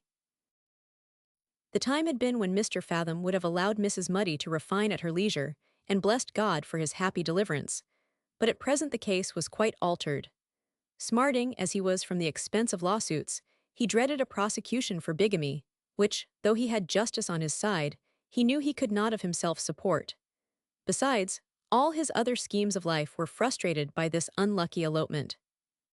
He therefore speedily determined to anticipate, as much as in him lay, the malice of his enemies, and to obtain, without delay, authentic documents of his marriage. With this view he hastened to the house of the tradesman, who, with his wife, had been witness to the ceremony and consummation, and, in order to interest them the more warmly in his cause, made a pathetic recital of this unhappy breach, in which he had suffered such injury and insult. But all his rhetoric would not avail. Mrs. Muddy had been beforehand with him, and had proved the better orator of the two, for she had assailed this honest couple with such tropes and figures of eloquence as were altogether irresistible. Nevertheless, they heard our hero to an end with great patience. Then the wife, who was the common mouth upon all such occasions, contracting her features into a very formal disposition, "I will assure you," said she, "Dr. Fathom, my husband and I have been in a very great terrification and numplush, to hear such bad things of a person, whom, as one may say, we thought a worthy gentleman, and were ready to serve at all times, by day and by night, as the saying is. And besides, for all that, you know, and God knows, as we are industrious people, and work hard for what we get, and we have served gentlemen to our own harm, whereby my husband was last Tuesday served with a sycery, being that he was bound for an officer that ran away. And I said to my husband Timothy, says I, 'Tis a very hard thing for one to ruin one's self for stranger people. There's Dr. Fathom, says I, his account comes to ninning £40 7 shillings and fourpence halfpenny, and you know, doctor, that was before your last bill began.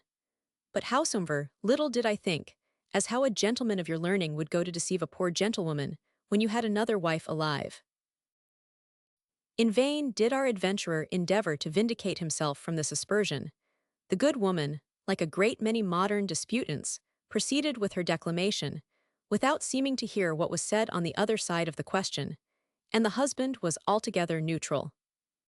At length Ferdinand, finding all his protestations ineffectual, "Well," said he, "though you are resolved, I see, to discredit all that I can say in opposition to that scandalous slander, of which I can easily acquit myself in a court of justice, surely you will not refuse to grant me a certificate, signifying that you were present at the ceremony of my marriage with this unhappy woman." "You shall excuse us," replied the female orator. "People cannot be too wary in signing their names in this wicked world. Many a one has been brought to ruination by signing his name, and my husband shall not, with my good will, draw himself into such a preliminary." Fathom, alarmed at this refusal, earnestly argued against the inhumanity and injustice of it, appealing to their own consciences for the reasonableness of his proposal. But from the evasive answers of the wife, he had reason to believe that long before the time of trial, they would take care to have forgot the whole transaction.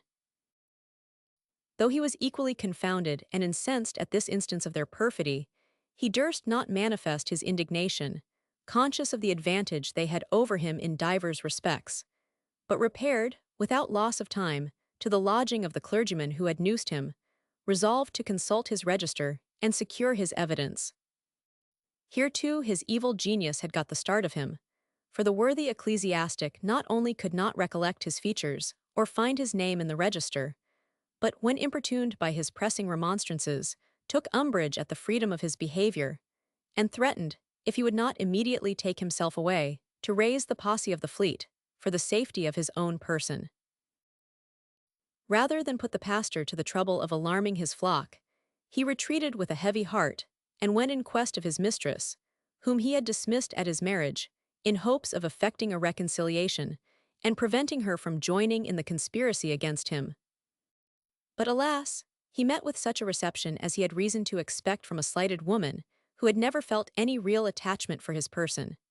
She did not upbraid him with his cruelty in leaving her as a mistress, but with a species of effrontery never enough to be admired, reproached him with his villainy in abandoning her, who was his true and lawful wife, to go and ruin a poor gentlewoman, by whose fortune he had been allured. When he attempted to expostulate with this virago, upon the barbarity of this assertion, she very prudently declined engaging in private conversation with such an artful and wicked man, and, calling up the people of the house, insisted upon his being conducted to the door. Chapter 56. In which his fortune is effectually strangled. The last resource, and that upon which he least depended, was the advice and assistance of his old friend the empiric, with whom he still maintained a slight correspondence, and to whose house he steered his course, in great perplexity and tribulation.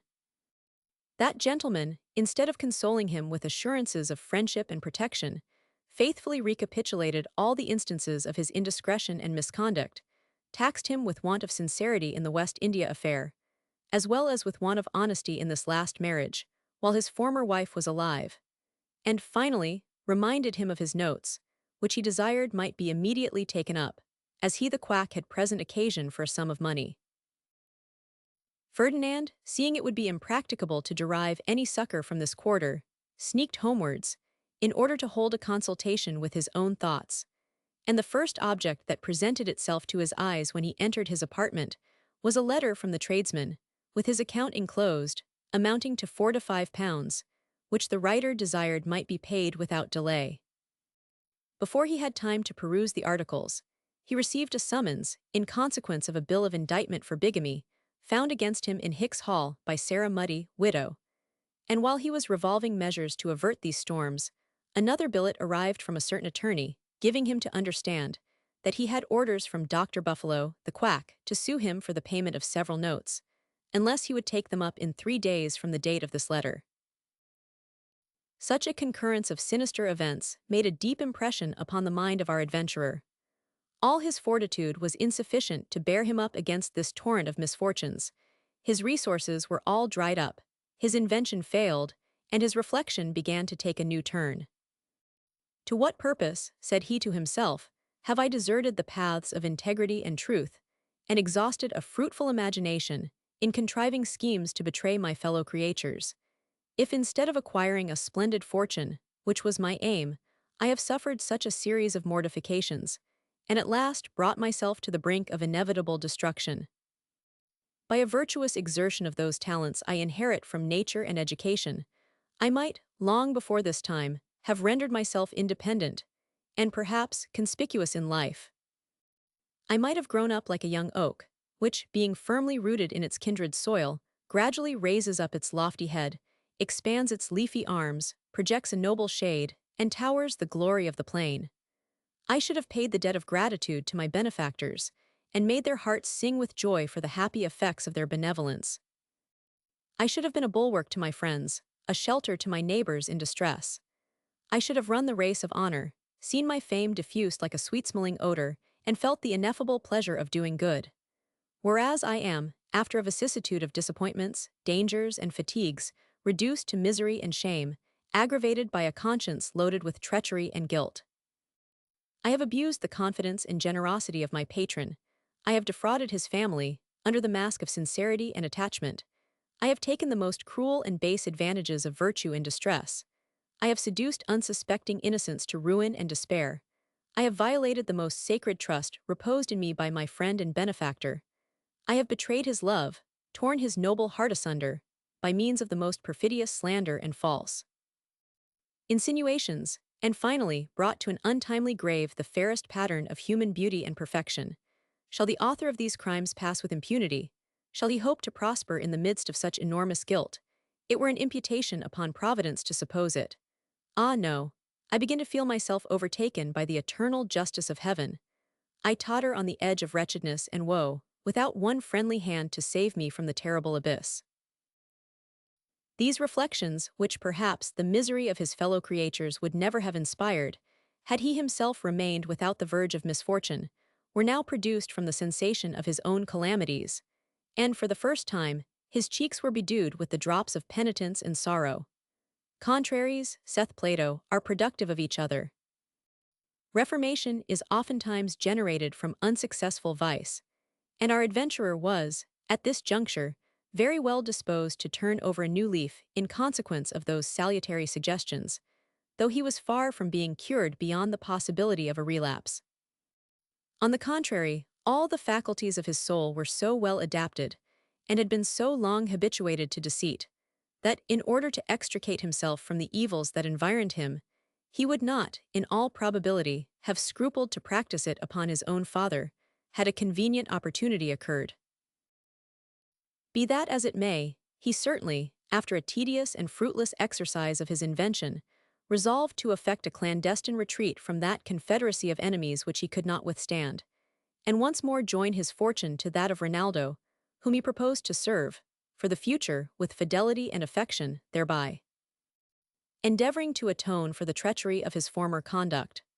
Thus determined, he packed up his necessaries in a portmanteau, attempted to amuse his creditors with promises of speedy payment, and, venturing to come forth in the dark, took a place in the Canterbury stagecoach, after having converted his superfluities into ready money.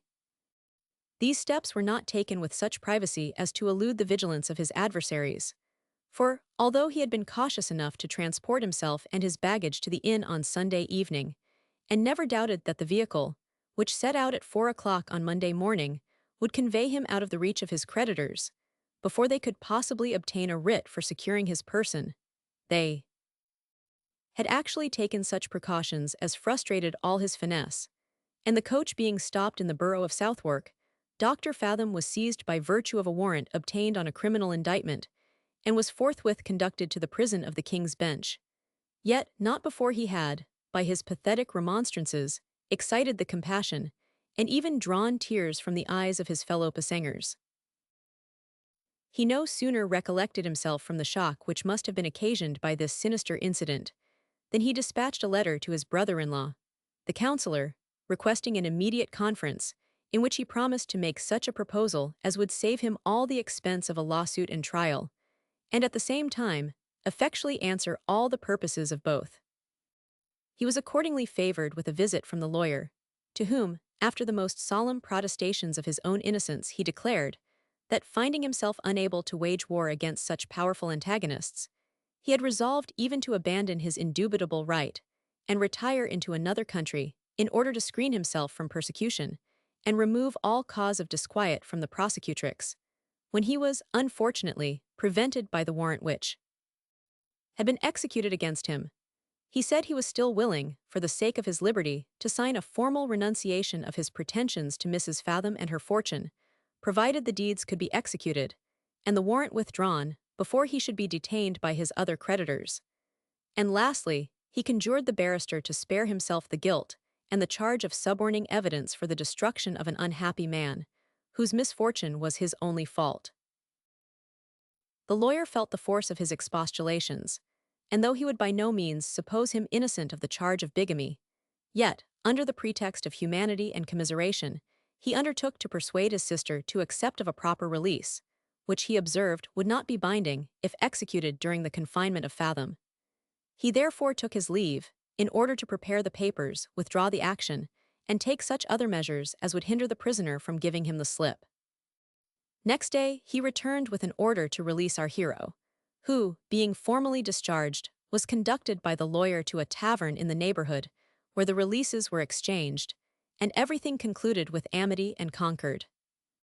This business being happily transacted, Fathom stepped into a hackney coach with his baggage, and was followed by a bailiff, who told him, with great composure, that he was again a prisoner at the suit of Dr. Buffalo, and desired the coachman to reconduct him to the lodging he had so lately discharged.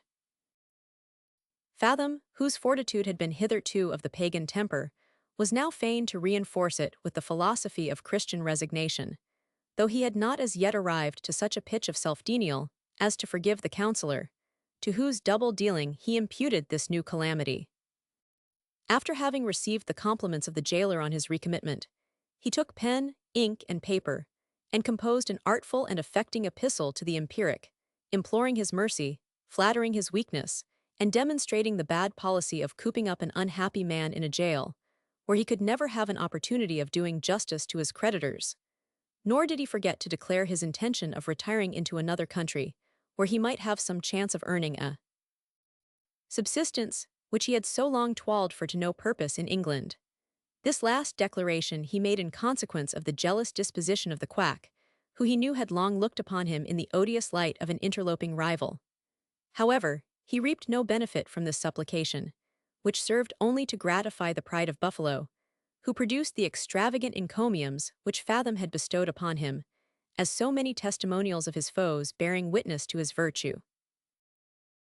Chapter 57. Fathom being safely housed, the reader is entertained with a retrospect. But now it is high time to leave our adventurer to chew the cud of reflection and remorse in this solitary mansion, that we may trace Rinaldo in the several steps he took to assert his right and do justice to his family.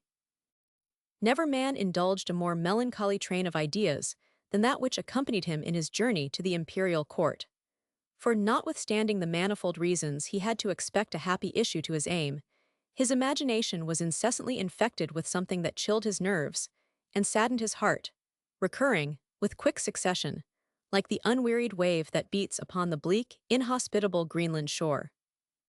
This, the reader will easily suppose, was no other than the remembrance of the forlorn Monimia, whose image appeared to his fancy in different attitudes, according to the prevalence of the passions which raged in his bosom. Sometimes he viewed her in the light of apostasy, and then his soul was maddened with indignation and despair. But these transitory blasts were not able to efface the impressions she had formerly made upon his heart, impressions which he had so often and so long contemplated with inconceivable rapture. These pictures still remained, representing her fair as the most perfect idea of beauty, soft and tender as an angel of mercy and compassion, warmed with every virtue of the heart, and adorned with every accomplishment of human nature. Yet the alarming contrast came still in the rear of this recollection, so that his soul was by turns agitated by the tempests of horror and overwhelmed by the floods of grief. He recalled the moment on which he first beheld her, with that pleasing regret which attends the memory of a dear deceased friend. Then he bitterly cursed it, as the source of all his misfortunes and affliction. He thanked heaven for having blessed him with a friend to detect her perfidy and ingratitude, and then ardently wished he had still continued under the influence of her delusion. In a word, the loneliness of his situation aggravated every horror of his reflection, for, as he found himself without company, his imagination was never solicited, or his attention diverted from these subjects of woe, and he traveled to Brussels in a reverie fraught with such torments as must have entirely wrecked his reason, had not Providence interposed in his behalf. He was, by his postilion, conducted to one of the best inns of the place, where he understood the cloth was already laid for supper.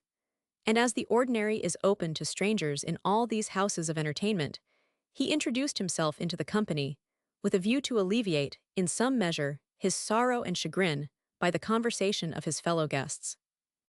Yet he was so ill prepared to obtain the relief which he courted, that he entered the apartment, and sat down to table, without distinguishing either the number or countenances of those who were present, though he himself did not long remain so unregarded.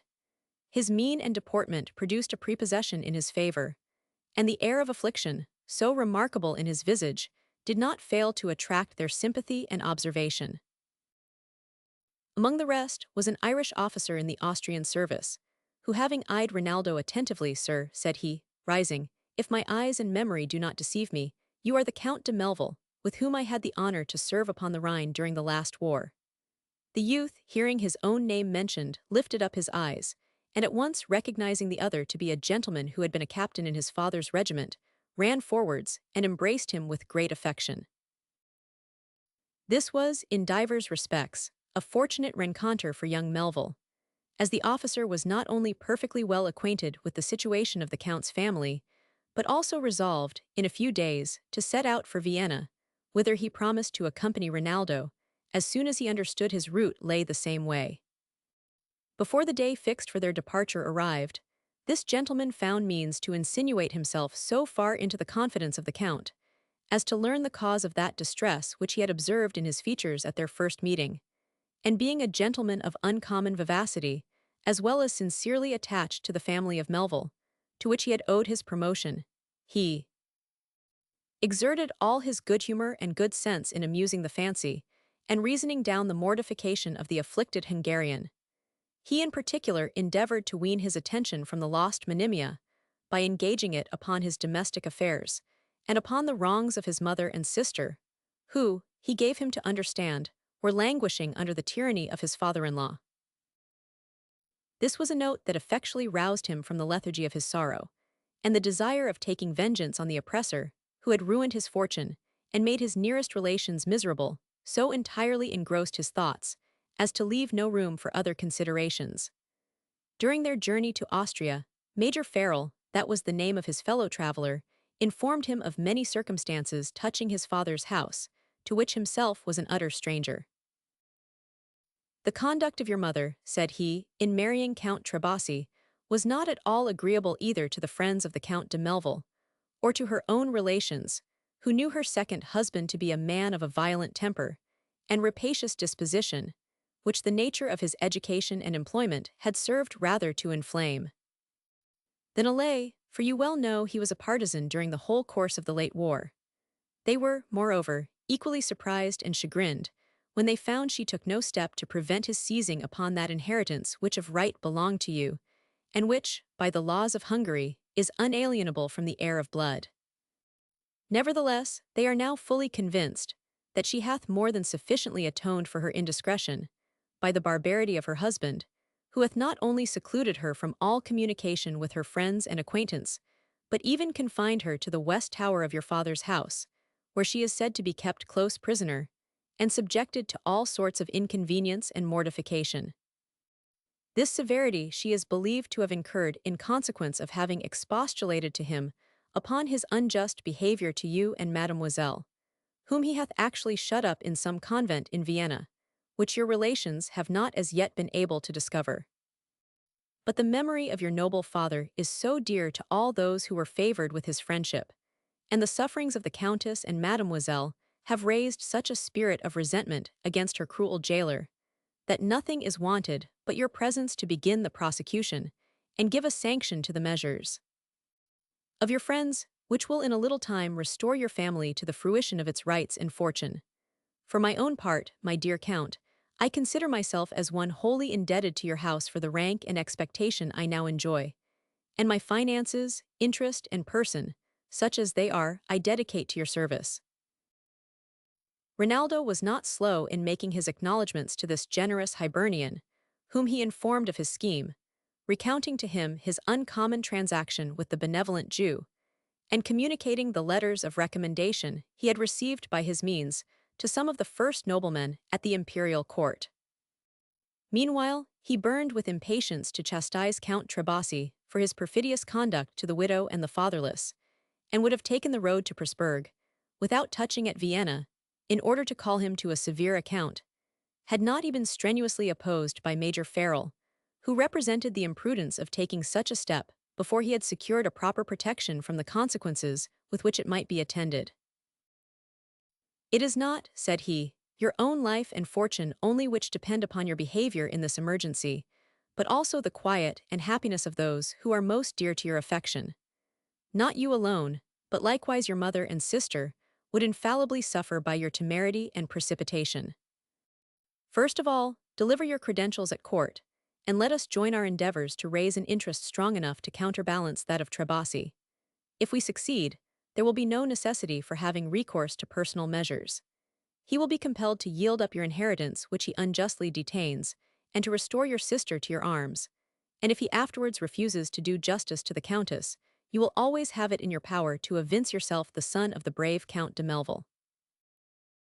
These just and salutary representations had a due effect upon Rinaldo, who no sooner arrived at the capital of Austria than he waited upon a certain prince of distinction, to whose patronage he was commended, and from whom he met with a very cordial reception, not only on account of his credentials, but also for the sake of his father, who was well known to his highness.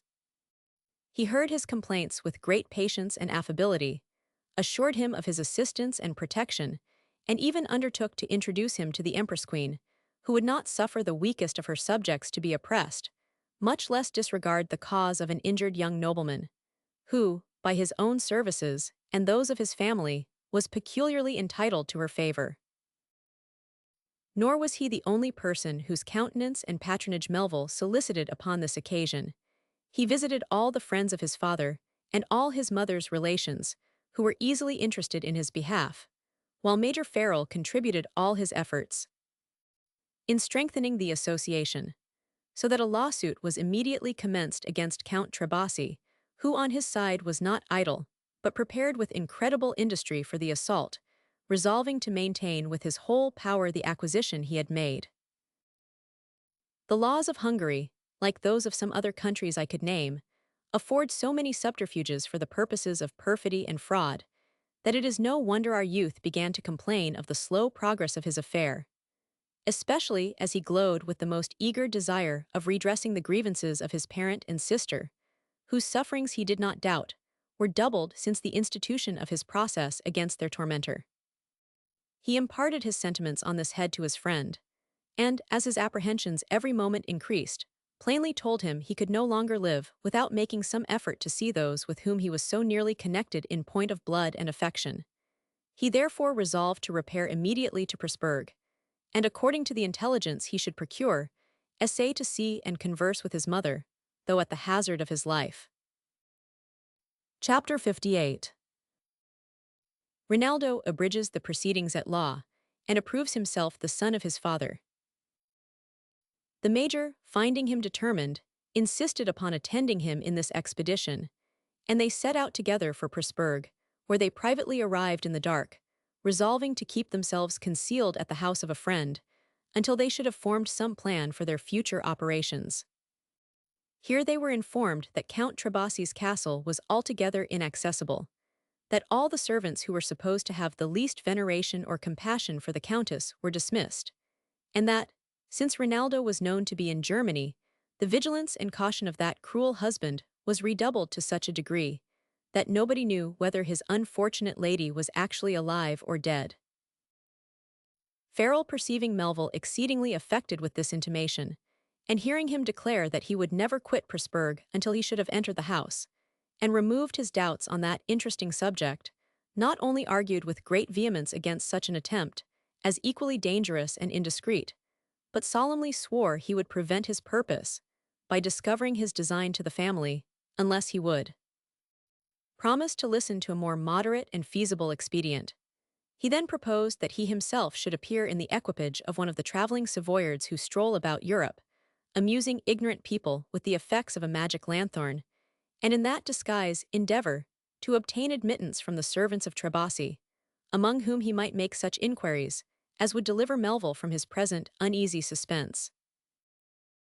This proposal was embraced, though reluctantly, by Rinaldo, who was unwilling to expose his friend to the least danger or disgrace, and the major being next day provided with the habit and implements of his new profession, together with a ragged attendant who preceded him, extorting music from a paltry viol, approached the castle gate, and proclaimed his show so naturally in a yell, partaking of the scream of Savoy and the howl of Ireland, that one would have imagined he had been conductor to Madame Katharina from his cradle. So far his stratagem succeeded. He had not long stood in waiting before he was invited into the courtyard, where the servants formed a ring and danced to the efforts of his companion's skill. Then he was conducted into the buttery, where he exhibited his figures on the wall and his princess on the floor, and while they regaled him in this manner with scraps and sour wine, he took occasion to inquire about the old lady and her daughter, before whom he said he had performed in his last peregrination. Though this question was asked with all that air of simplicity which is peculiar to these people, one of the domestics took the alarm, being infected with the suspicions of his master, and plainly taxed the major with being a spy, threatening at the same time that he should be stripped and searched. This would have been a very dangerous experiment for the Hibernian, who had actually in his pocket a letter to the countess from her son, which he hoped fortune might have furnished him with an opportunity to deliver. When he therefore found himself in this dilemma, he was not at all easy in his own mind. However, instead of protesting his innocence in an humble and beseeching strain, in order to acquit himself of the charge, he resolved to elude the suspicion by provoking the wrath of his accuser, and putting on the air of vulgar integrity affronted, began to reproach the servant in very insolent terms for his unfair supposition, and undressed himself in a moment to the skin, threw his tattered garments in the face of his adversary, telling him he would find nothing there which he would not be very glad to part with, at the same time raising his voice. He, in the gibberish of the clan he represented, scolded and cursed with great fluency, so that the whole house resounded with the noise. The valet's jealousy, like a smaller fire, was in a trice swallowed up in the greater flame of his rage enkindled by this abrupt address. In consequence of which, Farrell was kicked out at the gate, naked as he was to the waist, after his lanthorn had been broke to pieces on his head, and there he was joined by his domestic, who had not been able to recover his apparel and effect a retreat without incurring marks of the same sort of distinction. The major, considering the risk he must have run in being detected, thought himself cheaply quit for this moderate discipline, though he was really concerned for his friend Rinaldo, who, understanding the particulars of the adventure, determined, as the last effort, to ride round the castle in the open day, on pretence of taking the air, when, peradventure, the countess would see him from the place of her confinement, and favor him with some mark or token of her being alive. Though his companion did not much relish this plan, which he foresaw would expose him to the insults of Trebasi, yet, as he could not contrive a better, he acquiesced in Rinaldo's invention, with the proviso that he would defer the execution of it until his father-in-law should be absent in the chase, which was a diversion he every day enjoyed. Accordingly they set a proper watch, and lay concealed until they were informed of Trebasi's having gone forth, when they mounted their horses, and rode into the neighborhood of the castle. Having made a small excursion in the adjoining fields, they drew nearer the walls, and at an easy pace had twice circled them, when Farrell descried, at the top of a tower, a white handkerchief waved by a woman's hand through the iron bars that secured the window. This signal being pointed out to Rinaldo, his heart began to throb with great violence. He made a respectful obeisance towards the part in which it appeared, and perceiving the hand beckoning him to approach, advanced to the very buttress of the turret. Upon which, seeing something drop, he alighted with great expedition, and took up a picture of his father in miniature, the features of which he no sooner distinguished than the tears ran down his cheeks. He pressed the little image to his lips with the most filial fervor, then conveying it to his bosom, looked up to the hand, which waved in such a manner as gave him to understand it was high time to retire. Being by this time highly persuaded that his kind monitor was no other than the Countess herself, he pointed to his heart, in token of his filial affection, and laying his hand on his sword, to denote his resolution of doing her justice, he took his leave with another profound bow, and suffered himself to be reconducted to his lodging. Every circumstance of this transaction was observed by the servants of Count Trebasi, who immediately dispatched a messenger to their lord, with an account of what had happened. Alarmed at this information, from which he immediately concluded that the stranger was young Melville, he forthwith quitted the chase, and returning to the castle by a private postern, ordered his horse to be kept ready saddled, in hope that his son-in-law would repeat the visit to his mother. This precaution would have been to no purpose, had Rinaldo followed the advice of Farrell, who represented the danger of returning to a place where the alarm was undoubtedly given by his first appearance, and exhorted him to return to Vienna for the prosecution of his suit. Now that he was satisfied of his mother's being alive, in order to strengthen this admonition, he bade him recollect the signal for withdrawing, which was doubtless the effect of maternal concern, inspired by the knowledge of the Count's vigilance and vindictive disposition. Notwithstanding these suggestions, Melville persisted in his resolution of appearing once more below the tower, on the supposition that his mother, in expectation of his return, had prepared a billet for his acceptance, from which he might obtain important intelligence. The major, seeing him lend a deaf ear to his remonstrances, was contented to attend him in his second expedition, which he pressed him to undertake that same afternoon, as Trebasi had taken care to circulate a report of his having gone to dine at the seat of a nobleman in the neighborhood. Our knight-errant and his squire, deceived by this finesse, presented themselves again under the prison of the Countess, who no sooner beheld her son return than she earnestly entreated him to be gone, by the same sign which she had before used, and he, taking it for granted that she was debarred the use of pen, ink, and paper, and that she had nothing more to expect, consented to retire, and had already moved to some distance from the house, when, in crossing a small plantation that belonged to the castle, they were met by Count Trebasi and another person on horseback. At sight of this apparition, the blood mounted into Rinaldo's cheeks, and his eyes began to lighten with eagerness and indignation, which was not at all diminished by the ferocious address of the Count, who advancing to Melville with a menacing air. "Before you proceed," said he, "I must know with what view you have been twice today patrolling round my enclosures, and reconnoitring the different avenues of my house. You likewise carry on a clandestine correspondence with some person in the family, of which my honor obliges me to demand an explanation.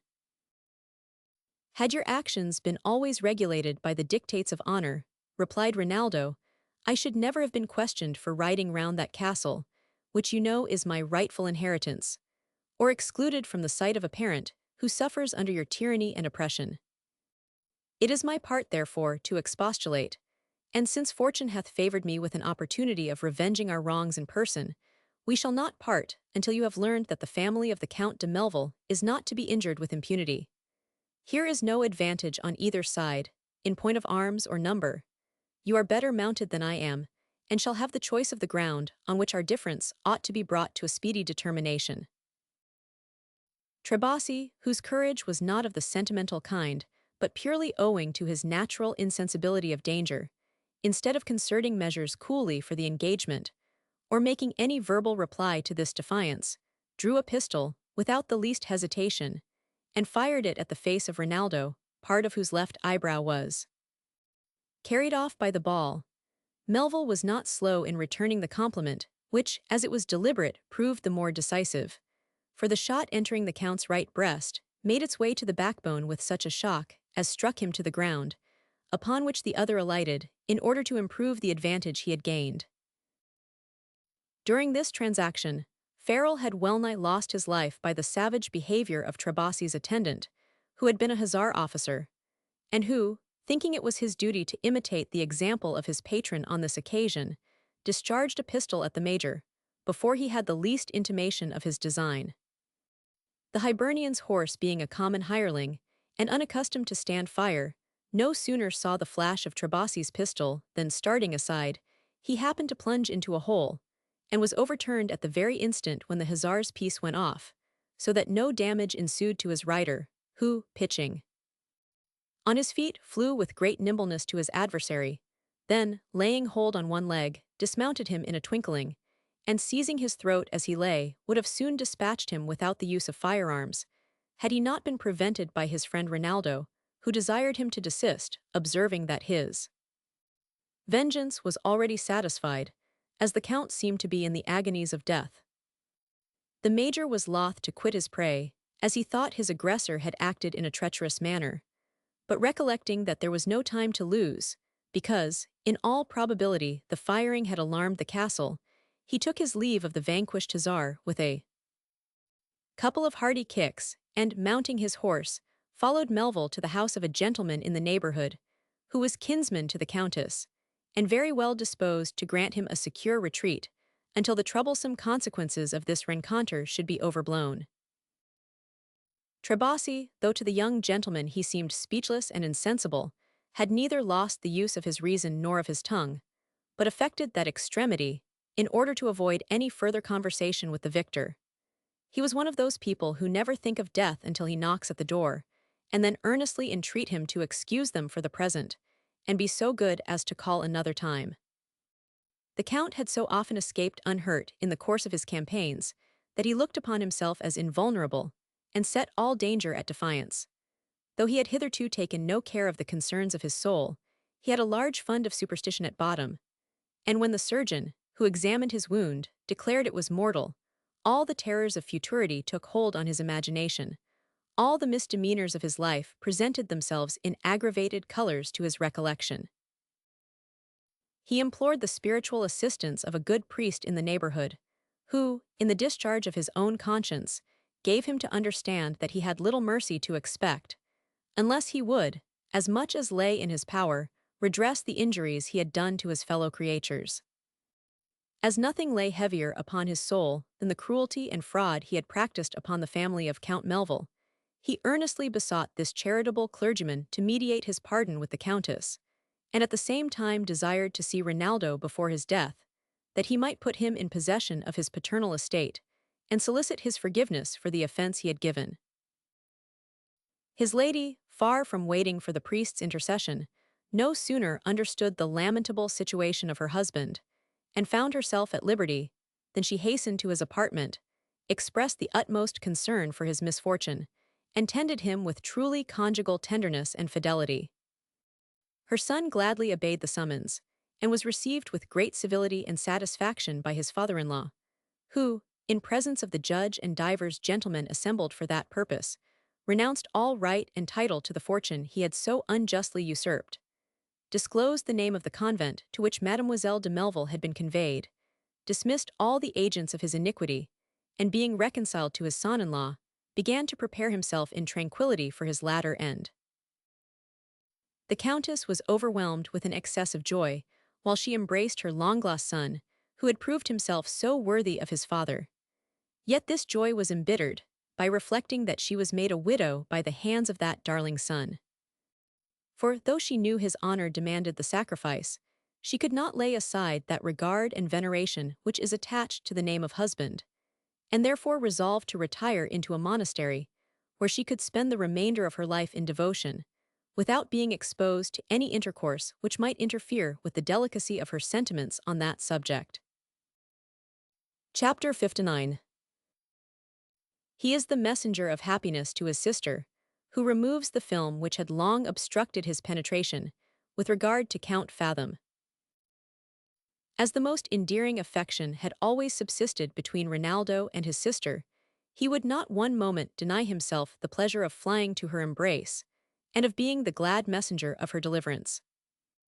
Soon, therefore, as he understood the place of her retreat, and had obtained a proper order to the abbess, signed by Count Trebasi, he set out post for Vienna, still accompanied by his faithful Hibernian, and arriving at the convent, found the abbess and the whole house so engrossed in making preparations for the ceremony of giving the veil next day to a young woman who had fulfilled the term of her probation, that he could not possibly see his sister with that leisure and satisfaction which he had flattered himself with enjoying at this meeting.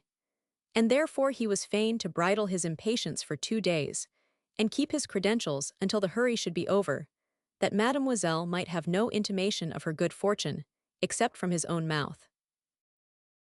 In order to fill up this tedious interval, he visited his friends at court, who were rejoiced to hear the happy issue of his excursion to Pressburg. The prince, who was his particular patron, desired he would make himself perfectly easy with regard to the death of Count Trebasi, for he would take care to represent him in such a light to the Empress Queen, as would screen him from any danger or prosecution on that account. His Highness, moreover, appointed the following day for performing the promise he had made of presenting him to that august princess, and in the meantime prepossessed her so much in his favor, that when he approached her presence, and was announced by his noble introductor, she eyed him with a look of peculiar complacency, saying, "I am glad to see you return to my dominions. Your father was a gallant officer, who served our house with equal courage and fidelity, and as I understand you tread in his footsteps, you may depend upon my favor and protection." He was so much overwhelmed with this gracious reception, that, while he bowed in silence, the drops of gratitude trickled from his eyes, and Her Imperial Majesty was so well pleased with this manifestation of his heart, that she immediately gave directions for promoting him to the command of a troop of horse. Thus fortune seemed willing, and indeed eager to discharge the debt she owed him for the different calamities he had undergone. And as he looked upon the generous Hebrew to be the sole source of his success, he did not fail to make him acquainted with the happy effects of his recommendation and friendship, and to express, in the warmest terms, the deep sense he had of his uncommon benevolence, which, by the by, was still greater, with regard to Rinaldo, than the reader as yet imagines, for he not only furnished him with money for his present occasions, but also gave him an unlimited credit on a banker in Vienna, to whom one of his letters was directed. The ceremony of the nun's admission being now performed, and the convent restored to its former quiet, Melville hastened thither on the wings of brotherly affection, and presented his letter to the abbess, who, having perused the contents, by which she learned that the family disquiets of Count Trebasi no longer subsisted, and that the bearer was the brother of Mademoiselle, she received him with great politeness, congratulated him on this happy event, and begging he would excuse her staying with him in the parlor, on pretence of business, withdrew, saying she would immediately send in a young lady who would console him for her absence. In a few minutes he was joined by his sister, who, expecting nothing less than to see Rinaldo, no sooner distinguished his features than she shrieked aloud with surprise, and would have sunk upon the floor, had not he supported her in his embrace. Such a sudden apparition of her brother at any time, or in any place, after their long separation, would have strongly affected this sensible young lady, but to find him so abruptly in a place where she thought herself buried from the knowledge of all her relations, occasioned such commotions in her spirits as had well-nigh endangered her reason. For it was not till after a considerable pause that she could talk to him with connection or coherence. However, as those transports subsided, they entered into a more deliberate and agreeable conversation, in the course of which he gradually informed her of what had passed at the castle, and inexpressible was the pleasure she felt in learning that her mother was released from captivity, herself restored to freedom, and her brother to the possession of his inheritance, by the only means to which she had always prayed these blessings might be owing. As she had been treated with uncommon humanity by the abbess, she would not consent to leave the convent until he should be ready to set out for Pressburg, so that they dined together with that good lady, and passed the afternoon in that mutual communication with which a brother and sister may be supposed to entertain themselves on such an occasion. She gave him a detail of the insults and mortifications she had suffered from the brutality of her father-in-law, and told him that her confinement in this monastery was owing to Trebasi having intercepted a letter to her from Rinaldo, signifying his intention to return to the empire in order to assert his own right and redress his grievances. Then turning the discourse upon the incidents of his peregrinations, she in a particular manner inquired about that exquisite beauty who had been the innocent source of all his distresses, and upon whose perfections he had often, in his letters to his sister, expatiated with indications of rapture and delight. This inquiry in a moment blew up that scorching flame, which had been well-nigh stifled by other necessary avocations. His eyes gleamed, his cheeks glowed and grew pale alternately, and his whole frame underwent an immediate agitation, which being perceived by Mademoiselle, she concluded that some new calamity was annexed to the name of Monimia, and dreading to rip up a wound which she saw was so ineffectually closed, she for the present suppressed her curiosity and concern, and industriously endeavored to introduce some less affecting subject of conversation. He saw her aim, approved of her discretion, and joining her endeavors, expressed his surprise at her having omitted to signify the least remembrance of her old favorite, Fathom, whom he had left in England. He had no sooner pronounced this name than she suffered some confusion in her turn, from which, however, recollecting herself, brother, said she, you must endeavor to forget that wretch, who is altogether unworthy of retaining the smallest share of your regard. Astonished, and indeed angry, at this expression, which he considered as the effect of malicious misrepresentation, he gently chid her for her credulity in believing the envious aspersion of some person, who repined at the superior virtue of Fathom, whom he affirmed to be an honor to the human species.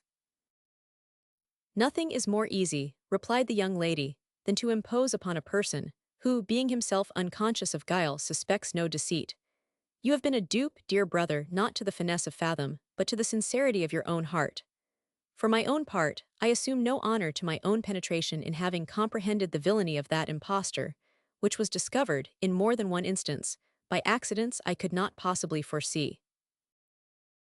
You must know that Teresa, who attended me from my childhood, and in whose honesty I reposed such confidence, having disobliged some of the inferior servants, was so narrowly watched in all her transactions, as to be at last detected in the very act of conveying a piece of plate, which was actually found concealed among her clothes.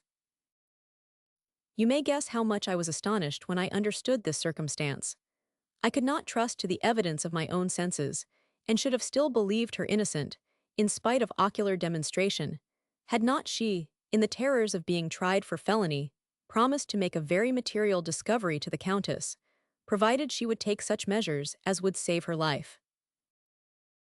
This request being complied with, she, in my hearing, opened up such an amazing scene of iniquity, baseness, and ingratitude, which had been acted by her and Fathom, in order to defraud the family to which they were so much indebted, that I could not have believed the human mind capable of such degeneracy, or that traitor endowed with such pernicious cunning and dissimulation, had not her tale been congruous, consistent, and distinct, and fraught with circumstances that left no room to doubt the least article of her confession, on consideration of which she was permitted to go into voluntary exile.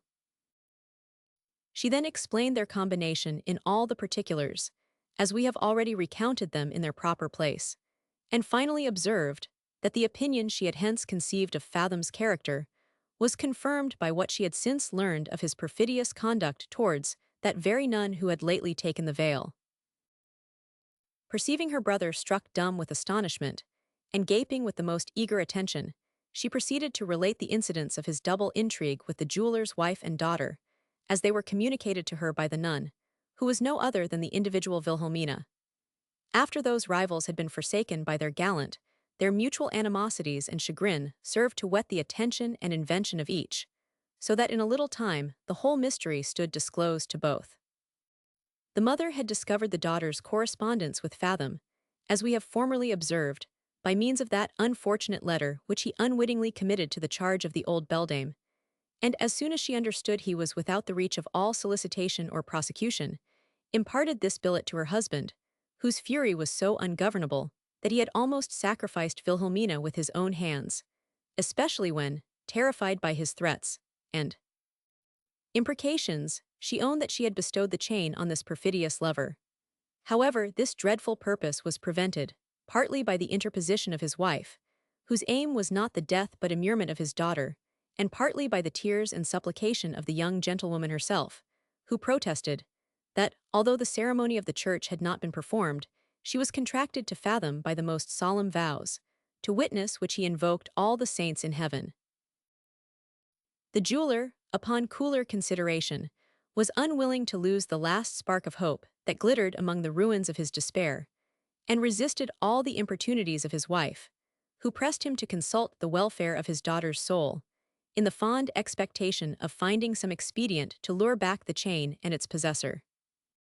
In the meantime, Wilhelmina was daily and hourly exposed to the mortifying animadversions of her mamma, who, with all the insolence of virtue, incessantly upbraided her with the backslidings of her vicious life, and exhorted her to reformation and repentance. This continual triumph lasted for many months, till at length, a quarrel happening between the mother and the gossip at whose house she used to give the rendezvous to her admirers, that incensed confidant, in the precipitation of her anger, promulgated the history of those secret meetings, and among the rest, her interviews with Fathom were brought to light. The first people who hear news of this sort are generally those to whom they are most unwelcome. The German was soon apprised of his wife's frailty, and considered the two females of his house as a couple of devils incarnate, sent from hell to exercise his patience. Yet, in the midst of his displeasure, he found matter of consolation, in being furnished with a sufficient reason for parting with his helpmate, who had for many years kept his family in disquiet. He therefore, without hazarding a personal conference, sent proposals to her by a friend, which she did not think proper to reject, and seeing himself restored to the dominion of his own house, exerted his sway so tyrannically, that Wilhelmina became weary of her life, and had recourse to the comforts of religion, of which she soon became enamored, and begged her father's permission to dedicate the rest of her life to the duties of devotion. She was accordingly received in this convent, the regulations of which were so much to her liking, that she performed the task of probation with pleasure, and voluntarily excluded herself from the vanities of this life. It was here she had contracted an acquaintance with Mademoiselle de Melville, to whom she communicated her complaints of Fathom, on the supposition that he was related to the Count, as he himself had often declared. While the young lady rehearsed the particulars of this detail, Rinaldo sustained a strange vicissitude of different passions. Surprise, sorrow, fear, hope, and indignation raised a most tumultuous conflict in his bosom. Monimia rushed upon his imagination in the character of innocence betrayed by the insinuations of treachery. He with horror viewed her at the mercy of a villain, who had broken all the ties of gratitude and honor. Affrighted at the prospect, he started from his seat, exclaiming, in the most unconnected strain of distraction and despair, "Have I then nourished a serpent in my bosom? Have I listened to the voice of a traitor, who hath murdered my peace, who hath torn my heartstrings asunder, and perhaps ruined the pattern of all earthly perfection? It cannot be. Heaven would not suffer such infernal artifice to take effect. The thunder would be leveled against the head of the accursed projector." From this transport, compared with his agitation when he mentioned Monimia, his sister judged that Fathom had been the occasion of a breach between the two lovers, and this conjecture being confirmed by the disjointed answers he made to her interrogations upon the affair, she endeavored to calm his apprehensions, by representing that he would soon have an opportunity of returning to England, where the misunderstanding might be easily cleared up, and that, in the meantime, he had nothing to fear on account of the person of his mistress, in a country where individuals were so well protected by the laws and constitution of the realm. At length he suffered himself to be flattered with the fond hope of seeing Monimia's character triumph in the inquiry, of retrieving that lost jewel, and of renewing that ravishing intercourse and exalted expectation which had been so cruelly cut off. He now wished to find Fathom as black as he had been exhibited, that Monimia's apostasy might be numbered among the misrepresentations of his treachery and fraud. His love, which was alike generous and ardent, espoused the cause, and he no longer doubted her constancy and virtue. But when he reflected how her tender heart must have been wrung with anguish at his unkindness and cruelty, in leaving her destitute in a foreign land. How her sensibility must have been tortured in finding herself altogether dependent upon a ruffian, who certainly harbored the most baleful designs upon her honor. How her life must be endangered both by his barbarity and her own despair, I say, when he reflected on these circumstances, he shuddered with horror and dismay, and that very night dispatched a letter to his friend the Jew, entreating him, in the most pressing manner, to employ all his intelligence in learning the situation of the fair orphan, that she might be protected from the villainy of Fathom until his return to England. Chapter 60.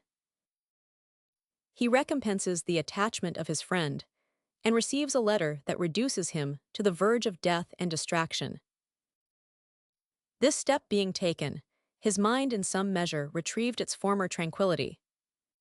He soothed himself with the prospect of a happy reconciliation with the divine Monimia, and his fancy was decoyed from every disagreeable presage by the entertaining conversation of his sister, with whom in 2 days he set out for Pressburg, attended by his friend the Major, who had never quitted him since their meeting at Brussels. Here they found Count Trebasi entirely rid of the fever which had been occasioned by his wound, and in a fair way of doing well, a circumstance that afforded unspeakable pleasure to Melville, whose manner of thinking was such as would have made him unhappy could he have charged himself with the death of his mother's husband, howsoever criminal he might have been. The Count's ferocity did not return with his health. His eyes were opened by the danger he had incurred, and his sentiments turned in a new channel. He heartily asked pardon of Mademoiselle for the rigorous usage she had suffered from the violence of his temper, thanked Rinaldo for the seasonable lesson he had administered to him, and not only insisted upon being removed from the castle to a house of his own in Pressburg, but proffered to make immediate restitution of all the rents, which he had unjustly converted to his own use.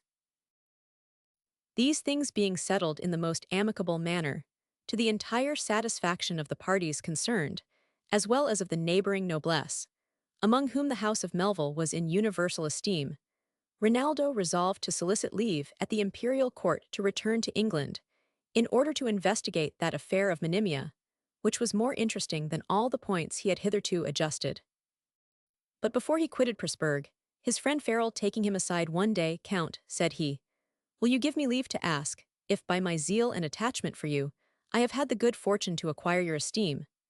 "To doubt that esteem," replied Rinaldo, "were to suspect my gratitude and honor, of which I must be utterly destitute before I lose the sense of those obligations I owe to your gallantry and friendship, obligations which I long for a proper occasion to repay." "Well then," resumed the Major, "I will deal with you like a downright Swiss, and point out a method by which you may shift the load of obligation from your own shoulders to mine.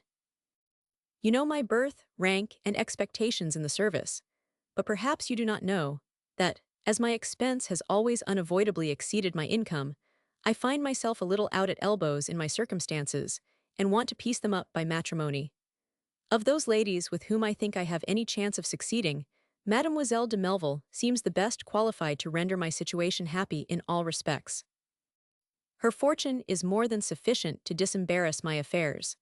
Her good sense will be a seasonable check upon my vivacity.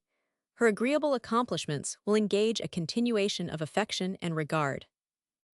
I know my own disposition well enough to think I shall become a most dutiful and tractable husband, and shall deem myself highly honored in being more closely united to my dear Count de Melville, the son and representative of that worthy officer under whom my youth was formed. If you will therefore sanction my claim, I will forthwith begin my approaches, and doubt not, under your auspices, to bring the place to a capitulation." Rinaldo was pleased with the frankness of this declaration, approved of his demand, and desired him to depend upon his good offices with his sister, whom he sounded that same evening upon the subject, recommending the Major to her favor as a gentleman well worthy of her choice. Mademoiselle, who had never been exercised in the coquetries of her sex, and was now arrived at those years when the vanity of youth ought to yield to discretion, considered the proposal as a philosopher, and after due deliberation candidly owned she had no objection to the match. Farrell was accordingly introduced in the character of a lover, after the permission of the Countess had been obtained, and he carried on his addresses in the usual form, so much to the satisfaction of all concerned in the event, that a day was appointed for the celebration of his nuptials, when he entered into peaceable possession of his prize. A few days after this joyful occasion, while Rinaldo was at Vienna, where he had been indulged with leave of absence for 6 months, and employed in making preparations for his journey to Britain, he was one evening presented by his servant with a package from London, which he no sooner opened than he found enclosed a letter directed to him in the handwriting of Monimia. He was so much affected at sight of those well-known characters that he stood motionless as a statue, eager to know the contents, yet afraid to peruse the billet. While he hesitated in this suspense, he chanced to cast his eye on the inside of the cover, and perceived the name of his Jewish friend at the bottom of a few lines, importing that the enclosed was delivered to him by a physician of his acquaintance, who had recommended it in a particular manner to his care. This intimation served only to increase the mystery and whet his impatience, and as he had the explanation in his hand, he summoned all his resolution to his aid, and breaking the seal, began to read these words.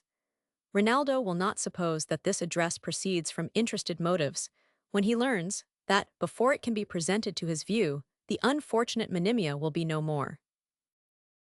Here the light forsook Rinaldo's eyes, his knees knocked together, and he fell at full length insensible on the floor.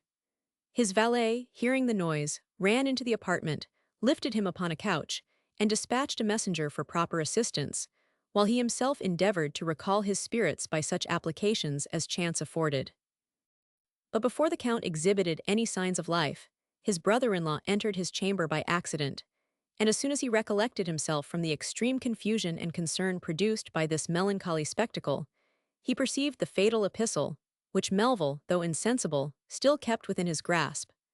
Justly suspecting this to be the cause of that severe paroxysm, he drew near the couch, and with difficulty read what is above rehearsed, and the sequel to this effect. Yes, I have taken such measures as will prevent it from falling into your hands, until after I shall have been released from a being embittered with inexpressible misery and anguish. It is not my intention, once loved, and still too fondly remembered youth, to upbraid you as the source of that unceasing woe which hath been so long the sole inhabitant of my lonely bosom. I will not call you inconstant or unkind. I dare not think you base or dishonorable, yet I was abruptly sacrificed to a triumphant rival, before I had learned to bear such mortification, before I had overcome the prejudices which I had imbibed in my father's house. I was all at once abandoned to despair, to indigence and distress, to the vile practices of a villain, who, I fear, hath betrayed us both. What have not I suffered from the insults and vicious designs of that wretch, whom you cherished in your bosom? Yet to these I owe this near approach to that goal of peace, where the cankerworm of sorrow will expire. Beware of that artful traitor, and endeavor to overcome that levity of disposition, which, if indulged, will not only stain your reputation, but also debauch the good qualities of your heart. I release you, in the sight of heaven, from all obligations. If I have been injured, let not my wrongs be visited on the head of Rinaldo, for whom shall be offered up the last fervent prayers of the hapless Monimia. This letter was a clue to the labyrinth of Melville's distress. Though the Major had never heard him mention the name of this beauty, he had received such hints from his own wife as enabled him to comprehend the whole of the Count's disaster. By the administration of stimulating medicines, Rinaldo recovered his perception, but this was a cruel alternative, considering the situation of his thoughts. The first word he pronounced was Monimia, with all the emphasis of the most violent despair. He perused the letter and poured forth incoherent execrations against Fathom and himself. He exclaimed, in a frantic tone, "She is lost forever, murdered by my unkindness. We are both undone by the infernal arts of Fathom. Execrable monster, restore her to my arms. If thou art not a fiend in reality, I will tear out thy false heart." So saying, he sprung upon his valet, who would have fallen a sacrifice to his undistinguishing fury, had not he been saved by the interposition of Farrell and the family, who disengaged him from his master's gripe by dint of force. Yet, notwithstanding their joint endeavors, he broke from this restraint, leaped upon the floor, and seizing his sword, attempted to plunge it in his own breast. When he was once more overcome by numbers, he cursed himself, and all those who withheld him. swore he would not survive the fair victim who had perished by his credulity and indiscretion, and the agitation of his spirits increased to such a degree that he was seized with strong convulsions, which nature was scarce able to sustain. Every medical expedient was used to quiet his perturbation, which at length yielded so far as to subside into a continual fever and confirmed delirium, during which he ceased not to pour forth the most pathetic complaints, touching his ruined love, and to rave about the ill-starred Monimia. The major, half distracted by the calamity of his friend, would have concealed it from the knowledge of his family, had not the physician, by despairing of his life, laid him under the necessity of making them acquainted with his condition. The Countess and Mrs. Farrell were no sooner informed of his case than they hastened to the melancholy scene, where they found Rinaldo deprived of his senses, panting under the rage of an exasperated disease. They saw his face distorted, and his eyes glaring with frenzy. They heard him invoke the name of Monimia with a tenderness of accent, which even the impulse of madness could not destroy. Then, with a sudden transition of tone and gesture, he denounced vengeance against her betrayer, and called upon the north wind to cool the fervor of his brain. His hair hung in disheveled parcels, his cheeks were wan, his looks ghastly, his vigor was fled, and all the glory of his youth faded. The physician hung his head in silence, the attendants wrung their hands in despair, and the countenance of his friend was bathed in tears. Such a picture would have moved the most obdurate heart. What impression, then, must it have made upon a parent and sister, melting with all the enthusiasm of affection? The mother was struck dumb, and stupefied with grief. The sister threw herself on the bed in a transport of sorrow, caught her loved Rinaldo in her arms, and was, with great difficulty, torn from his embrace. Such was the dismal reverse that overtook the late so happy family of Melville. Such was the extremity to which the treachery of Fathom had reduced his best benefactor. 3 days did nature struggle with surprising efforts, and then the constitution seemed to sink under the victorious fever. Yet, as his strength diminished, his delirium abated, and on the 5th morning he looked round and recognized his weeping friends. Though now exhausted to the lowest ebb of life, he retained the perfect use of speech, and his reason being quite unclouded, spoke to each with equal kindness and composure. He congratulated himself upon the sight of shore after the horrors of such a tempest. Called upon the Countess and his sister, who were not permitted to see him at such a conjuncture, and being apprised by the major of his reason for excluding them from his presence, he applauded his concern, bequeathed them to his future care, and took leave of that gentleman with a cordial embrace. Then he desired to be left in private with a certain clergyman who regulated the concerns of his soul, and he being dismissed, turned his face from the light, in expectation of his final discharge. In a few minutes all was still and dreary. He was no longer heard to breathe, no more the stream of life was perceived to circulate. He was supposed to be absolved from all his cares, and an universal groan from the bystanders announced the decease of the gallant, generous, and tender-hearted Rinaldo. Come hither, ye whom the pride of youth and health, of birth and affluence inflames, who tread the flowery maze of pleasure, trusting to the fruition of ever-circling joys, ye who glory in your accomplishments, who indulge the views of ambition and lay schemes for future happiness and grandeur, contemplate here the vanity of life. Behold how low this excellent young man is laid, mowed down even in the blossom of his youth, when fortune seemed to open all her treasures to his worth. Such were the reflections of the generous Farrell, who, while he performed the last office of friendship, in closing the eyes of the much-lamented Melville, perceived a warmth on the skin, which the hand of death seldom leaves unextinguished. This uncommon sensation he reported to the physician, who, though he could feel no pulsation of the heart or arteries, conjectured that life still lingered in some of its interior haunts, and immediately ordered such applications to the extremities and surface of the body as might help to concentrate and reinforce the natural heat. By these prescriptions, which for some time produced no sensible effect, the embers were, in all probability, kept glowing, and the vital power revived, for after a considerable pause, respiration was gradually renewed at long intervals, a languid motion was perceived at the heart, a few feeble and irregular pulsations were felt at the wrist, the clay-colored livery of death began to vanish from his face, the circulation acquired new force, and he opened his eyes with a sigh, which proclaimed his return from the shades of death. When he recovered the faculty of swallowing, a cordial was administered, and whether the fever abated, in consequence of the blood's being cooled and condensed during the recess of action in the solids, or nature, in that agony, had prepared a proper channel for the expulsion of the disease, certain it is, he was from this moment rid of all bodily pain. He retrieved the animal functions, and nothing remained of his malady but an extreme weakness and languor, the effect of nature's being fatigued in the battle she had won.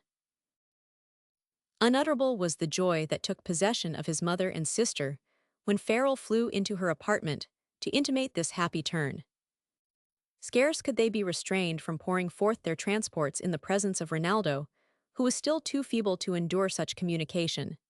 Indeed, he was extremely mortified and dejected at this event, which had diffused such pleasure and satisfaction among his friends. For though his distemper was mastered, the fatal cause of it still rankled at his heart, and he considered this respite from death as a protraction of his misery. When he was congratulated by the Major on the triumph of his constitution, he replied, with a groan, "I would to heaven it had been otherwise, for I am reserved for all the horrors of the most poignant sorrow and remorse. O Monimia, Monimia, I hoped by this time to have convinced thy gentle shade that I was, at least intentionally, innocent of that ruthless barbarity which hath brought thee to an untimely grave. Heaven and earth, do I still survive the consciousness of that dire catastrophe, and lives the atrocious villain who hath blasted all our hopes?" With these last words the fire darted from his eyes, and his brother, snatching this occasional handle for reconciling him to life, joined in his exclamations against the treacherous Fathom, and observed that he should not, in point of honor, wish to die until he should have sacrificed that traitor to the manes of the beauteous Monimia. This incitement acted as a spur upon exhausted nature, causing the blood to circulate with fresh vigor, and encouraging him to take such sustenance as would recruit his strength, and repair the damage which his health had sustained. His sister assiduously attended him in his recovery, flattering his appetite, and amusing his sorrow at the same time. The clergyman assailed his despondence with religious weapons, as well as with arguments drawn from philosophy, and the fury of his passions being already expended, he became so tractable as to listen to his remonstrances. But notwithstanding the joint endeavors of all his friends, a deep fixed melancholy remained after every consequence of his disease had vanished. In vain, they essayed to elude his grief by gaiety and diversions. In vain they tried to decoy his heart into some new engagement. These kind attempts served only to feed and nourish that melancholy which pined within his bosom. Monimia still haunted him in the midst of these amusements, while his reflection whispered to him, "Pleasures like these I might have relished with her participation." That darling idea mingled in all the female assemblies at which he was present, eclipsing their attractions, and enhancing the bitterness of his loss. For absence, enthusiasm, and even his despair had heightened the charms of the fair orphan into something supernatural and divine. Time, that commonly weakens the traces of remembrance, seemed to deepen its impressions in his breast.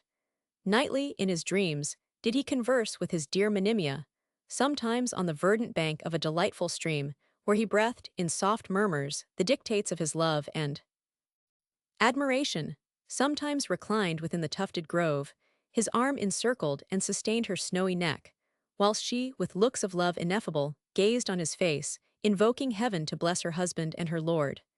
Yet, even in these illusions was his fancy oft alarmed for the ill-fated fair.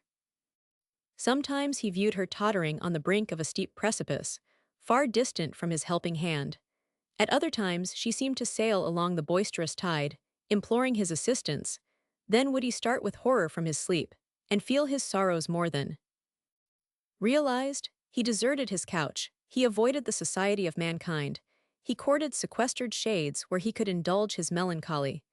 There his mind brooded over his calamity until his imagination became familiar with all the ravages of death.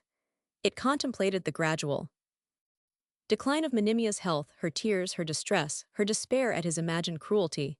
He saw, through that perspective, every blossom of her beauty wither, every sparkle vanish from her eyes. He beheld her faded lips, her pale cheek, and her inanimated features, the symmetry of which not death itself was able to destroy. His fancy conveyed her breathless corse to the cold grave, o'er which, perhaps, no tear humane was shed, where her delicate limbs were consigned to dust, where she was dished out a delicious banquet to the unsparing worm. Over these pictures he dwelt with a sort of pleasing anguish, until he became so enamored of her tomb that he could no longer resist the desire that compelled him to make a pilgrimage to the dear hallowed spot, where all his once gay hopes lay buried, that he might nightly visit the silent habitation of his ruined love, embrace the sacred earth with which she was now compounded, moisten it with his tears, and bid the turf lie easy on her breast. Besides the prospect of this gloomy enjoyment, he was urged to return to England by an eager desire of taking vengeance on the perfidious Fathom, as well as of acquitting himself of the obligations he owed in that kingdom to those who had assisted him in his distress. He therefore communicated his intention to Farrell, who would have insisted upon attending him in the journey, had not he been conjured to stay and manage Rinaldo's affairs in his absence. Every previous step being taken, he took leave of the Countess and his sister, who had with all their interest and elocution opposed his design, the execution of which they justly feared would, instead of dissipating, augment his chagrin. And now, seeing him determined, they shed a flood of tears at his departure, and he set out from Vienna in a post-chaise, accompanied by a trusty valet-de-chamber on horseback. Chapter 61. Rinaldo meets with a living monument of justice, and encounters a personage of some note in these memoirs.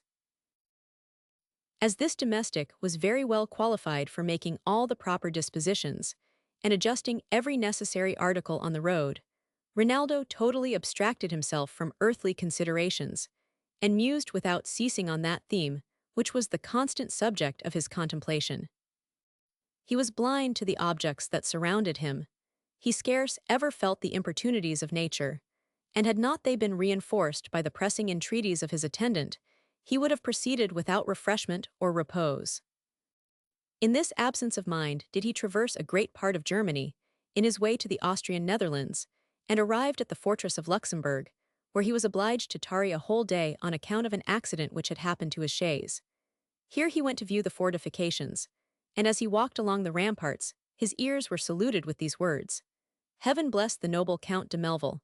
Will not he turn the eyes of compassion on an old fellow-soldier reduced to misfortune and disgrace?"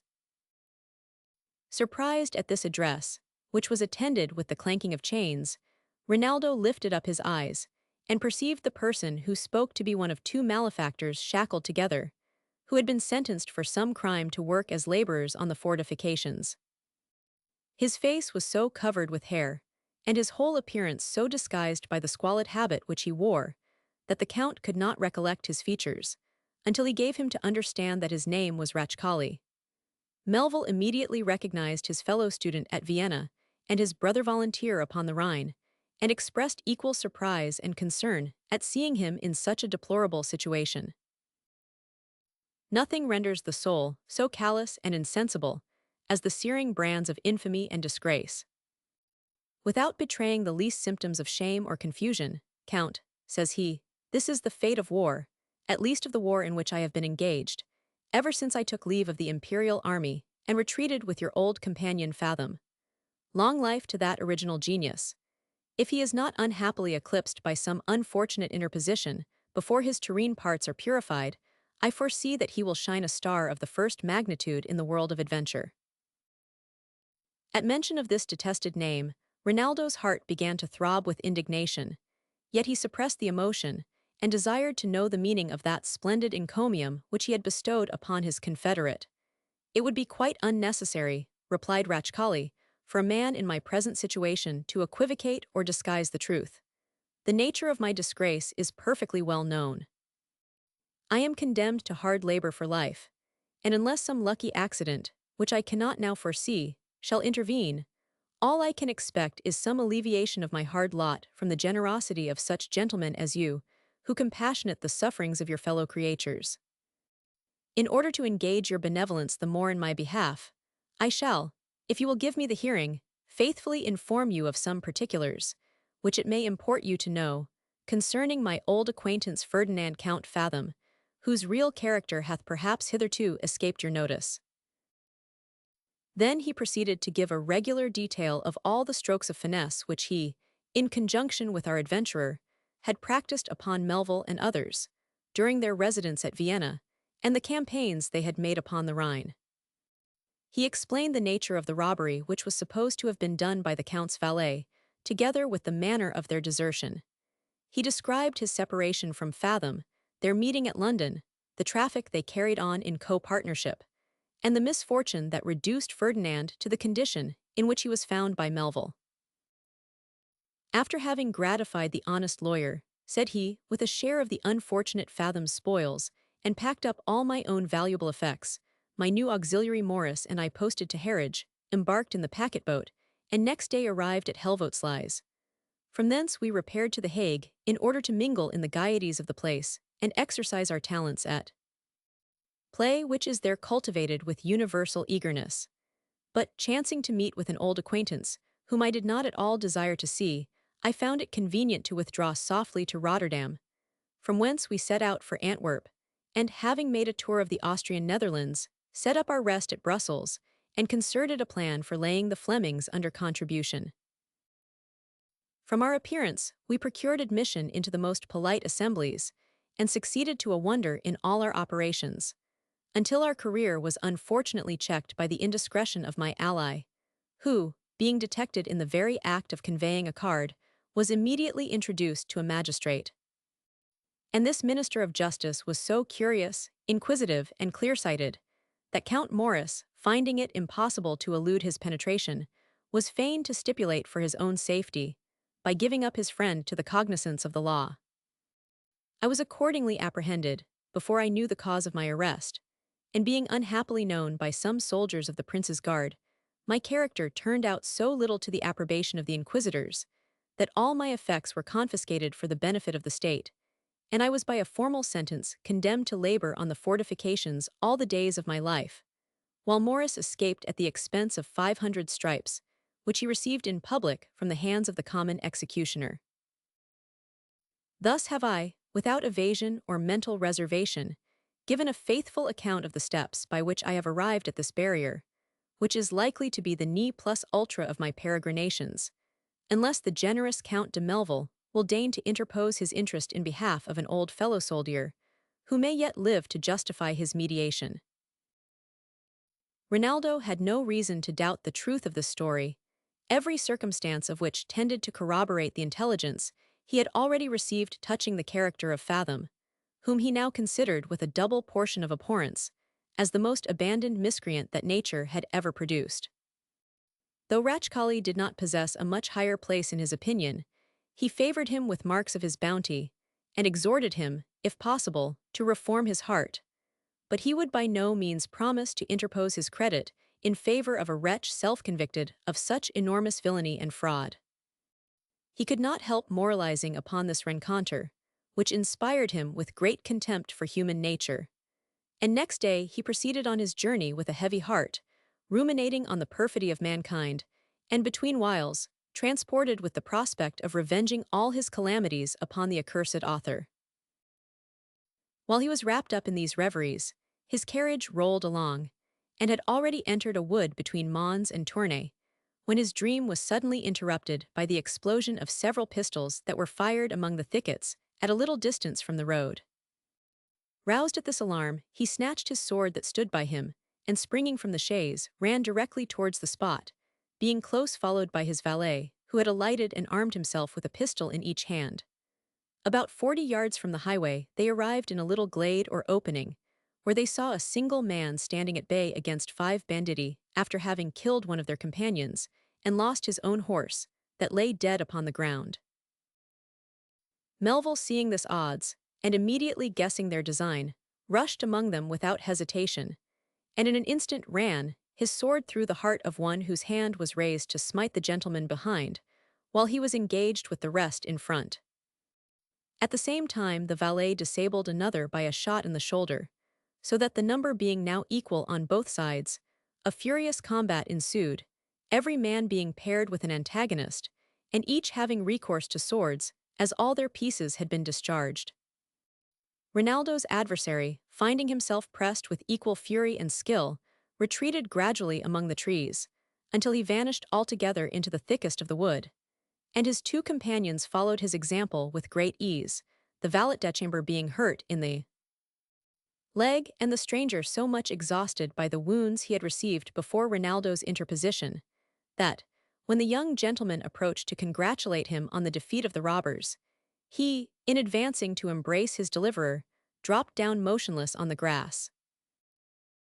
The Count, with that warmth of sympathy and benevolence which was natural to his heart, lifted up the wounded cavalier in his arms, and carried him to the chaise, in which he was deposited, while the valet-chamber reloaded his pistols, and prepared for a second attack, as they did not doubt that the banditti would return with a reinforcement. However, before they reappeared, Ronaldo's driver disengaged him from the wood, and in less than a quarter of an hour they arrived at a village, where they halted for assistance to the stranger, who, though still alive, had not recovered the use of his senses. After he was undressed and laid in a warm bed, a surgeon examined his body and found a wound in his neck by a sword, and another in his right side, occasioned by a pistol shot, so that his prognostic was very dubious. Meanwhile, he applied proper dressings to both, and in half an hour after this administration, the gentleman gave some tokens of perception. He looked around him with a wildness of fury in his aspect, as if he had thought himself in the hands of the robbers by whom he had been attacked. But when he saw the assiduity with which the bystanders exerted themselves in his behalf, one raising his head from the pillow, while another exhorted him to swallow a little wine which was warmed for the purpose, when he beheld the sympathizing looks of all present, and heard himself accosted in the most cordial terms by the person whom he recollected as his deliverer, all the severity vanished from his countenance. He took Ronaldo's hand and pressed it to his lips, and while the tears gushed from his eyes, praised be God, said he, that virtue and generosity are still to be found among the sons of men. Everybody in the apartment was affected by this exclamation, and Melville, above all the rest, felt such emotions as he could scarcely restrain. He entreated the gentleman to believe himself in the midst of such friends as would effectually secure him from all violence and mortification. He conjured him to compose the perturbation of his spirits, and quiet the apprehensions of his mind with that reflection, and protested that he himself would not quit the house while his attendance should be deemed necessary for the stranger's cure, or his conversation conducive to his amusement. These assurances, considered with the heroic part which the young Hungarian had already acted in his behalf, inspired the cavalier with such a sublime idea of Melville, that he gazed upon him with silent astonishment, as an angel sent from heaven for his succor, and, in the transport of his gratitude, could not help exclaiming, "Sure Providence hath still something in reserve for this unfortunate wretch, in whose favor such a miracle of courage and generosity hath interposed." Being accommodated with proper care and attendance, his constitution in a little time overcame the fever, and, at the third dressing, the surgeon declared him out of all danger from his wounds. Then was Ronaldo indulged with opportunities of conversing with the patient, and of inquiring into the particulars of his fortune and designs in life, with a view to manifest the inclination he felt to serve him in his future occasions. The more this stranger contemplated the character of the Count, the more his amazement increased, on account of his extraordinary benevolence in favor of a person whose merit he could not possibly know. He even expressed his surprise on this subject to Ronaldo, who at length told him that, although his best offices should always be ready for the occasions of any gentleman in distress, his particular attachment and regard to him was improved by an additional consideration. "I am no stranger," said he, "to the virtues and honor of the gallant Don Diego de Zelos." "Heaven and earth," cried the stranger, starting from his seat with extreme emotion, "do I then live to hear myself addressed by that long-lost appellation? My heart glows at the expression. My spirits are kindled with a flame that thrills through every nerve. Say, young gentleman, if you are really an inhabitant of earth, by what means are you acquainted with the unhappy name of Zelos?" In answer to this eager interrogation, Ronaldo gave him to understand that in the course of his travels he had resided a short time at Seville, where he had frequently seen Don Diego, and often heard his character mentioned with uncommon esteem and veneration. "Alas," replied the Castilian, "that justice is no longer done to the wretched Zelos. His honors are blasted, and his reputation cankerbitten by the venomous tooth of slander." He then proceeded to unfold his misfortunes, as they have already been explained in the former part of these memoirs, at the recapitulation of which, the heart of Melville, being entendered by his own calamities, was so deeply affected that he reached the groans of Don Diego and wept over his sufferings with the most filial sympathy. When he repeated the story of that cruel fraud which was practiced upon him by the faithless Fadini, Melville, whose mind and imagination teemed with the villainies of Fathom, was immediately struck with the conjecture of his being the knave, because, indeed, he could not believe that any other person was so abandoned by principle and humanity as to take such a barbarous advantage of a gentleman in distress. Chapter 62. His return to England, and midnight pilgrimage to Monimia's tomb. He considered the date of that unparalleled transaction, which agreed with his conjecture, and from the inquiries he made concerning the person of the traitor, gathered reasons sufficient to confirm his supposition. "Thus certified, that is the villain," cried the Count, "whose infernal arts have overwhelmed me with such misery as heaven itself hath made no remedy to dispel. To revenge my wrongs on that perfidious miscreant is one of the chief reasons for which I deign to drag about an hateful being. O Don Diego, what is life, when all its enjoyments are so easily poisoned by the machinations of such a worm?"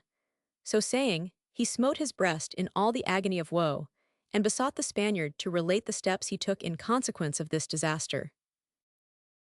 The Castilian's cheeks reddened at this information, which enforced his own resentment, and casting up his eyes to heaven, "Sacred powers," cried he, "let him not perish, before you bring him within my reach. You ask me, noble cavalier, what measures I took in this abyss of misery. For the first day I was tortured with apprehensions for the friendly Fadini, fearing that he had been robbed and murdered for the jewels which he had, perhaps, too unwarily exposed to sale. But this terror soon vanished before the true presages of my fate, when, on the morrow, I found the whole family in tears and confusion, and heard my landlord pour forth the most bitter imprecations against the fugitive, who had deflowered his daughter, and even robbed the house. You will ask, which of the passions of my heart were interested on this occasion? They were shame and indignation. All my grief flowed in another channel. I blushed to find my judgment deceived. I scorned to complain, but in my heart denounced vengeance against my base betrayer. I silently retired to my apartment, in order to commune with my own thoughts. I had borne greater calamities without being driven to despair. I summoned all my fortitude to my assistance, and resolved to live in spite of affliction. Thus determined, I betook myself to the house of a general officer, whose character was fair in the world, and having obtained admission in consequence of my oriental appearance, to a man of honor, said I, "The unfortunate need no introduction. My habit proclaims me a Persian. This passport from the States of Holland will confirm that supposition. I have been robbed of jewels to a considerable value by a wretch whom I favored with my confidence, and now, reduced to extreme indigence, I come to offer myself as a soldier in the armies of France. I have health and strength sufficient to discharge that duty. Nor am I unacquainted with a military life, which was once my glory and occupation. I therefore sue for your protection, that I may be received, though in the lowest order of them that serve the king, and that your future favor may depend upon my behavior in that capacity."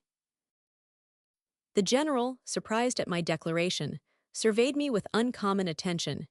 He perused my certificate, asked divers questions concerning the art of war, to which I returned such answers as convinced him that I was not wholly ignorant in that particular. In short, I was enlisted as a volunteer in his own regiment, and soon after promoted to the rank of a subaltern, and the office of equerry to his own son, who, at that time, had attained to the degree of colonel, though his age did not exceed 18 years.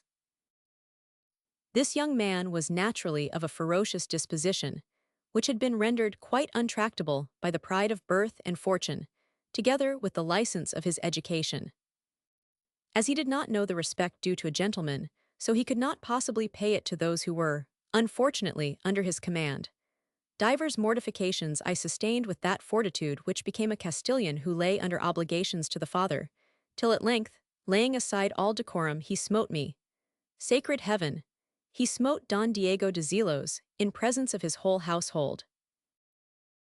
Had my sword been endowed with sensation, it would of itself have started from its scabbard at this indignity offered to its master. I unsheathed it without deliberation, saying, "No, insolent boy, he is a gentleman whom thou hast outraged, and thou hast thus cancelled the ties which have hitherto restrained my indignation." His servants would have interposed, but he commanded them to retire, and flushed with that confidence which the impetuosity of his temper inspired, he drew in his turn and attacked me with redoubled rage. But his dexterity being very unequal to his courage, he was soon disarmed and overthrown. When pointing my sword to his breast, in consideration of thy youth and ignorance, said I spare that life which thou hast forfeited by thy ungenerous presumption. With these words I put up my weapon, retired through the midst of his domestics, who, seeing their master safe, did not think proper to oppose my passage, and mounting my horse, in less than 2 hours entered the Austrian dominions, resolving to proceed as far as Holland, that I might embark in the first ship for Spain, in order to wash away, with my own blood or that of my enemies, the cruel stain which hath so long defiled my reputation. This was the grievance that still corroded my heart, and rendered ineffectual the inhuman sacrifice I had made to my injured honor. This was the consideration that incessantly prompted, and still importunes me to run every risk of life and fortune, rather than leave my fame under such an ignominious aspersion. I purpose to obey this internal call.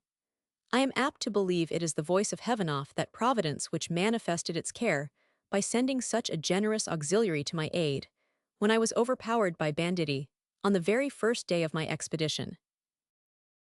Having in this manner gratified the curiosity of his deliverer, he expressed a desire of knowing the quality of him to whom he was so signally obliged, and Rinaldo did not scruple to make the Castilian acquainted with his name and family. He likewise communicated the story of his unfortunate love, with all the symptoms of unutterable woe, which drew tears from the noble-hearted Spaniard, while with a groan that announced the load which overwhelmed his soul, "I had a daughter," said he, "such as you describe the peerless Monimia. Had heaven decreed her for the arms of such a lover, I, who am now the most wretched, should have been the most happy parent upon earth." Thus did these new friends alternately indulge their mutual sorrow, and concert measures for their future operations. Melville earnestly solicited the Castilian to favor him with his company to England, where, in all probability, both would enjoy the gloomy satisfaction of being revenged upon their common betrayer, Fathom, and, as a farther inducement, he assured him that, as soon as he should have accomplished the melancholy purposes of his voyage, he would accompany Don Diego to Spain, and employ his whole interest and fortune in his service. The Spaniard, thunderstruck at the extravagant generosity of this proposal, could scarce believe the evidence of his own senses, and, after some pause, replied, "My duty would teach me to obey any command you should think proper to impose, but here my inclination and interest are so agreeably flattered that I should be equally ungrateful and unwise in pretending to comply with reluctance."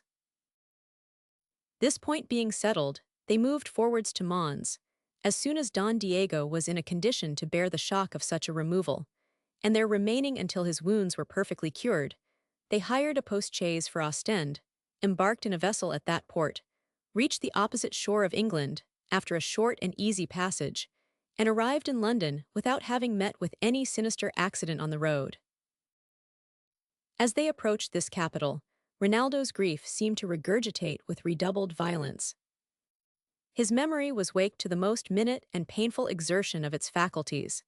His imagination teemed with the most afflicting images, and his impatience became so ardent that never lover panted more eagerly for the consummation of his wishes than Melville, for an opportunity of stretching himself upon the grave of the lost Monimia.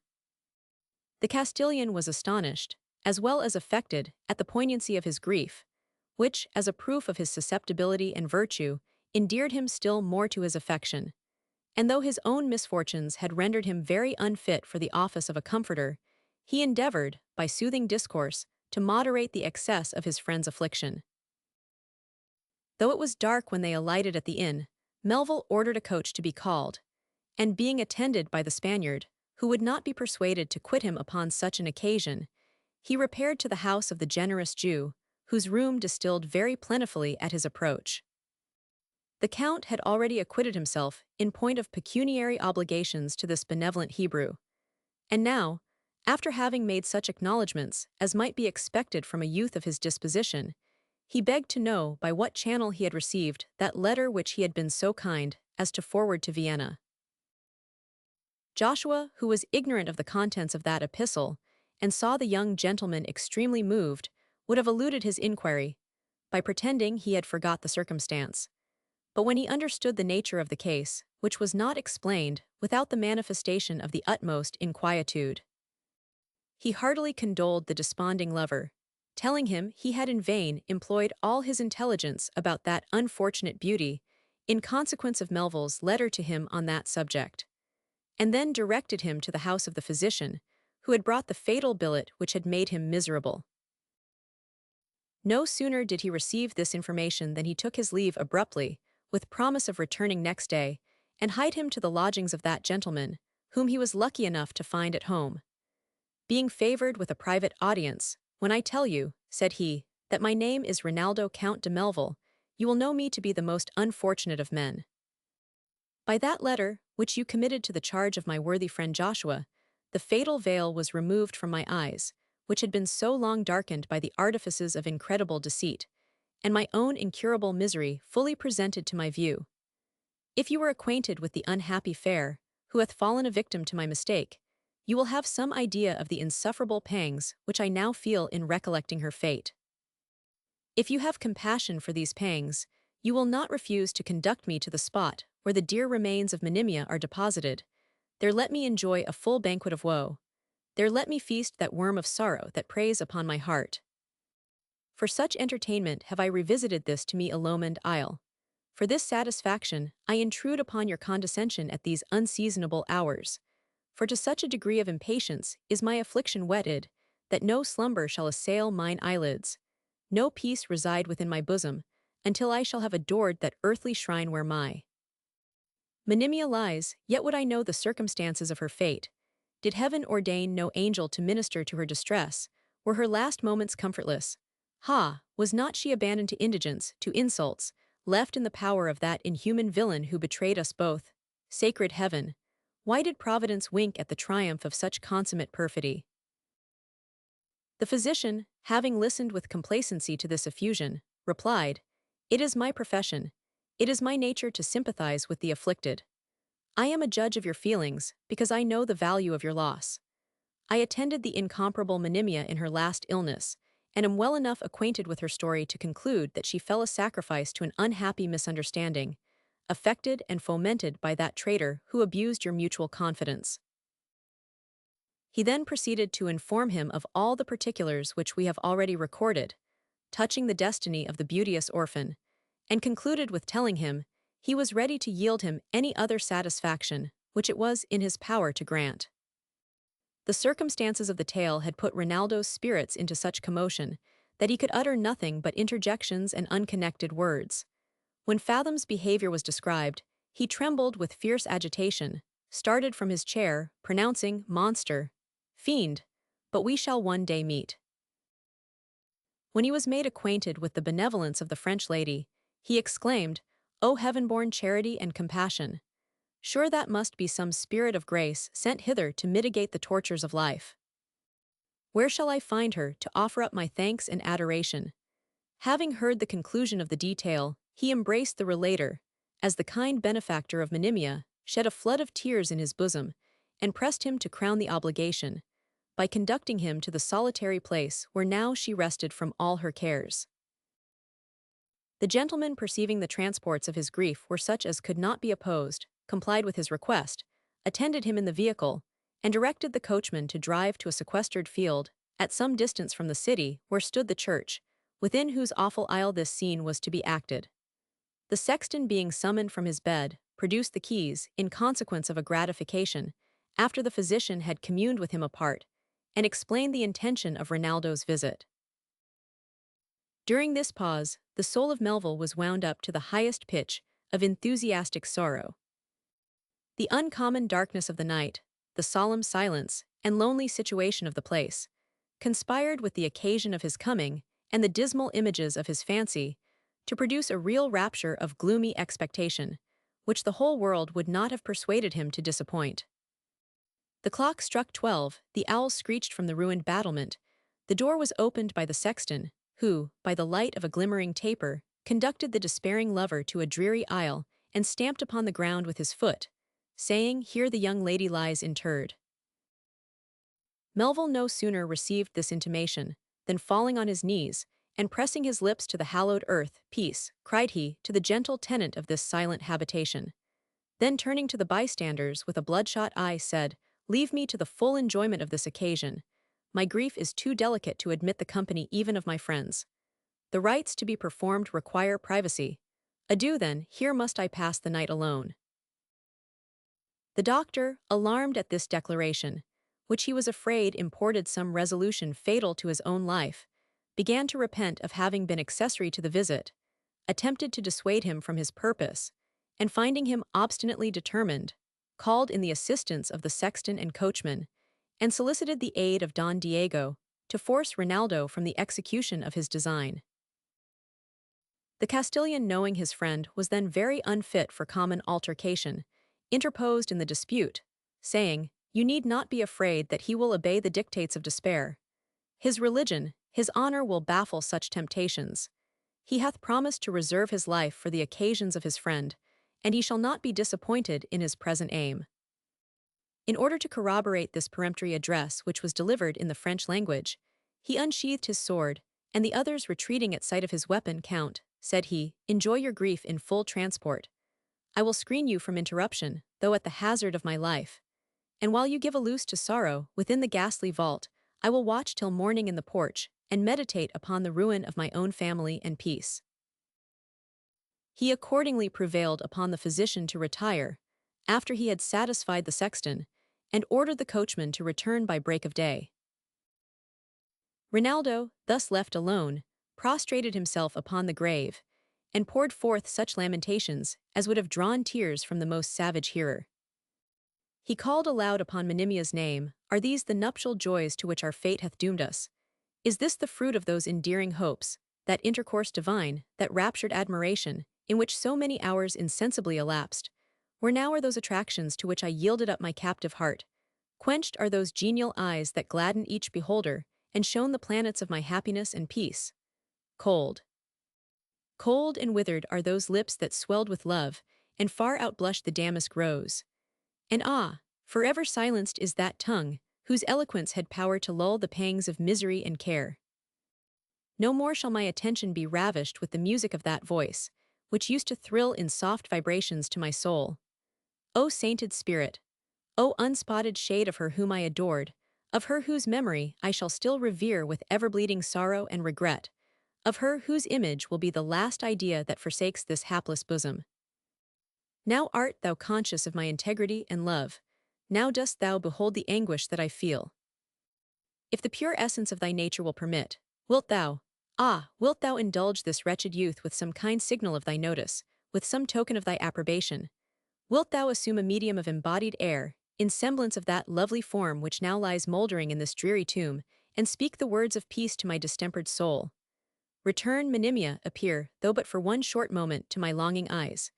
Vouchsafe one smile. Rinaldo will be satisfied, Rinaldo's heart will be at rest, his grief no more will overflow its banks, but glide with equal current to his latest hour.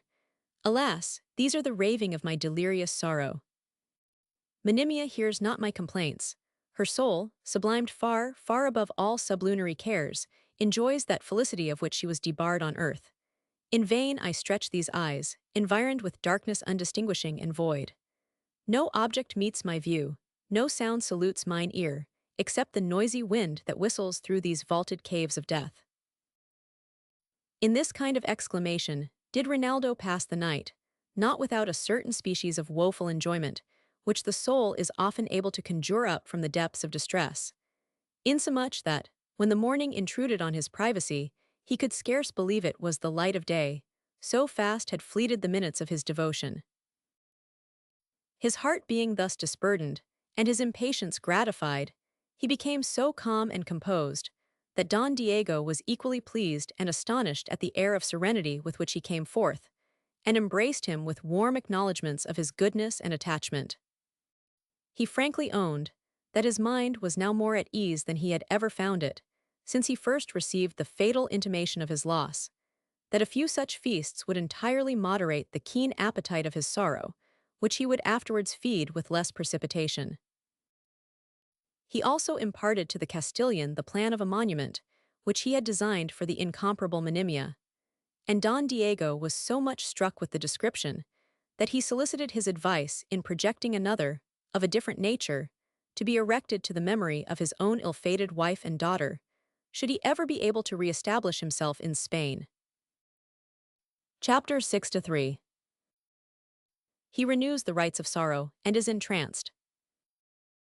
While they amused themselves with this sort of conversation, the physician returned with the coach and accompanied them back to their inn, where he left them to their repose, after having promised to call again at noon, and conduct Rinaldo to the house of Madame Clement, the benefactress of Monimia, to whom he eagerly desired to be introduced. The appointment was observed with all imaginable punctuality on both sides. Melville had arrayed himself in a suit of deep mourning, and he found the good lady in the like habit, assumed upon the same occasion. The goodness of her heart was manifest in her countenance. The sensibility of the youth discovered itself in a flood of tears, which he shed at her appearance. His sensations were too full for utterance, nor was she, for some time, able to give him welcome. While she led him by the hand to a seat, the drops of sympathy rushed into either eye, and at length she broke silence, saying, "Count, we must acquiesce in the dispensations of Providence, and quiet the transports of our grief, with a full assurance that Monimia is happy." This name was the key that unlocked the faculty of his speech. "I must strive," said he, "to ease the anguish of my heart with that consolation. But say, humane, benevolent lady, to whose compassion and generosity that hapless orphan was indebted for the last peaceful moment she enjoyed upon earth. Say, in all your acquaintance with human nature, in all your intercourse with the daughters of men, in all the exercise of your charity and beneficence, did you ever observe such sweetness, purity, and truth, such beauty, sense, and perfection, as that which was the inheritance of her whose fate I shall forever deplore? She was, indeed," replied the lady, "the best and fairest of our sex."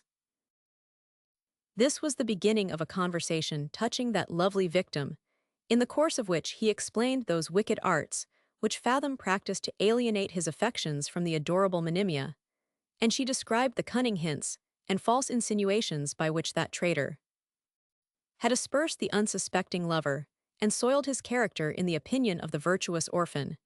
The intelligence he obtained on this occasion added indignation to his grief. The whole mystery of Monimia's behavior, which he could not before explain, now stood disclosed before him. He saw the gradual progress of that infernal plan which had been laid for their mutual ruin, and his soul was inflamed with such desire of vengeance that he would have taken his leave abruptly, in order to set on foot an immediate inquiry about the perfidious author of his wrongs, that he might exterminate such a monster of iniquity from the face of the earth. But he was restrained by Madame Clement, who gave him to understand that Fathom was already overtaken by the vengeance of heaven, for she had traced him in all the course of his fortune, from his first appearance in the medical sphere to his total eclipse.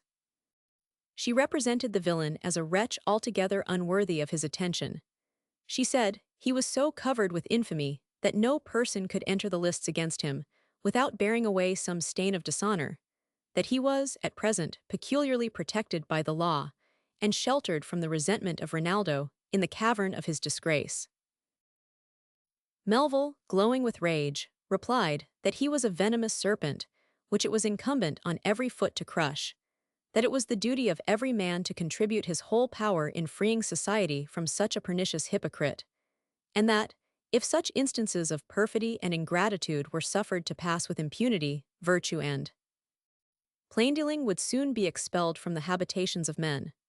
"Over and above these motives," said he, "I own myself so vitiated with the alloy of human passion and infirmity, that I eagerly pant for an occasion of meeting him hand to hand, where I may upbraid him with his treachery, and shower down vengeance and destruction on his perfidious head." Then he recounted the anecdotes of our adventurer which he had learned in Germany and Flanders, and concluded with declaring his unalterable resolution of releasing him from jail, that he might have an opportunity of sacrificing him, with his own hand, to the manes of Monimia.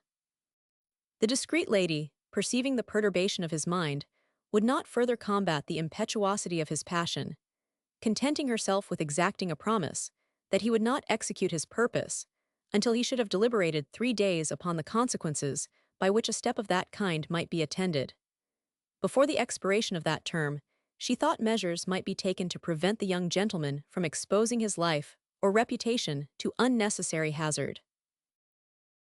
Having complied with her request in this particular, he took his leave, after he had, by repeated entreaties, prevailed upon her to accept a jewel, in token of his veneration for the kind benefactress of the deceased Monimia. Nor could his generous heart be satisfied until he had forced a considerable present on the humane physician who had attended her in her last moments, and now discovered a particular sympathy and concern for her desponding lover. This gentleman attended him to the house of the benevolent Joshua, where they dined, and where Don Diego was recommended, in the most fervid terms of friendship, to the good offices of their host. Not that this duty was performed in presence of the stranger. Rinaldo's delicacy would not expose his friend to such a situation. While the physician, before dinner, entertained that stranger in one apartment, Melville withdrew into another, with the Jew, to whom he disclosed the affair of the Castilian, with certain circumstances, which shall in due time be revealed. Joshua's curiosity being whetted by this information, he could not help eyeing the Spaniard at table with such a particular stare, that Don Diego perceived his attention, and took umbrage at the freedom of his regard. Being unable to conceal his displeasure, he addressed himself to the Hebrew, with great solemnity, in the Spanish tongue, saving, "Signor, is there any singularity in my appearance? Or do you recollect the features of Don Diego de Zelos?"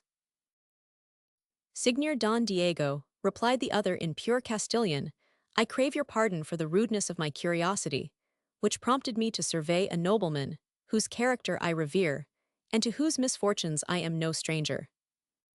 Indeed, were curiosity alone concerned, I should be without excuse, but as I am heartily inclined to serve you, as far as my weak abilities extend, I hope your generosity will not impute any little involuntary trespass of punctilio to my want of cordiality or esteem."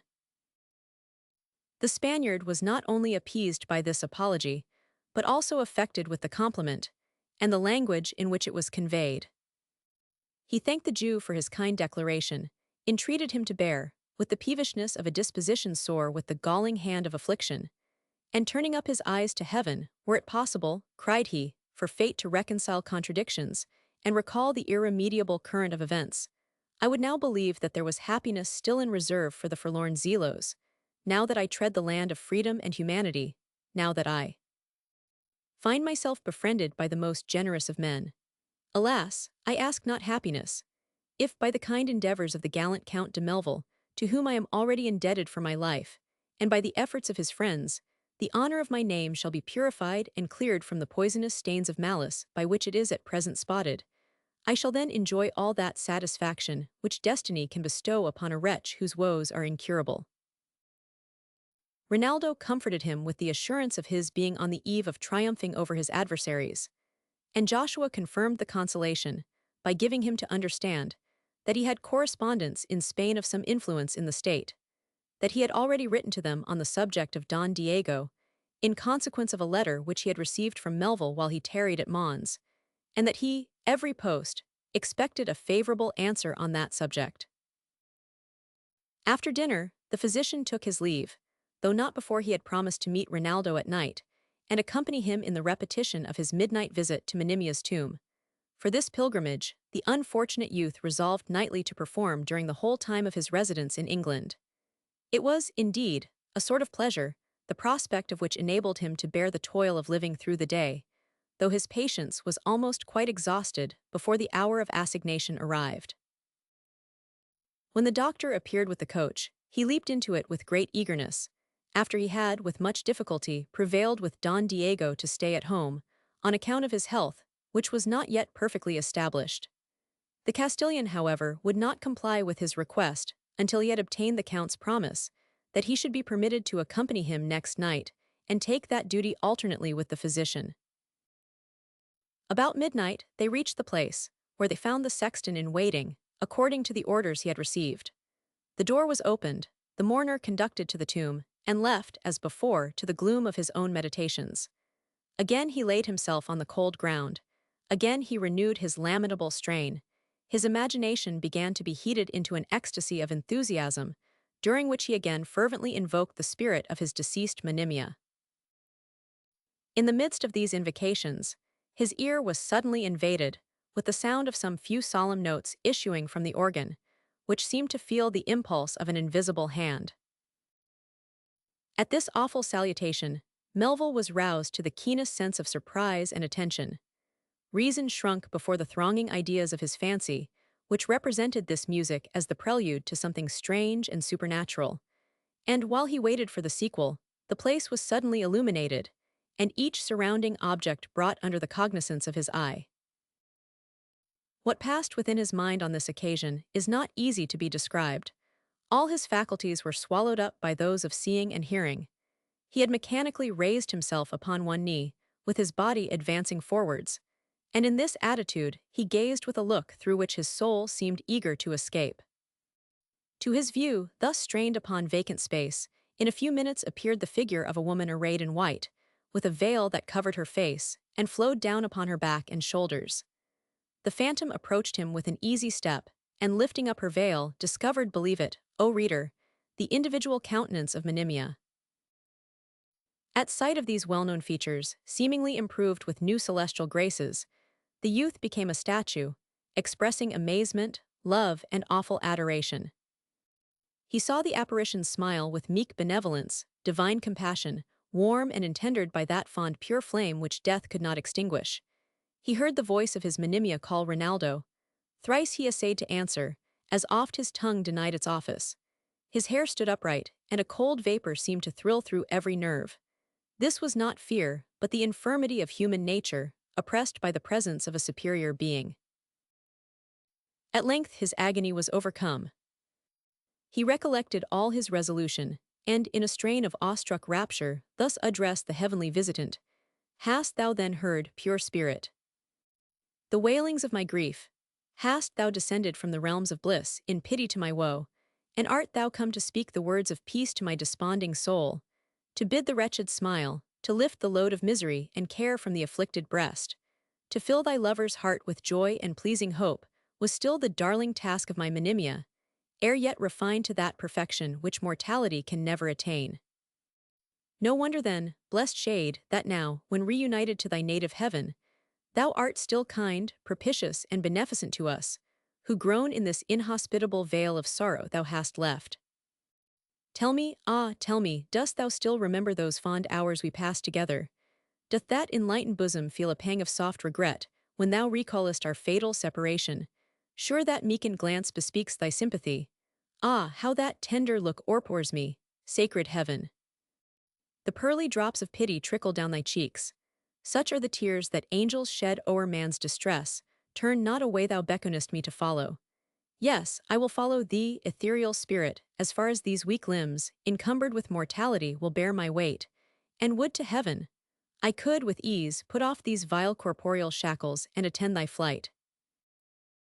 So saying, he started from the ground, and in a transport of eager expectation at awful distance, traced the footsteps of the apparition, which, entering a detached apartment, sunk down upon a chair, and with a sigh exclaimed, "Indeed, this is too much." What was the disorder of Rinaldo's mind when he perceived this phenomenon? Before reflection could perform its office, moved by a sudden impulse, he sprung forwards, crying, "If it be death to touch thee, let me die," and caught in his arms not the shadow but the warm substance of the all-accomplished Monimia. Mysterious powers of Providence! This is no phantom, this is no shade, this is the life, the panting bosom of her whom I have so long, so bitterly deplored. I fold her in my arms, I press her glowing breast to mine, I see her blush with virtuous pleasure and ingenuous love, she smiles upon me with enchanting tenderness. Oh, let me gaze on that transcendent beauty, which the more I view it ravishes the more. These charms are too intense, I sicken while I gaze. Merciful heaven, is not this a mere illusion of the brain? Was she not fled forever? Had not the cold hand of death divorced her from my hope? This must be some flattering vision of my distempered fancy. Perhaps some soothing dream, if such it be, grant, O ye heavenly powers, that I may never wake. O gentle youth, replied the beauteous orphan, still clasped in his embrace, what joy now fills the bosom of Monimia, at this triumph of thy virtue and thy love? When I see these transports of thy affection, when I find thee restored to that place in my esteem and admiration, which thou hadst lost by the arts of calumny and malices, is a meeting which my most sanguine hopes durst not presage. So entirely were the faculties of Rinaldo engrossed in the contemplation of his restored Monimia, that he saw not the rest of the company, who wept with transport over this affecting scene. He was therefore amazed at the interposition of Madame Clement, who, while the shower of sympathetic pleasure bedewed her cheeks, congratulated the lovers upon this happy event, crying, "These are the joys which virtue calls her own." They also received the compliments of a reverend clergyman, who told Monimia she had reaped, at last, the fruits of that pious resignation to the will of heaven, which she had so devoutly practiced during the term of her affliction. And lastly, they were accosted by the physician, who was not quite so hackneyed in the ways of death, or so callous to the finer sensations of the soul, but that he blubbered plentifully, while he petitioned heaven in behalf of such an accomplished and deserving pair. Monimia taking Madame Clement by the hand, "Whatever joy," said she, "Rinaldo derives from this occasion, is owing to the bounty, the compassion, and maternal care of this incomparable lady, together with the kind admonitions and humanity of those two worthy gentlemen." Melville, whose passions were still in agitation, and whose mind could not yet digest the incidents that occurred, embraced them all by turns. But like the faithful needle, which though shaken for an instant from its poise, immediately regains its true direction, and points invariably to the pole, he soon returned to his Monimia. Again he held her in his arms, again he drank enchantment from her eyes, and thus poured forth the effusions of his soul. Can I then trust the evidence of sense? And art thou really to my wish restored? Never, oh never did thy beauty shine with such bewitching grace, as that which now confounds and captivates my view. Sure there is something more than mortal in thy looks. Where hast thou lived, where borrowed this perfection, whence art thou now descended? Oh, I am all amazement, joy, and fear. Thou wilt not leave me, no, we must not part again, by this warm kiss. 1,000 times more sweet than all the fragrance of the East, we never more will part. Oh, this is rapture, ecstasy, and what no language can explain. In the midst of these ejaculations, he ravished a banquet from her glowing lips, that kindled in his heart a flame which rushed through every vein and glided to his marrow. This was a privilege he had never claimed before, and now permitted as a recompense for all the penance he had suffered. Nevertheless, the cheeks of Monimia, who was altogether unaccustomed to such familiarities, underwent a total suffusion, and Madame Clement discreetly relieved her from the anxiety of her situation, by interfering in the discourse, and rallying the Count upon his endeavors to monopolize such a branch of happiness. "Oh, my dear lady," replied Rinaldo, who by this time had in some measure recovered his recollection, "forgive the wild transports of a fond lover, who hath so unexpectedly retrieved the jewel of his soul. Yet, far from wishing to hoard up his treasure, he means to communicate and diffuse his happiness to all his friends. O my Monimia, how will the pleasure of this hour be propagated? As yet thou knowest not all the bliss that is reserved for thy enjoyment. Meanwhile, I long to learn by what contrivance this happy interview hath been effected. Still am I ignorant how I was transported into this apartment, from the lonely vault in which I mourned over my supposed misfortune." Chapter 6-4. The mystery unfolded an author recognition, which, it is to be hoped, the reader could not foresee. The French lady then explained the whole mystery of Monimia's death. As a stratagem she had concerted with the clergyman and doctor, in order to defeat the pernicious designs of Fathom, who seemed determined to support his false pretensions by dint of perjury and fraud, which they would have found it very difficult to elude. She observed that the physician had actually despaired of Monimia's life, and it was not till after she herself was made acquainted with the prognostic that she wrote the letter to Rinaldo, which she committed to the care of Madame Clement, with an earnest entreaty that it should not be sent till after her decease. But that lady, believing the Count had been certainly abused by his treacherous confidant, dispatched the billet without the knowledge of Monimia, whose health was restored by the indefatigable care of the physician, and the sage exhortations of the clergyman, by which she was reconciled to life. In a word, the villainy of Fathom had inspired her with some faint hope that Rinaldo might still be innocent, and that notion contributed not a little to her cure. The letter having so effectually answered their warmest hopes, in bringing back Rinaldo such a pattern of constancy and love, the confederates, in consequence of his enthusiastic sorrow, had planned this meeting as the most interesting way of restoring two virtuous lovers to the arms of each other, for which purpose the good clergyman had pitched upon his own church, and indulged them with the use of the vestry, in which they now were presented with a small but elegant collation. Melville heard this succinct detail with equal joy and admiration. He poured forth the dictates of his gratitude to the preservers of his happiness. "This church," said he, "shall henceforth possess a double share of my veneration.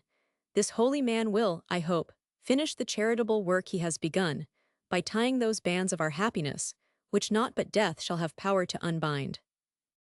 Then turning to that object which was the star of his regard, "Do I not overrate," said he, "my interest with the fair Monimia?" She made no verbal reply, but answered by an emphatic glance, more eloquent than all the power of rhetoric and speech. This language, which is universal in the world of love, he perfectly well understood, and in token of that faculty, sealed the assent which she had smiled, with a kiss imprinted on her polished forehead. In order to dissipate these interesting ideas, which, by being too long indulged, might have endangered his reason, Madame Clement entreated him to entertain the company with a detail of what had happened to him in his last journey to the Empire, and Monimia expressed a desire of knowing, in particular, the issue of his contest with Count Trebasi, who, she knew, had usurped the succession of his father. Thus solicited, he could not refuse to gratify their curiosity and concern. He explained his obligations to the benevolent Jew, related the steps he had taken at Vienna for the recovery of his inheritance, informed them of his happy rencontre with his father-in-law, of his sister's deliverance and marriage, of the danger into which his life had been precipitated by the news of Monimia's death, and lastly of his adventure with the banditti, in favor of a gentleman, who, he afterwards understood, had been robbed in the most base and barbarous manner by Fathom. He likewise, to the astonishment of all present, and of his mistress in particular, communicated some circumstances, which shall appear in due season. Monimia's tender frame being quite fatigued with the scene she had acted, and her mind overwhelmed with the prosperous tidings she had heard, after having joined the congratulations of the company on the good fortune of her Rinaldo, begged leave to retire, that she might by repose recruit her exhausted spirits, and the night being pretty far spent, she was conducted by her lover to Madame Clement's coach, that stood in waiting, in which also the rest of the company made shift to embark, and were carried to the house of that good lady, where, after they were invited to dine, and Melville entreated to bring Don Diego and the Jew along with them, they took leave of one another, and retired to their respective lodgings in a transport of joy and satisfaction. As for Rinaldo, his rapture was still mixed with apprehension, that all he had seen and heard was no more than an unsubstantial vision, raised by some gay delirium of a disordered imagination. While his breast underwent those violent, though blissful emotions of joy and admiration, his friend the Castilian spent the night in ruminating over his own calamities, and in a serious and severe review of his own conduct. He compared his own behavior with that of the young Hungarian, and found himself so light in the scale, that he smote his breast with violence, exclaiming in an agony of remorse, "Count Melville has reason to grieve, Don Diego to despair. His misfortunes flow from the villainy of mankind, mine are the fruit of my own madness. He laments the loss of a mistress, who fell a sacrifice to the perfidious arts of a crafty traitor. She was beautiful, virtuous, accomplished, and affectionate. He was fraught with sensibility and love. Doubtless his heart must have deeply suffered. His behavior denotes the keenness of his woe. His eyes are ever-flowing fountains of tears, his bosom the habitation of sighs. 500 leagues hath he measured in a pilgrimage to her tomb. Nightly, he visits the dreary vault where she now lies at rest. Her solitary grave is his couch. He converses with darkness and the dead, until each lonely isle reaches his distress. What would be his penance had he my cause? Were he conscious of having murdered a beloved wife and darling daughter? Ah wretch, ah cruel homicide! What had those dear victims done to merit such a fate? Were they not ever gentle and obedient, ever aiming to give thee satisfaction and delight? Say that Seraphina was enamored of a peasant. Say that she had degenerated from the honor of her race. The inclinations are involuntary. Perhaps that stranger was her equal in pedigree and worth. Had they been fairly questioned, they might have justified, at least excused, that conduct which appeared so criminal. Or had they owned the offense, and supplicated pardon, O barbarous monster that I am? Was all the husband, was all the father extinguished in my heart? How shall my own errors be forgiven, if I refuse to pardon the frailties of my own blood off those who are most dear to my affection? Yet nature pleaded strongly in their behalf. My heart was bursting while I dismissed them to the shades of death. I was maddened with revenge. I was guided by that savage principle which falsely we call honor. Accursed phantom, that assumes the specious title and misleads our wretched nation. Is it then honorable to skulk like an assassin, and plunge the secret dagger in the heart of some unhappy man, who hath incurred my groundless jealousy or suspicion, without indulging him with that opportunity which the worst criminal enjoys? Or is it honorable to poison two defenseless women, a tender wife, an amiable daughter, whom even a frown would almost have destroyed? Oh, this is cowardice, brutality, hellborn fury, and revenge. Heaven hath not mercy to forgive such execrable guilt. Who gave thee power, abandoned ruffian, over the lives of those whom God hath stationed as thy fellows of probation, over those whom he had sent to comfort and assist thee, to sweeten all thy cares and smooth the rough uneven paths of life? Oh, I am doomed to never-ceasing horror and remorse. If misery can atone for such enormous guilt, I have felt it in the extreme. Like an undying vulture it preys upon my heart, to sorrow I am wedded. I hug that teeming consort to my soul. Never, ah, never shall we part.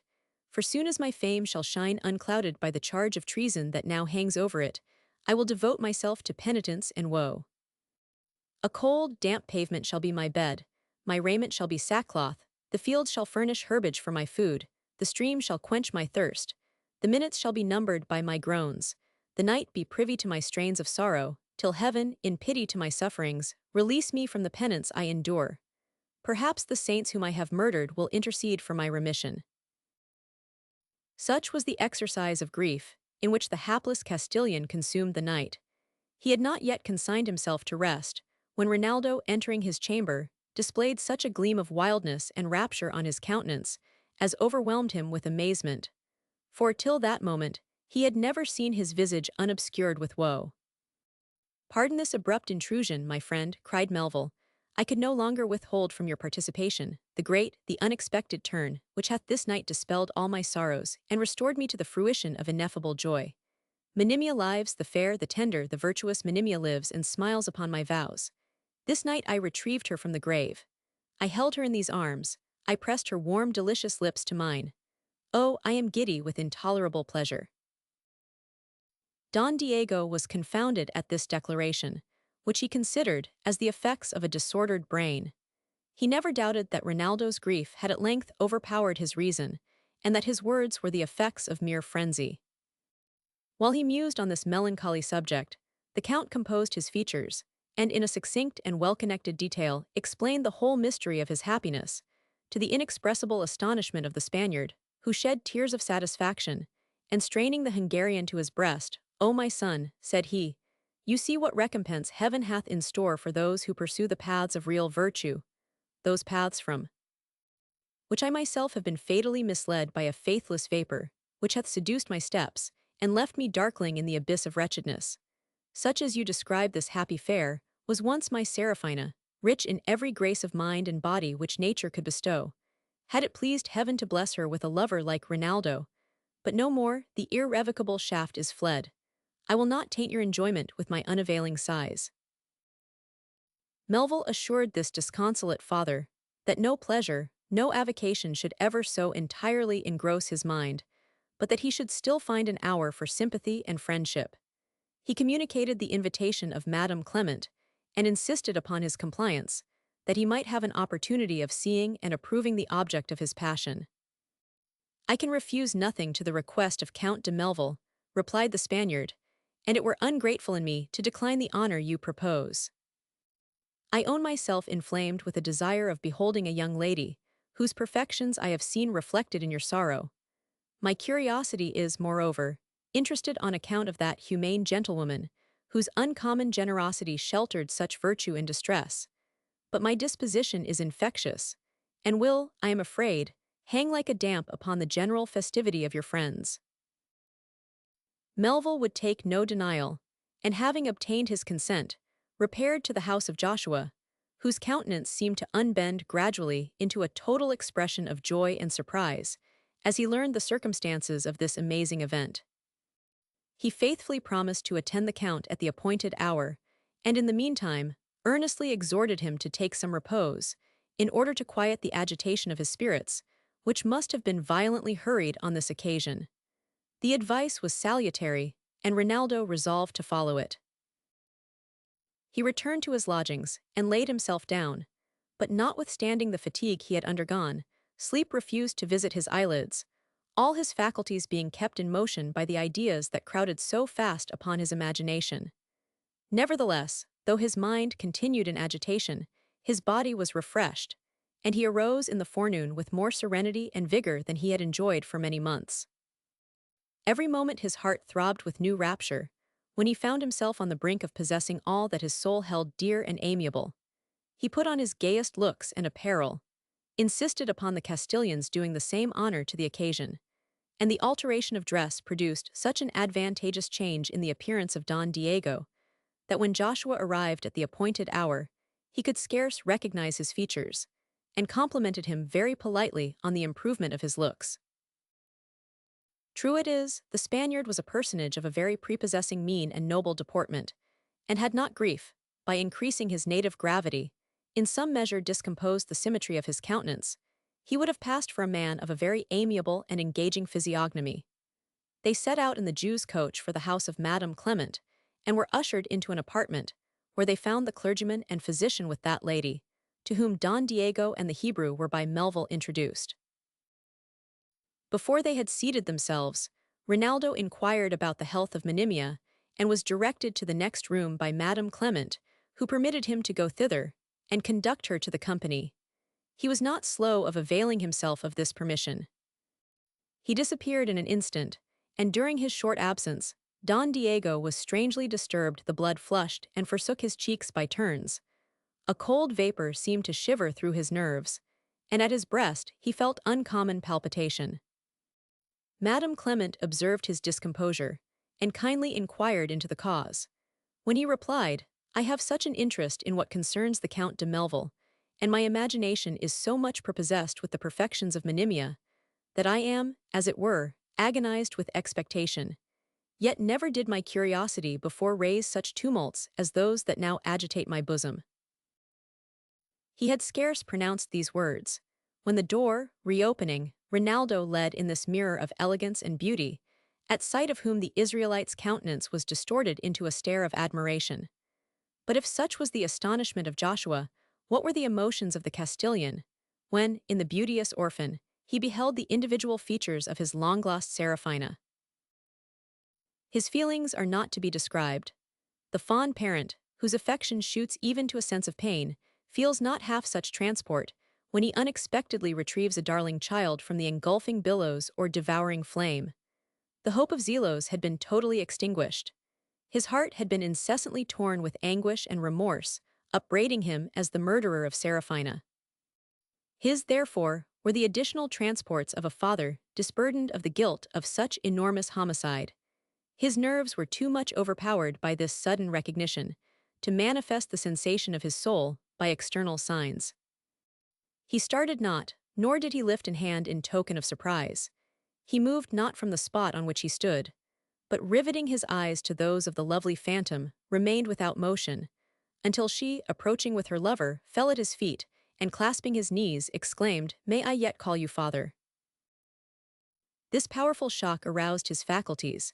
A cold sweat bedewed his forehead, His knees began to totter, he dropped upon the floor and throwing his arms around her cried, "O nature! O Seraphina, merciful Providence! Thy ways are past finding out." So saying, he fell upon her neck and wept aloud. The tears of sympathetic joy trickled down her snowy bosom, that heaved with rapture inexpressible. Rinaldo's eyes poured forth the briny stream.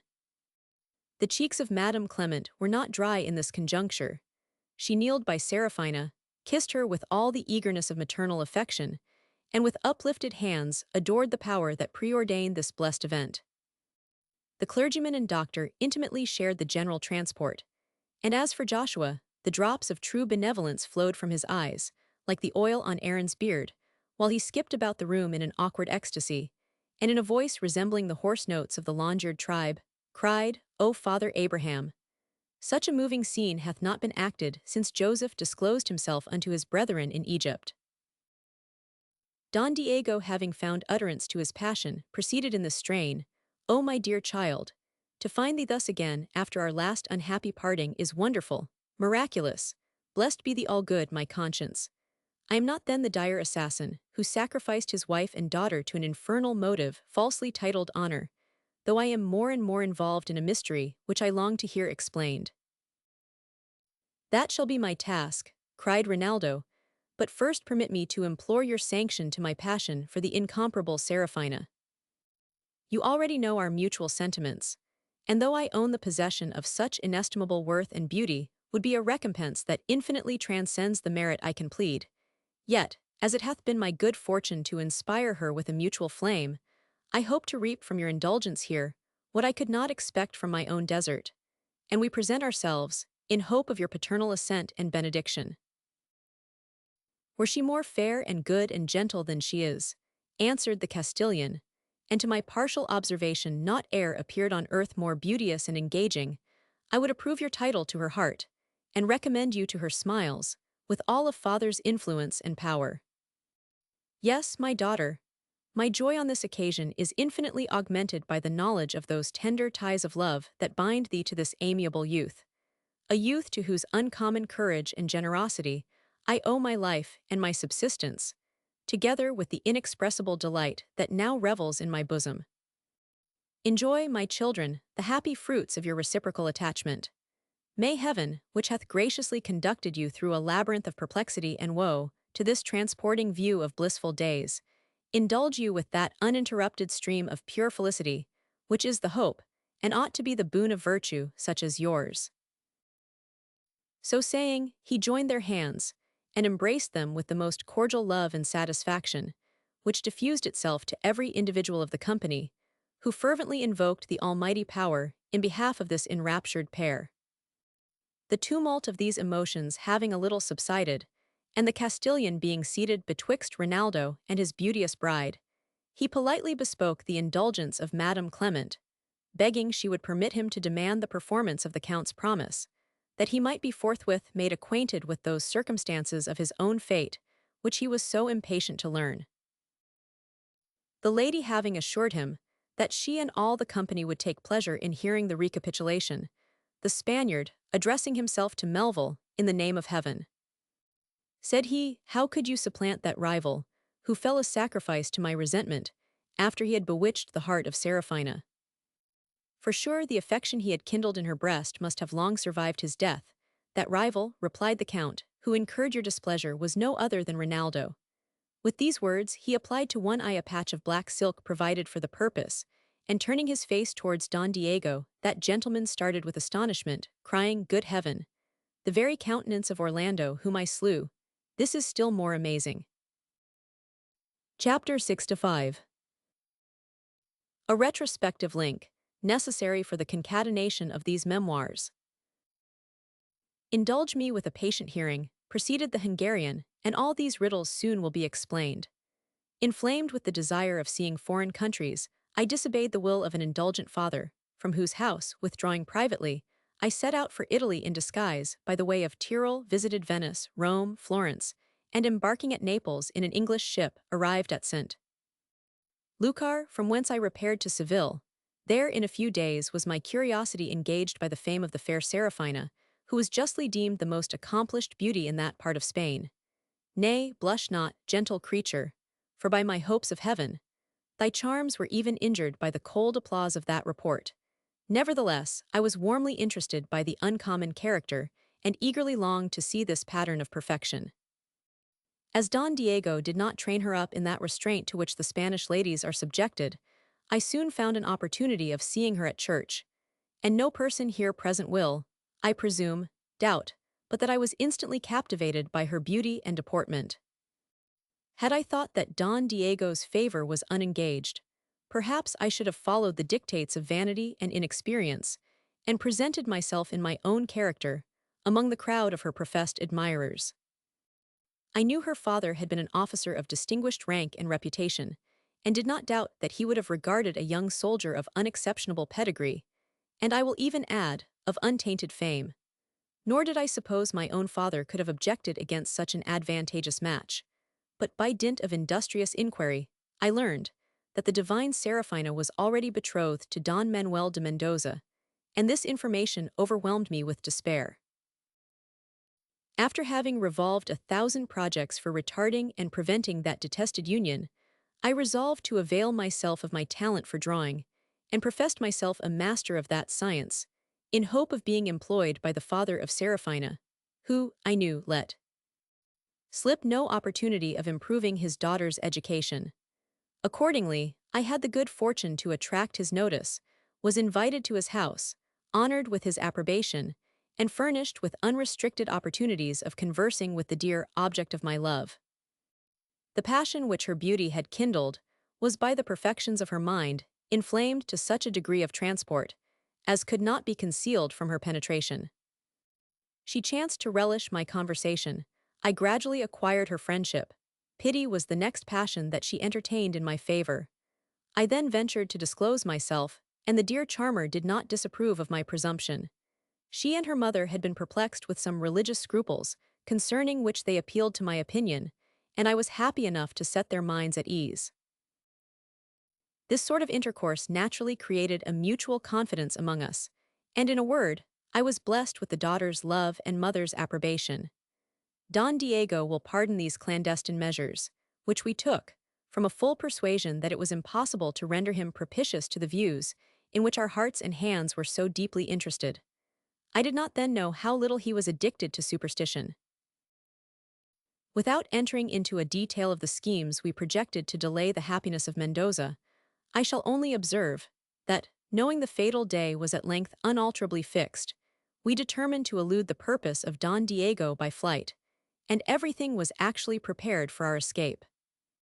When the hour of appointment arrived, I repaired to the place at which I had proposed to enter the house, and stumbled, in the dark, over the body of a man still warm and bleeding. Alarmed at this occurrence, I darted myself through the window, and rushing to the apartment of the lady's immortal powers, beheld the peerless Serafina and her virtuous mother, stretched on a couch, and in all appearance deprived of life. The company will easily conceive what agonies I felt at such a spectacle. I ran towards the spot in a transport of horror. I clasped my lovely mistress in my arms, and finding her still breathing, endeavored, but in vain, to wake her from the trance. Antonia was overwhelmed with the same lethargic power. My fancy was immediately struck with the apprehension of their being poisoned. Regardless of my own situation, I alarmed the family, called for assistance, and requested the servants to summon Don Diego to the dismal scene. I was informed that their master had rode forth in manifest confusion, and while I pondered on this surprising excursion, an apothecary in the neighborhood entered the chamber, and having examined the pulses of the ladies, declared that their lives were in no danger, and advised that they should be undressed and conveyed to bed. While their women were busied in this employment, I went into the courtyard, attended by some of the servants with lights, in order to view the body of the man which I had found at my arrival. His apparel was mean, his countenance ferocious.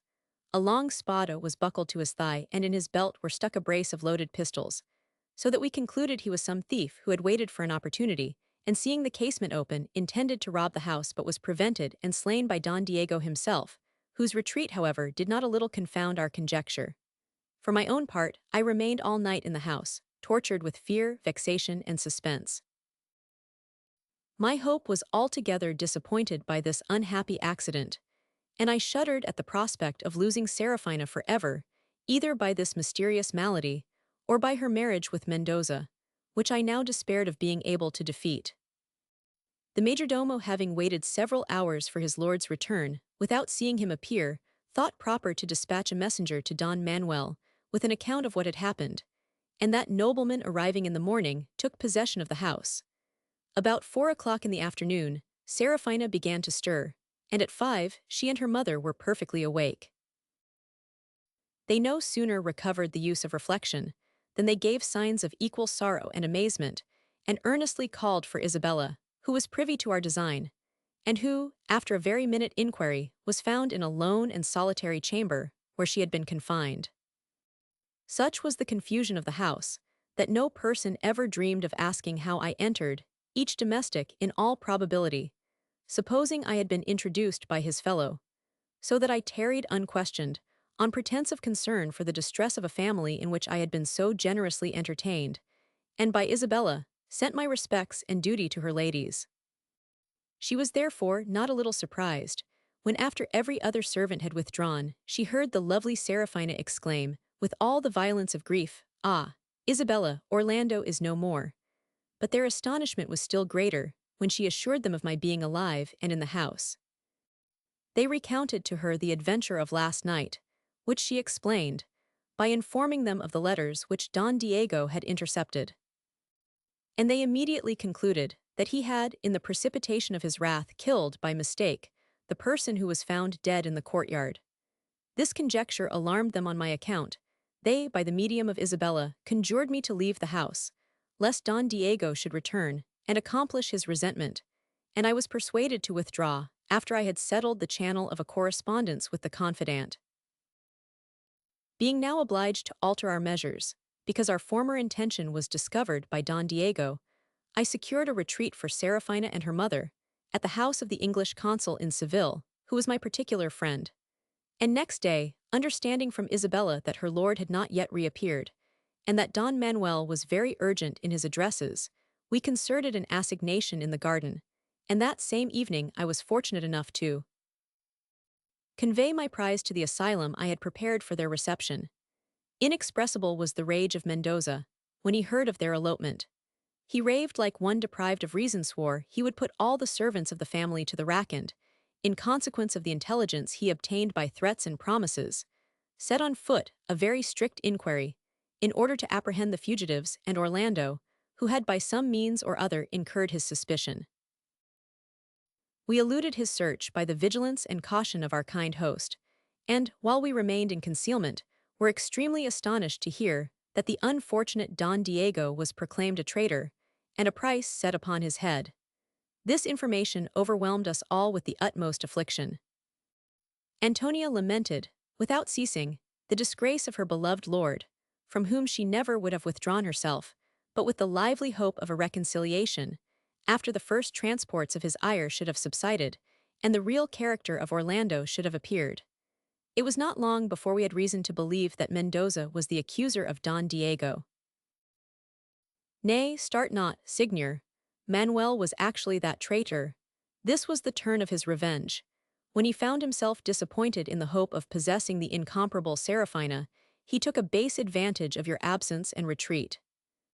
He posted to Madrid, impeached you to the Secretary of State of having maintained a criminal correspondence with the enemies of Spain, included me in his accusation as a spy for the House of Austria, and framed such a plausible tale from the circumstances of your distress that Don Diego was outlawed, and Mendoza gratified with a grant of his estate. These melancholy incidents made a deep impression upon the mind of the virtuous Antonia, who, waiving every other consideration, would have personally appeared for the vindication of her husband's honor, had not we dissuaded her from such a rash undertaking, by demonstrating her inability to contend with such a powerful antagonist, and representing that her appearance would be infallibly attended with the ruin of Serafina, who would certainly fall into the hands of the villain to whom she had been contracted. We exhorted her to wait patiently for some happy revolution of fortune, and encouraged her with the hope of Don Diego's exerting himself effectually in his own defense. Meanwhile our worthy landlord was suddenly cut off by death, and his widow being resolved to retire into her own country, we secretly embarked in the same ship, and arrived in England about 18 months ago. Antonia still continued to pine over the ruin of her house.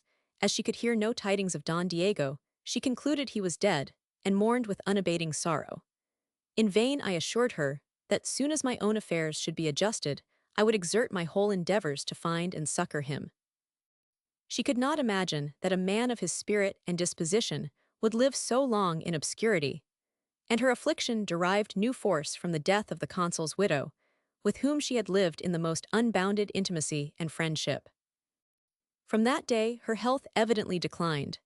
She foresaw her dissolution, and comforted herself with the hope of seeing her husband and her friend in a place where no treachery is felt, and no sorrow is known. Confident of my integrity, and the purity of my love, she, in the most pathetic terms, recommended Seraphina to my care. Ha, weepest thou, fair excellence, at the remembrance of that tender scene, when the good Antonia, on the bed of death, joined thy soft hand to mine, and said, Rinaldo, I bequeath this orphan to your love. It is a sacred pledge, which if you cherish with due honor and regard, internal peace and happiness will ever smile within your bosom. But if you treat it with indifference, dishonor, or neglect, just heaven will punish your breach of trust with everlasting disappointments and disquiet. Signor Don Diego, I see you are moved, and therefore will not dwell on such distressful circumstances. The excellent Antonia exchanged this life for a more happy state, and so exquisite was the sorrow of the tender-hearted Seraphina, as to torture me with the apprehension that she would not long survive her pious mother. How I obeyed the injunctions of that departing saint, Monimia for that name she now assumed can testify, until that artful serpent Fathom glided into our mutual confidence, abused our ears, poisoned our unsuspected faith, and effected that fatal breach, productive of all the misery and vexation which we have suffered, and which is now so happily expelled. Heaven, said the Castilian, hath visited me for the sins and errors of my youth. Yet such mercy hath been mingled with its chastisements, I dare not murmur or repine. The tears of penitence and sorrow shall water my Antonia's grave. As for Mendoza, I rejoice at his treachery, by which the obligation of my promise is cancelled, and my honor fully acquitted. He shall not triumph in his guilt. My services, my character, and innocence shall soon confront his perfidy, and I hope defeat his interest. The king is just and gracious, nor is my family and name unknown. Here the Jew interposing, presented to him a letter from a person of consequence at Madrid, whom Joshua had interested in the cause of Don Diego. That nobleman had already found means to represent the case of Zelos to his majesty, who had actually ordered Don Manuel to be confined until the injured person should appear to justify himself and prosecute his accuser according to the terms of law. At the same time, Don Diego was summoned to present himself before the king within a limited time, to answer to the charge which Mendoza had brought against him. The Spaniard's heart overflowed with gratitude and joy when he read this intimation. He embraced the Jew, who, before Zelos could give utterance to his thoughts, told him that the Spanish ambassador at London, having been prepossessed in his favor, craved the honor of seeing Don Diego, and that he, Joshua, was ready to conduct him to the house. Then is my heart at rest, cried the Castilian, the house of Zelos once more shall lift up its head. I shall again revisit my native country with honor, and abase the villain who hath soiled my fame. O my children, this day is replete with such joy and satisfaction, as I did not think had been in the power of heaven to grant, without the interposition of a miracle. To you, Rinaldo, to you, illustrious lady, and to these worthy gentlemen, am I indebted for the restoration of that for which alone I wish to live. And when my heart ceases to retain the obligation, may I forfeit the name of a Castilian, and scorn and dishonor be my portion. Perhaps all Europe could not produce another company so happy as that which now sat down to dinner in the house of Madame Clement, whose own benevolent heart was peculiarly adapted for such enjoyment. The lovers feasted their eyes more than their appetite, by a tender intercourse of glances, which needed not the slow interpretation of speech, while the Spaniard regarded them alternately with looks of wonder and paternal joy, and every individual surveyed the all-deserving pair with admiration and esteem. Seraphina taking the advantage of this general satisfaction, when the heart, softened into complacency, deposits every violent thought. I must now, said she, try my interest with Rinaldo. The good company shall bear witness to my triumph or repulse. I do not ask you to forgive, but to withhold your vengeance from the wretched Fathom. His fraud, ingratitude, and villainy are, I believe, unrivaled. Yet his base designs have been defeated, and heaven perhaps hath made him the involuntary instrument for bringing our constancy and virtue to the test. Besides, his perfidy is already punished with the last degree of human misery and disgrace.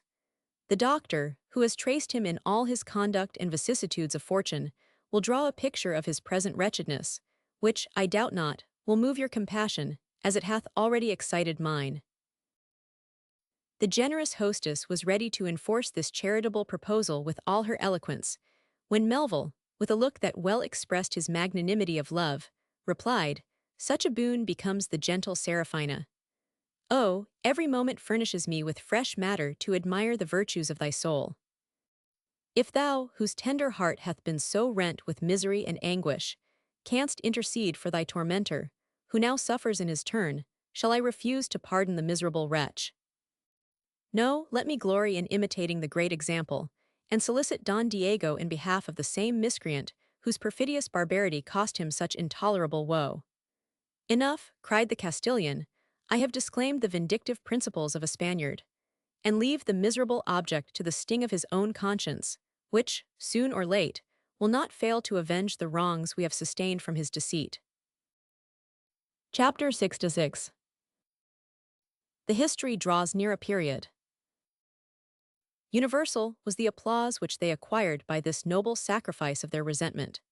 The afternoon was spent in the utmost harmony and good humor, and at the earnest solicitation of Rinaldo, whose fancy still harbored the apprehensions of another separation, Don Diego consented that the indissoluble knot should be tied between that young gentleman and Seraphina in 2 days, and the place appointed for the ceremony was the very church where they had been restored to the arms of each other. The lovely bride, with a silent blush that set her lover's heart on fire, submitted to this determination, in consequence of which the company was bespoke for that auspicious hour, and the evening being pretty far advanced, they took leave of the ladies, and retired to their respective homes, Don Diego and his future son-in-law being reconducted to their lodgings in the coach of the Jew, who, taking an opportunity of being alone with Melville, observed that it would be necessary on this occasion to supply the Castilian with a sum of money, in order to support his dignity and independence, in furnishing Seraphina with everything suitable to her rank and merit, and that he would willingly accommodate him, provided he knew how to propose it so as to give no offense to his punctilious disposition. Rinaldo, thanking him for this generous anticipation, advised him to solicit the Spaniard's correspondence in the way of business, and to put the whole on the footing of his own interest, by which means Don Diego's delicacy could sustain no affront. Fraught with this instruction, the Israelite desired a private audience of the Castilian, in which, after an apology for the freedom of his demand, Signor Don Diego, said he, "As your fortune hath been so long embezzled by your adversary in Spain, and your correspondence with that country entirely cut off, it is not to be supposed that your finances are at present in such a condition as to maintain the splendor of your family. Count de Melville's whole fortune is at your command, and had not he been afraid of giving umbrage to the peculiar delicacy of your sentiments, he would have pressed you to use it for your convenience. For my own part, over and above the inclination I have to serve Don Diego, I consult my own private advantage in desiring you to accept my service on this occasion. Money is the chief commodity in which I deal, and if you honor me with your commands, I shall be a gainer by my obedience." Don Diego replied, with a smile that denoted how well he understood the meaning of this address, "Surely, Signor, I am bound by the strongest ties to exert my utmost endeavors for your advantage, and I pray God this your proposal may have that issue. I am well acquainted with the Count's generosity and refined notions of honor, and too much obliged by him already to hesitate with punctilious reserve in accepting his future assistance. Nevertheless, since you have contrived a scheme for removing all scruples of that sort, I shall execute it with pleasure, and, in the form of business, you shall have all the security I can give for what shall be necessary to answer my present occasions." The preliminaries being thus settled, Joshua advanced for his use £1,000, for which he would take neither bond, note, nor receipt, desiring only that the Castilian would mark it in his own pocketbook, that the debt might appear, in case any accident should befall the borrower. Although the Spaniard had been accustomed to the uncommon generosity of Melville, he could not help wondering at this nobleness of behavior, so little to be expected from any merchant, much less from a Jewish broker. While this affair was on the anvil, Rinaldo, who could no longer withhold the communication of his happiness from his sister and relations in Germany, took up the pen, and, in a letter to his brother-in-law, recounted all the circumstances of the surprising turn of fate which he had experienced since his arrival in England.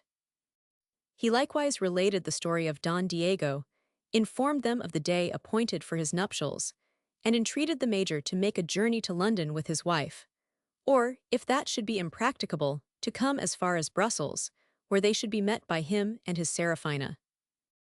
There was now but one day between him and the accomplishment of his dearest wish, and that was spent in procuring a license and adjusting the preparations for the grand festival. Don Diego in the forenoon visited Madame Clement, to whom he repeated his warm acknowledgments of her bounty and maternal affection to his daughter, and presented to Seraphina banknotes to the amount of £500, to defray the necessary expense for her wedding ornaments. All the previous steps being taken for the solemnization of this interesting event, and the hour of appointment arrived, the bridegroom, accompanied by his father-in-law, hastened to the place of rendezvous, which was the vestry-room of the church we have already described, where they were received by the good clergyman in his canonicals, and here they had not waited many minutes, when they were joined by Madame Clement and the amiable bride, escorted by the friendly physician, who had all along borne such a share in their concerns. Seraphina was dressed in a sack of white satin, and the ornaments of her head were adjusted in the Spanish fashion, which gave a peculiar air to her appearance, and an additional spirit to those attractions which engaged the heart of each beholder. There was nothing remarkable in the habit of Rinaldo, who had copied the plainness and elegance of his mistress, but when she entered the place, his features were animated with a double proportion of vivacity, and their eyes meeting, seemed to kindle a blaze which diffused warmth and joy through the countenances of all present. After a short pause, her father led her to the altar, and gave her away to the transported Rinaldo before the priest who performed the ceremony, and bestowed the nuptial benediction on this enraptured pair. The sanction of the church being thus obtained, they withdrew into the vestry, where Melville sealed his title on her rosy lips, and presented his wife to the company, who embraced her in their turns, with fervent wishes for their mutual happiness. Though the scene of this transaction was remote from any inhabited neighborhood, the church was surrounded by a crowd of people, who, with uncommon demonstration of surprise and admiration, petitioned heaven to bless so fair a couple. Such indeed was their eagerness to see them, that some lives were endangered by the pressure of the crowd, which attended them with loud acclamations to the coach, after the bridegroom had deposited in the hands of the minister £100 for the benefit of the poor of that parish, and thrown several handfuls of money among the multitude. Seraphina re-embarked in Madame Clement's convenience, with that good lady and Don Diego, while Rinaldo, with the clergyman and doctor, followed in Joshua's coach, to a pleasant country house upon the Thames, at a distance of a few miles from London. This the Jew had borrowed from the owner for a few days, and there they were received by that honest Hebrew, who had provided a very elegant entertainment for the occasion. He had also bespoke a small but excellent band of music, which regaled their ears while they sat at dinner, and the afternoon being calm and serene, he prevailed on them to take the air on the river, in a barge which he had prepared for the purpose. But notwithstanding this diversity of amusement, Rinaldo would have found it the longest day he had ever passed, had not his imagination been diverted by an incident which employed his attention during the remaining part of the evening. They had drunk tea, and engaged in a party at whist, when they were surprised with a noise of contention from a public-house that fronted the windows of the apartment in which they sat. Alarmed at this uproar, they forsook their cards, and throwing up the casement, beheld a hearse surrounded by 4 men on horseback, who had stopped the carriage, and violently pulled the driver from his seat. This uncommon arrest had engaged the curiosity of the publican's family, who stood at the door to observe the consequence, when all of a sudden appeared a person in canonicals, well mounted, who, riding up to those who maltreated the driver, bestowed upon one of them such a blow with the butt end of his whip, as laid him sprawling on the ground, and, springing from his saddle upon the box, took the reins into his own hand, swearing with great vehemence that he would murder every man who should attempt to obstruct the hearse.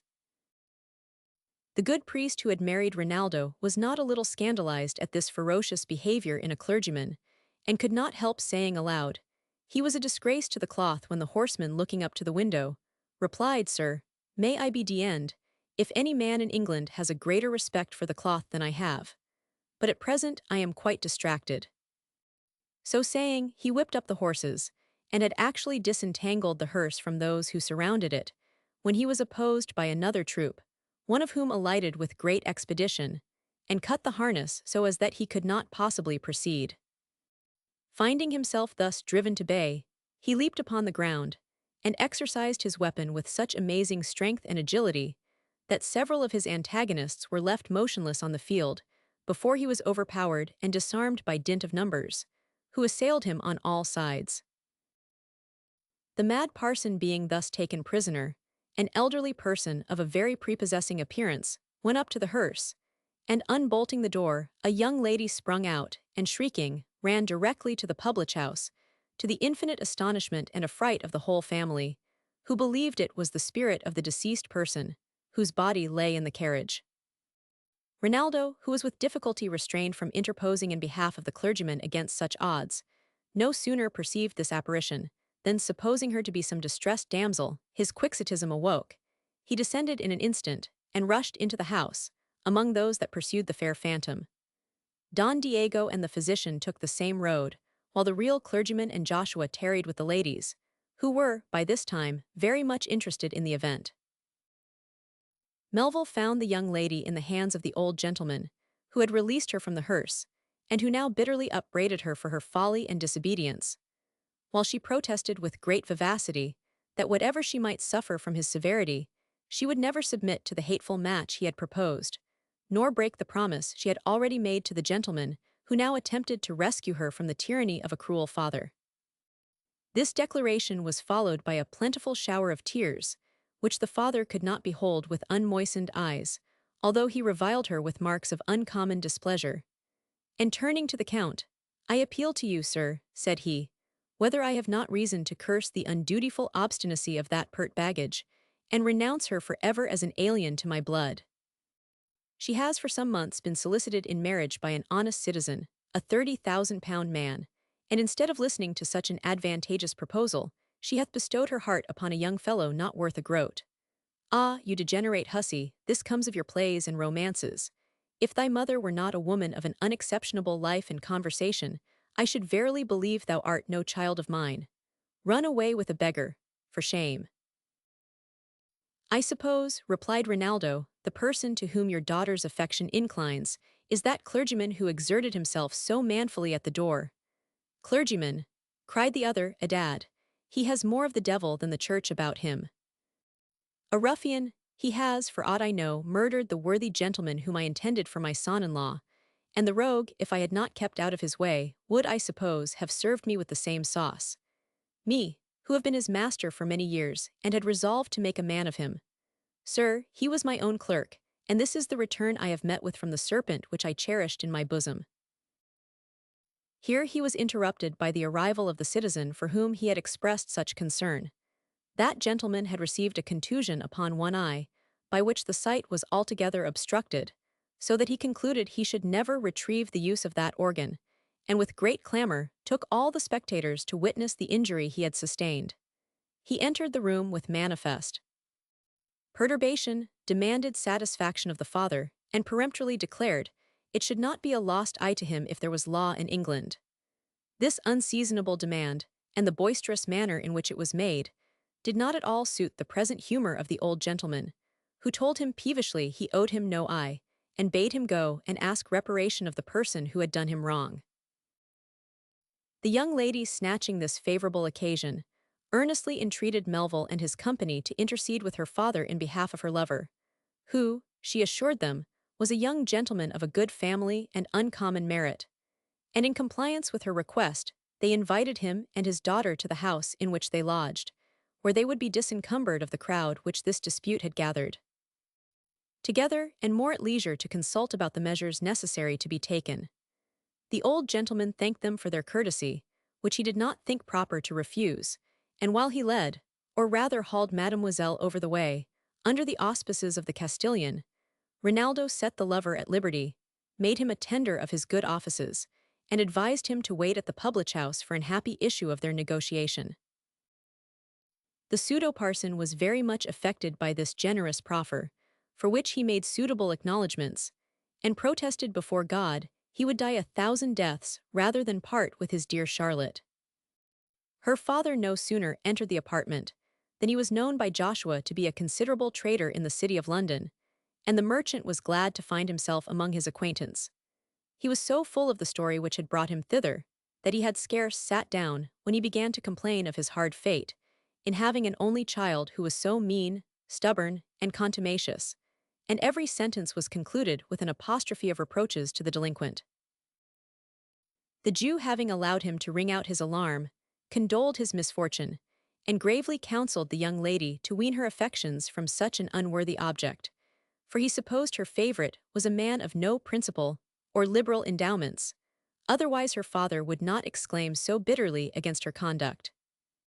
Charlotte, who wanted neither beauty nor understanding, assured him that her lover's character was, in all respects, unblemished, for the truth of which assertion she appealed to her papa, who owned with reluctance that the young man was a gentleman by birth, that he had served him with remarkable diligence and integrity, and that his accomplishments were far superior to his station in life. "But then," said he, "the fellow has not a shilling of his own, and would you have me give away my daughter to a beggar?" "God forbid," cried the Jew, "I always understood you possessed an ample fortune, and am sorry to find it otherwise." "Otherwise," cried the citizen with some acrimony, "take care what you say, sir. A merchant's credit is not to be tampered with." "I beg your pardon," answered the Hebrew. "I concluded that your circumstances were bad, because you objected to the poverty of the young man after you had owned he was possessed of every other qualification to make your daughter happy. For it is not to be imagined that you would thwart her inclinations, or seek to render an only child miserable on account of an obstacle which you yourself could easily remove. Let us suppose you can afford to give with your daughter £10,000, which would enable this young man to live with credit and reputation, and engage advantageously in trade, for which you say he is well qualified. The alternative then will be, whether you would rather see her in the arms of a deserving youth whom she loves, enjoying all the comforts of life with a moderate fortune, which it will always be in your own power to improve, or tied for life to a moneyed man whom she detests, cursing her hard fate, and despising that superfluity of wealth, in spite of which she finds herself so truly wretched." The old gentleman seemed to be startled at this observation, which was reinforced by Rinaldo's saying that he would, moreover, enjoy the unutterable pleasure of giving happiness to a worthy man, whose gratitude would cooperate with his love, in approving himself a dutiful son, as well as an affectionate husband.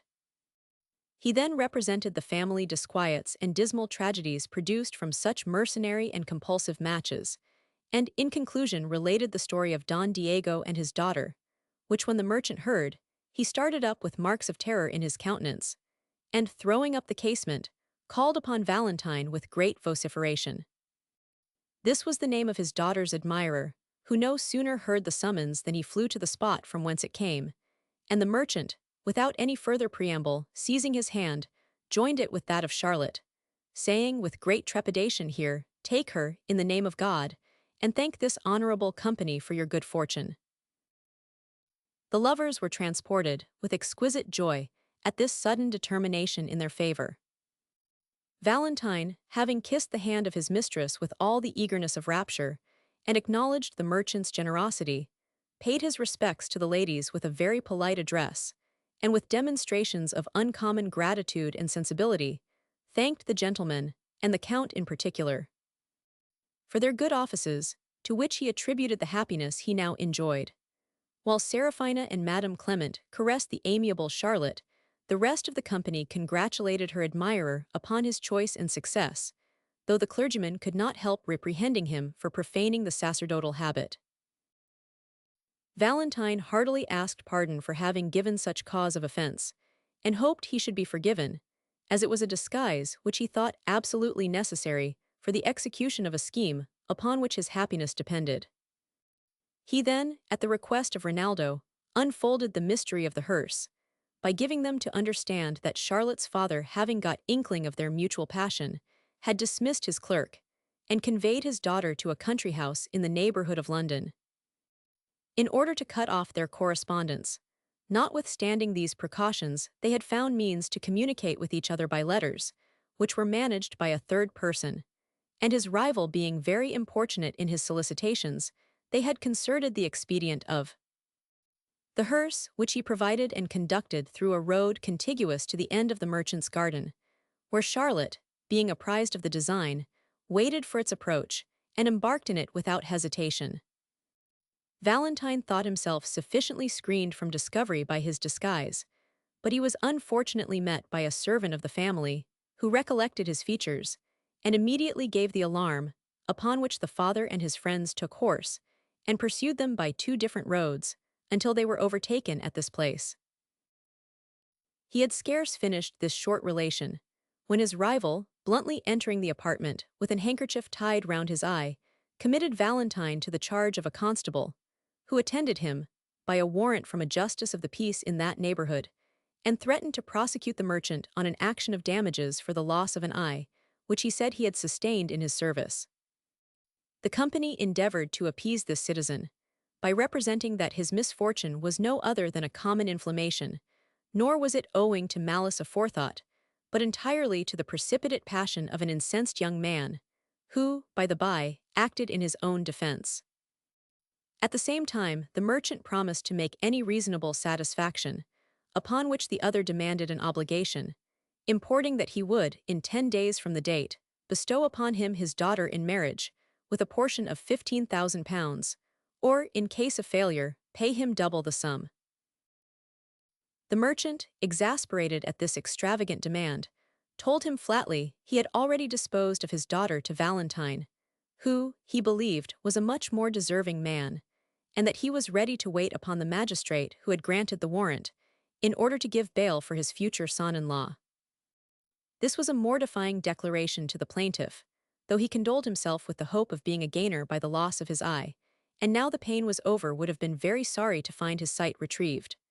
The old gentleman, Joshua, and Rinaldo accompanied the prisoner to the house of the justice, where he was immediately admitted to bail. Upon their return, Valentine shifted his dress, and they supped together with great cordiality and mirth, maintained at the expense of the discarded lover. After supper, Don Diego walked a minuet with Madame Clement, for whom, by this time, he had contracted an extraordinary degree of affection. Valentine had the honor to dance with the incomparable Seraphina, whose beauty and attractions dazzled the eyes of the newcomers, and struck her bashful partner with awe and confusion, and Melville presented his hand to the agreeable Charlotte, who performed so much to the satisfaction of her father, that he could not help expressing his joy and pride. He praised God for throwing him in the way of our company, and engaged the clergyman to unite the young couple, after having appointed a day for the ceremony, and invited all present to the wedding. The evening having been insensibly consumed in these avocations, and the night pretty far advanced, the ladies withdrew without ceremony, and the retreat of Seraphina filled Rinaldo's breast with tumult and emotion.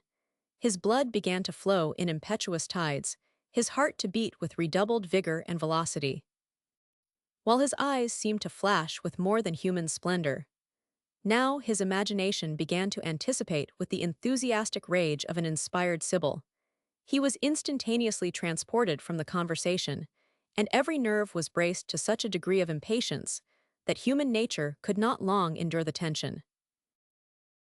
He, therefore, having withstood the impulse about a quarter of an hour, at length gave way to his impetuosity, and, springing from his friends, found himself in a dark passage, at the farther end of which he perceived Madame Clement coming out of a chamber with a light, which, at sight of him, she set down, and vanished in a moment.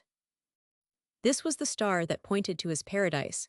He hailed the signal, entered the apartment, and like a lion rushing on his prey, approached the nuptial bed, where Seraphina, surrounded by all the graces of beauty, softness, sentiment, and truth, lay trembling as a victim at the altar, and strove to hide her blushes from his view. The door was shut. The light extinguished owned his lot was more than mortal man could claim. Here let me draw the decent veil that ought to shade the secret mysteries of Hymen. Away, unhallowed scoffers, who profane, with idle pleasantry or immodest hint, these holy rites, and leave those happy lovers to enjoy, in one another's arms, unutterable bliss, the well-earned palm of virtue and of constancy, which had undergone the most severe refinement. A more deserving pair night's curtain shrouds not in its dark extent. The thoughts of Rinaldo's felicity threw a damp on the spirits of Valentine, who saw the term of his probation protracted a few days longer, and could not help wishing in his heart that he had achieved the adventure which would have abridged his expectation, though at the expense of the old gentleman's displeasure. He filled a bumper to the health of the bride and bridegroom, and throwing up his eyes with marks of admiration, exclaimed, "How happy is the Count! Alas, 5 days longer must I rein my impatience.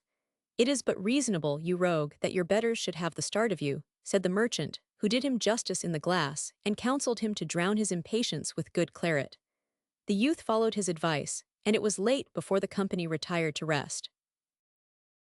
These citizens, however, resolved to seize an opportunity of rallying the new-married couple, according to custom, and with that view arose early in the morning, on the supposition of finding them still asleep. But they were not a little surprised, when they entered the breakfasting room, to see Rinaldo and his amiable bedfellow already dressed and awaiting to do the honors of the house.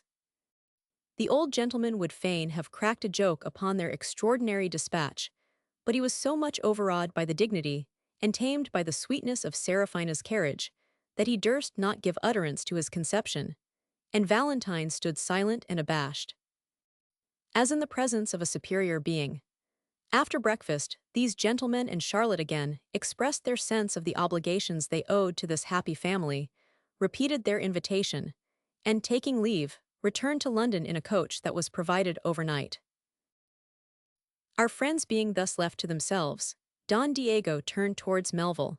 "Now," said he, "that I have yielded to the impatience of your love, as well as to the eagerness of my own desire to make you happy, I must beg leave to interrupt, for a little while, the stream of your mutual pleasure, and propose a melancholy excursion, which, however, will not be wholly void of enjoyment. I have too long delayed the performance of my duty at Antonia's gravelet. Us spend the forenoon in that pious pilgrimage. I will drop a few tears to the memory of that excellent woman, and never afterwards shall my friends be troubled with my grief." The proposal being universally approved, they set out for the place, which had oft been visited by the gentle Seraphina, who conducted her father to a black marble stone, which Rinaldo had ordered to be laid over the grave, and, as he kneeled to kiss the monument, he perceived this plain inscription in the Spanish tongue: "Antonia de Zelos primer en tudulo que es ser bueno, y sin segundo en tudulo que fu ser destachado, quedad con Dios." That is, Antonia de Zelos, unmatched in virtue and unequaled in misfortune, adieu. "O faithful record!" cried the Castilian, smiting his breast, while his tears distilled upon the marble, "thy goodness was the gift of heaven, but thy misfortunes were derived from the guilt of Don Diego. Yet his sorrow shall expiate his offense, and his penitence find favor in the sight of heaven. Rest, rest, ill-fated virtue. Eternal peace shall guard thy tomb, and angels minister to thy unspotted shade. Nor shall thine ashes lie in dark obscurity. Here will I raise a monument, more suited to thy excellence and name." Seraphina melted with filial tenderness, nor were the rest unmoved at this affecting scene, which Don Diego did not quit without reluctance. Chapter 6-7. The longest and the last. The nature of this visit had softened every heart and saddened every countenance, and they walked in solemn silence to the other side of the churchyard in order to regain their carriages, when, at the turning of the stile, they saw a young woman, in wretched attire, running out of a poor habitation, wringing her hands in all the agony of despair. Notwithstanding the distraction in her countenance, and the meanness of her apparel, she discovered a regularity of features, and a delicacy of air, which did not at all correspond with the misery of her equipage. These exhibitions of extreme distress soon attracted the notice and compassion of our company, and Melville's beauteous helpmate, accosting this forlorn damsel with a pity-breathing aspect, asked the cause of her disorder. "Alas, dear lady," cried the other, with all the emphasis of woe, "an unhappy gentleman now breathes his last within this inhospitable hovel, amidst such excess of misery as would melt the most flinty bosom. What then must I feel, who am connected with him by the strongest ties of love and conjugal affection? Who is the unfortunate object?" said the physician. "He was once well known in the gay world," replied the young woman. "His name is Fathom." Every individual of the company started at mention of that detested name. Seraphina began to tremble with emotion, and Rinaldo, after a short pause, declared he would go in, not with a view to exult over his misery, but in order to contemplate the catastrophe of such a wicked life, that the moral might be the more deeply engraved on his remembrance. The young countess, whose tender heart could not bear the shock of such a spectacle, retired to the coach with Madame Clement and the Jew, while Rinaldo, accompanied by the rest, entered a dismal apartment altogether void of furniture and convenience, where they beheld the wretched hero of these memoirs stretched almost naked upon straw, insensible, convulsed, and seemingly in the grasp of death. He was worn to the bone either by famine or distemper, his face was overshadowed with hair and filth, his eyes were sunk, glazed, and distorted, his nostrils dilated, his lips covered with a black slough, and his complexion faded into a pale clay color, tending to a yellow hue. In a word, the extremity of indigence, squalor, and distress could not be more feelingly represented. While Melville perused this melancholy lesson, and groaning, cried, "Behold the fate of man," he perceived a letter in the right hand of the unfortunate Fathom, which lay fast clenched across his breast. Curious to know the contents of this paper, which the young woman said he had kept in that position for several days, he drew nearer the wretched couch, and was not a little surprised to see it addressed to the Right Honourable Rinaldo Count de Melville, to the care of Mr. Joshua Manasseh, merchant in London. When he attempted to disengage this billet from the author's hand, the sorrowing female fell upon her knees, entreating him to desist, and telling him she had promised, upon oath, to communicate the contents to no person upon earth, but to carry the letter, upon her husband's decease, to the gentleman to whose care it was directed. Rinaldo assured her, upon his honour, that he was the very Rinaldo Count de Melville for whom it was intended, and the young creature was so much confounded at this information, that, before she could recollect herself, Melville had opened the billet and read these words: "If this paper should fall into the hands of the noble Rinaldo, he will understand that Fathom was the most execrable traitor that ever imposed upon unsuspecting benevolence, or attempted to betray a generous benefactor. His whole life was a series of fraud, perfidy, and the most abominable ingratitude. But of all the crimes that lay heavy upon his soul, his being accessory to the death of the incomparable Seraphina, whose father he had also robbed, was that for which he despaired of heaven's forgiveness, notwithstanding the dreadful compunction and remorse which have long preyed upon his heart, together with the incredible misery and deplorable death which by this time he hath undergone. Though these sufferings and sorrows cannot atone for his enormous guilt, perhaps they will excite the compassion of the humane Count de Melville. At least, this confession, which my conscience dictates under all the terrors of death and futurity, may be a warning for him to avoid henceforth a smiling villain, like the execrable Fathom, upon whose miserable soul Almighty God have mercy." Rinaldo was deeply affected with the contents of the scroll, which denoted such horror and despair. He saw there could be no dissimulation or sinister design in this profession of penitence. He beheld the condition of the writer, which put all his humane passions in commotion, so that he remembered nothing of Fathom but his present distress.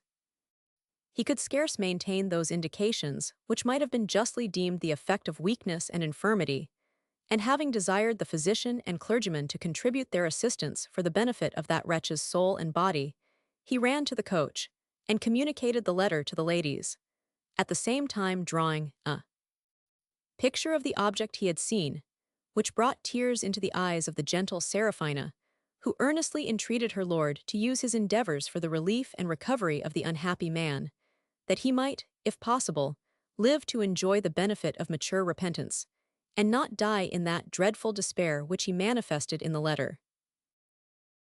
Rinaldo, returning to the house, found the pious clergyman reading prayers with great fervency, while Don Diego stood with his right hand upon his breast, looking steadfastly upon the agonizing Fathom, and the young woman kneeled, with her streaming eyes lifted up to heaven, in an ecstasy of grief and devotion. The physician had run to an apothecary's shop in the neighborhood, from whence he soon returned with an assistant, who applied a large blister to the back of the miserable patient, while the female, by the doctor's direction, moistened his mouth with a cordial which he had prescribed. These charitable steps being taken, Count de Melville entreated the apothecary's servant to procure a tent bed for the accommodation of the sick person with all imaginable dispatch, and in less than an hour, one was actually pitched, and Fathom lifted into it, after he had been shifted, and in some measure purified from the dregs of his indigence. During this transaction the ladies were conducted to a tavern not far off, where dinner was bespoke, that they might be at hand to see the effect of their charity, which was not confined to what we have already described, but extended so far that, in a little time, the apartment was comfortably furnished, and the young creature provided with change of apparel and money to procure the necessaries of subsistence. Notwithstanding all their care, the wretched Fathom still remained insensible, and the doctor pronounced a very unfavorable prognostic, while he ordered a pair of additional vesicatories to be laid upon his arms and other proper medicines to be administered. After dinner, the ladies ventured to visit the place, and when Seraphina crossed the threshold, the weeping female fell at her feet, and kissing her robe, exclaimed, "Sure you are an angel from heaven." The alteration in her dress had made a very agreeable change in her appearance, so that the Countess could now look upon her without shuddering at her distress. And as Fathom was not in a condition to be disturbed, she took this opportunity of inquiring by what steps that unfortunate wretch was conveyed from the prison, in which she knew he had been confined, to the place where he now lay in such extremity, and by what occurrence he had found a wife in such an abyss of misfortune. Here the other's tears began to flow afresh. "I am ashamed," said she, "to reveal my own folly, yet I dare not refuse a satisfaction of this kind to a person who has laid me under such signal obligations." She then proceeded to relate her story, by which it appeared, she was no other than the fair and unhappy Eleanor, whom the artful Fathom had debauched upon his first arrival in town, in the manner already described in these memoirs. "Heaven," continued she, "was pleased to restore the use of my reason, which I had lost when I found myself abandoned by the Count. But all my connection with my own family being entirely cut off, and every door shut against a poor creature who could procure no recommendation, except the certificate signed by the physician of Bedlam, which, instead of introducing me to service, was an insurmountable objection to my character, I found myself destitute of all means of subsisting. Unless I would condescend to live the infamous and wretched life of a courtesan, an expedient rendered palatable by the terrors of want, cooperating with the reflection of the irretrievable loss I had already sustained. I ask pardon for offending your chaste ears with this impure confession of my guilt, which, heaven knows, I then did, and now do look upon with abhorrence and detestation. I had already forfeited my innocence, and wanted resolution to encounter misery and death. Nevertheless, before I could determine to embrace the condition of a prostitute, I was one day accosted in the park by an elderly gentleman who sat down by me upon a bench, and taking notice of the despondence which was evident in my countenance, pressed me to make him acquainted with the nature of my misfortune. So much sympathy and good sense appeared in his deportment and conversation that I gratified his request, and he, in return for my confidence, saved me from the most horrible part of my prospect, by taking me into his protection and reserving me for his own appetite. In this situation I lived a whole year, until I was deprived of my keeper by an apoplectic fit, and turned out of doors by his relations, who did not, however, strip me of the clothes and movables which I owed to his bounty. Far from being as yet reconciled to a vicious life, I resolved to renounce the paths of shame, and, converting my effects into ready money, hired a small shop, and furnished it with haberdashery ware, intending to earn an honest livelihood by the sale of these commodities, together with the plain work in which I hoped to be employed so soon as my talents should be known. But this scheme did not answer my expectation. The goods spoiled upon my hands, and as I was a stranger in the neighborhood, nobody would entrust me with any other business. So that, notwithstanding the most parsimonious economy, I ran in debt to my landlord, who seized my effects, and an hosier, from whom I had received some parcels upon credit, took out a writ against me, by virtue of which I was arrested and imprisoned in the Marshalsea, where I found my first seducer. Good heaven, what did I feel at this unexpected meeting, overwhelmed as I was before with my own distress? I with a loud scream fainted away, and when I recovered, found myself in the arms of Mr. Fathom, who wept over me with great affliction. All his prospects of gaiety had now vanished, and his heart was softened by his own misfortunes to a feeling of another's woe, as well as to a due sense of his own guilt. He expressed the deepest sorrow for having been the occasion of my ruin, endeavored to comfort me with a promise of assistance, and indeed, by practicing medicine among the prisoners, made shift to keep us both from starving. But surely no sinner underwent such severe remorse as that which he suffered during his imprisonment. From the day of our meeting, I never once saw him smile. A melancholy cloud continually overhung his countenance. He numbered the minutes by his groans. He used to start with horror from his sleep, and striking his breast would exclaim, "O Eleanor, I am the worst of villains." Sometimes he seemed disordered in his brain, and raved about Rinaldo and Monimia. In a word, his mind was in a dreadful situation, and all his agonies were communicated to me, whom by this time he had married in order to make some atonement for my wrongs. Wretched as he then was, I remembered the accomplished youth who had captivated my virgin heart. The old impressions still remained. I saw his penitence, pitied his misfortune, and his wife being dead, consented to join his fate, the ceremony having been performed by a fellow prisoner, who was in orders. Though his hard-hearted creditor had no other chance of being paid than that of setting him at liberty, he lent a deaf ear to all our supplications, and this cruelty conspiring with the anguish of my husband's own reflection, affected his health and spirits to such a degree that he could no longer earn the miserable pittance which had hitherto supported our lives. Then our calamities began to multiply. Indigence and famine stared us in the face, and it was with the utmost difficulty that we resisted their attacks, by selling or pledging our wearing apparel, until we were left almost quite naked, when we found ourselves discharged by an act passed for the relief of insolvent debtors. This charitable law, which was intended for a consolation to the wretched, proved to us the most severe disaster, for we were turned out into the streets, utterly destitute of food, raiment, and lodging, at a time when Mr. Fathom was so weakened by his distemper that he could not stand alone. I supported him from door to door, imploring the compassion of charitable Christians, and was at length permitted to shelter him in this miserable place, where his disease gaining ground, he lay 3 days in that deplorable condition, from which he hath now been rescued, though I fear too late, by your humanity and benevolence. She shed a flood of tears at the conclusion of this mournful tale, which did not fail to affect the whole audience, especially Seraphina, who assured her that, whatever should happen to her husband, she might depend upon finding favor and protection, provided her conduct should correspond with her professions. While this grateful creature kissed the hand of her kind benefactress, Fathom uttered a groan, began to stir in the bed, and with a languid voice called upon Eleanor, who, instantly withdrawing the curtain, presented the whole company to his view. He had now retrieved the use of his perception by the operation of the blisters, which began to torture him severely. He looked around him with amazement and affright, and distinguishing the 3 persons against whom the chief arrows of his fraud and treachery had been leveled, he concluded that he was now arrived at the land of departed souls, and that the shades of those whom he had so grievously injured were come to see him tormented according to his demerits. Fraught with this notion, which was confirmed by the bodily pain which he felt, and the appearance of the clergyman and Joshua, whom he mistook for the ministers of vengeance, he cried in a tone replete with horror, "Is there no mercy then for penitence? Is there no pity due to the miseries I suffered upon earth? Save me, O bountiful heaven, from the terrors of everlasting woe. Hide me from these dreadful executioners, whose looks are torture. Forgive me, generous Castilian.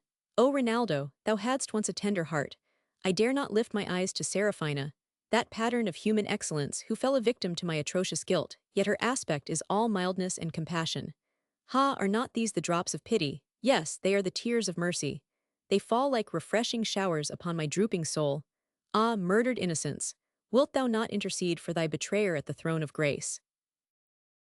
Here he was interrupted by Melville, who with a grave and solemn air pronounced, Great hath been thy guilt, unhappy Ferdinand, and great have been thy sufferings.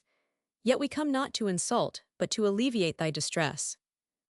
Providence hath kindly defeated thy dire intentions, which we therefore now forgive and transmit to oblivion, whether it be thy lot to yield up thy spirit immediately, or to survive the dangerous malady with which thou art at present overwhelmed. Suffer not thyself to despair, for the mercy of heaven is infinite, and submit to the directions of this worthy gentleman, who will employ his skill for thy recovery, while we shall take care to furnish thee with necessary attendance. As too much speaking may be prejudicial to thy health, I dispense with thy reply, and exhort thee to compose thyself to rest. So saying, he drew the curtain, and the company retired, leaving Fathom entranced with wonder. The next step which Rinaldo took for the benefit of this wretched penitent was to send for the apothecary, with whom he left a sum of money to be expended for the convenience of Fathom and his wife. Then he laid injunctions upon the physician to repeat his visits, and that gentleman, together with the clergyman and Joshua, taking leave of the others till next day, the count set out with the ladies and his father-in-law to the house where they had lodged the preceding night. The reader may well imagine the conversation of the evening turned wholly upon the strange occurrence of the day, which seemed to have been concerted by supernatural prescience, in order to satisfy the vengeance, and afford matter of triumph to the generosity of those who had been so grievously injured by the guilty Fathom. Though not one of them would say that such a miscreant ought to live, yet all concurred in approving the offices of humanity which had been performed, and even endeavored to find specious pretext for vindicating their compassion. Don Diego said, it would ill become a transgressor like him to withhold his forgiveness from a sinner who had wronged him. Madame Clement appealed to the approbation of heaven, which had undoubtedly directed them that way, for the purpose they had fulfilled. Seraphina observed that the crimes of the delinquent were obliterated by his sorrow, misery, and repentance. Rinaldo honestly owned that, exclusive of other reasons, he could not deny himself the luxurious enjoyment of communicating happiness to his fellow creatures in distress, and each fervently prayed that their charity might not be disappointed by the death of the object. While they amused themselves in these discussions, Fathom, after having lain some hours silent, in consequence of Rinaldo's advice, could no longer suppress the astonishment of his mind, but addressing himself to his wife, O Eleanor, said he, my delirium is now past, though I still remember the fantasies of my distempered brain. Among other reveries, my imagination was regaled with a vision so perfect and distinct as to emulate truth and reality. Methought Count de Melville, Don Diego de Zelos, and the divine Seraphina, the very persons who are now crying before the throne of heaven for vengeance against the guilty Fathom, stood by my bedside with looks of pity and forgiveness, and that Rinaldo spoke peace to my despairing soul. I heard the words distinctly. I retain them in my memory. I saw the tears trickle from Seraphina's eyes. I heard her father utter a compassionate sigh, and should actually believe that they were personally present, had not I long ago seen with my own eyes the funeral procession of that young lady, whose wrongs God pardon, and were I not convinced that such a meeting could not be effected without the immediate and miraculous interposition of heaven. Yet everything I now see corresponds with the words of Rinaldo, which still sound in my ears. When my perception forsook me, I lay in the most abject misery, among straw, and thou, poor injured innocence, wast naked and forlorn. Now I find myself reposed in a warm, easy, comfortable bed. I see around me the marks of human charity and care, and the favorable change in thy appearance glads my poor dejected heart. Say, whence this happy alteration? Do I really awake from that dream of misery in which we have continued so long, or do I still utter the extravagant ravings of a distempered brain? Eleanor was afraid of imparting at once all the particulars of the happy change he had undergone, lest they might leave a dangerous impression upon his fancy, which was not yet duly composed. She contented herself, therefore, with telling him that he had been obliged to the humanity of a gentleman and lady who chanced to pass that way by accident, and who, understanding his deplorable case, had furnished him with the conveniences which he now enjoyed. She then presented to him what the doctor had directed her to administer, and admonishing him to commit his head to the pillow, he was favored with a breathing sweat, fell fast asleep, and in a few hours waked again altogether cool and undisturbed. It was upon this occasion that his wife explained the circumstances of that visit, which had redeemed him from extremity of wretchedness and the jaws of death. Upon which he started up, and throwing himself upon his knees, exclaimed, "All gracious power, this was the work of thy own bounteous hand. The voice of my sorrow and repentance hath been heard. Thou hast inspired my benefactors with more than mortal goodness in my behalf. How shall I praise thy name? How shall I requite their generosity? Oh, I am bankrupt to both. Yet let me not perish until I shall have convinced them of my reformation, and seen them enjoying that felicity which ought to be reserved for such consummate virtue." Next day, in the forenoon, he was visited by the physician, whom he now recollected to have seen at the house of Madame Clement, and after having thanked that gentleman for his humanity and care, he earnestly begged to know by what means Seraphina had been preserved. When he was satisfied in this particular, and given to understand that she was now happy in the arms of Rinaldo, blessed be God, he cried, for having defeated the villainy of him who sought to part such lovers, "Dear sir, will you add one circumstance to your charity, and bear to that happy couple, and the noble Don Diego, the respects and the remorse of a sincere penitent, whom their compassion hath raised to life? I have been such a traitor to them, that my words deserve no regard. I will not therefore use professions.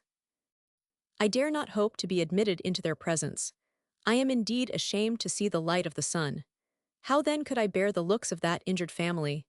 Ah, no, let me hide myself in some obscure retreat, where I may work out my salvation with fear and trembling, and pray incessantly to heaven for their prosperity."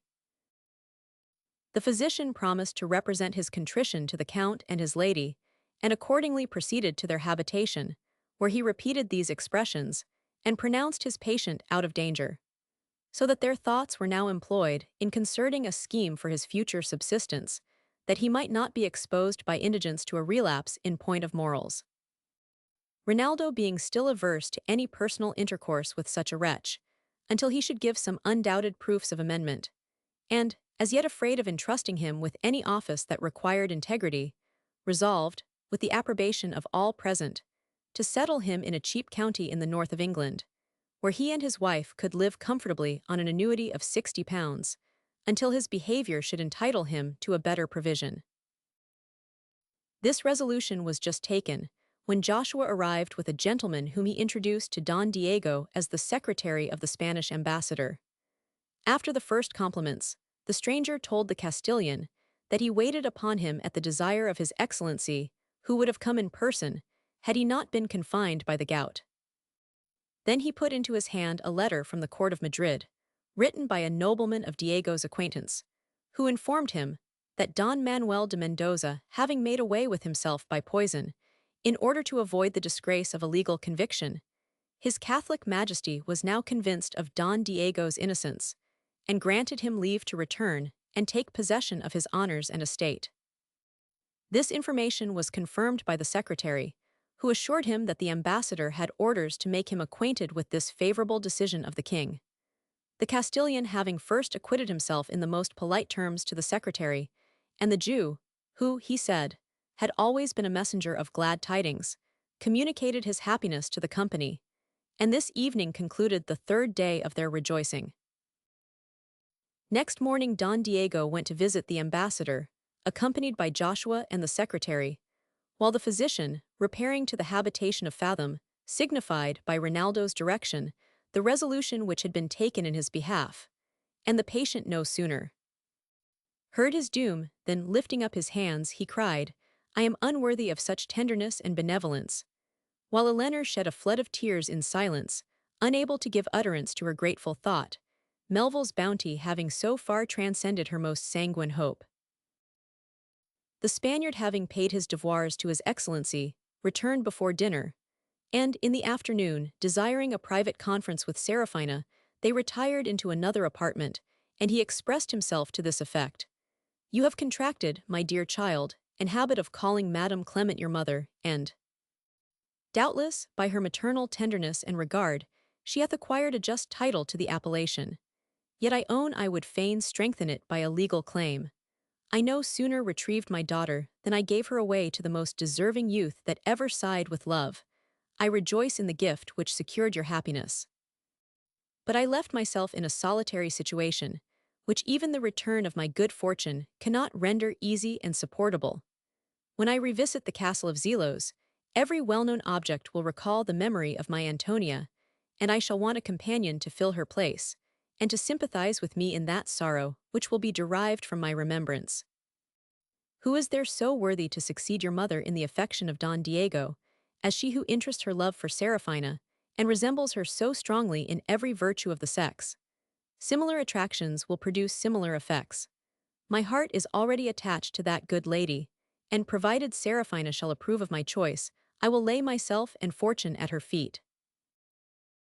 The fair countess replied, with an enchanting smile, that before this declaration, she had with pleasure perceived the progress which Madame Clement had made in his heart, and that she did not believe there was a person upon earth better qualified to repair the loss he had sustained, though she foresaw one obstacle to his happiness, which she was afraid would not be easily surmounted.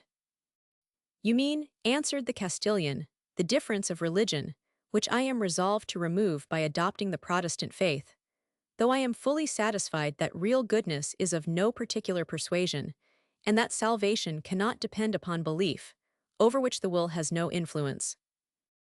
I invest you, therefore, with the charge of declaring my passion and proposal, and empower you to satisfy her scruples with regard to the religion which I now profess, and which I shall not openly relinquish, until I shall have secured, in this country, effects sufficient to screen me from the ill consequences of my king's displeasure."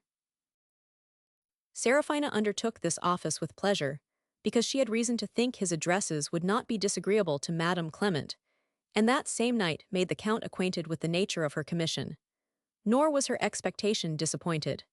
The French lady, with that frankness which is peculiar to virtue and good breeding, confessed that Don Diego was not indifferent to her choice, and did not hesitate in receiving him upon the footing of a lover. As we have already dwelt circumstantially on the passion of love, so as perhaps even to have tired our readers, we shall not repeat the dialogue that passed, when the Spaniard was indulged with an opportunity to explain his sentiments. Suffice it to observe that the lady's days of coquetry were now over, and that she was too wise to trifle with the time, which every moment became more and more precious. It was agreed, then, that Don Diego should settle his affairs in Spain, and return to England in order to espouse Madame Clement, with a view to fix his residence in this island, where Rinaldo likewise proposed to enjoy the sweets of his fortune, provided he could draw hither his interests and connections. Meanwhile, having for some days enjoyed his bliss with all the fullness of rapture amidst this small but agreeable society, he shifted the scene, and conducted his dear partner to a ready-furnished house in town, which, together with an occasional equipage, his friend Joshua had hired for the accommodation of him and his father-in-law, who, during his stay in England, failed not to cultivate the mistress of his heart with the most punctual assiduity. Hitherto Seraphina had been as a precious jewel locked up in a casket, which the owner alone had an opportunity to contemplate. But now the Count, who was proud of such a prize, resolved to let her shine forth to the admiration of the whole world. With this view he bespoke such ornaments as befitted her quality, and, while the mantua-makers were employed in her service, made a tour among his former acquaintance, and discharged the obligations under which he lay to some who had assisted him in his distress. He did not, however, introduce them to his charming Seraphina, because not one of them had formerly treated her with that delicacy of regard which he thought her due, and some of them were much mortified at their neglect, when they saw what a dazzling figure she made in the beau monde. She was visited by the Spanish and imperial ambassadors, and divers other foreigners of distinction, to whom Melville had letters of recommendation. But her first public appearance was in a box at the opera, accompanied by Madame Clement, the Count, and Don Diego. The entertainment was already begun, so that her entrance had the greater effect upon the audience, whose attention was soon detached from the performance, and riveted upon this amiable apparition, which seemed to be some bright being of another world dropped from the clouds among them. Then did the spirit of curiosity play its part.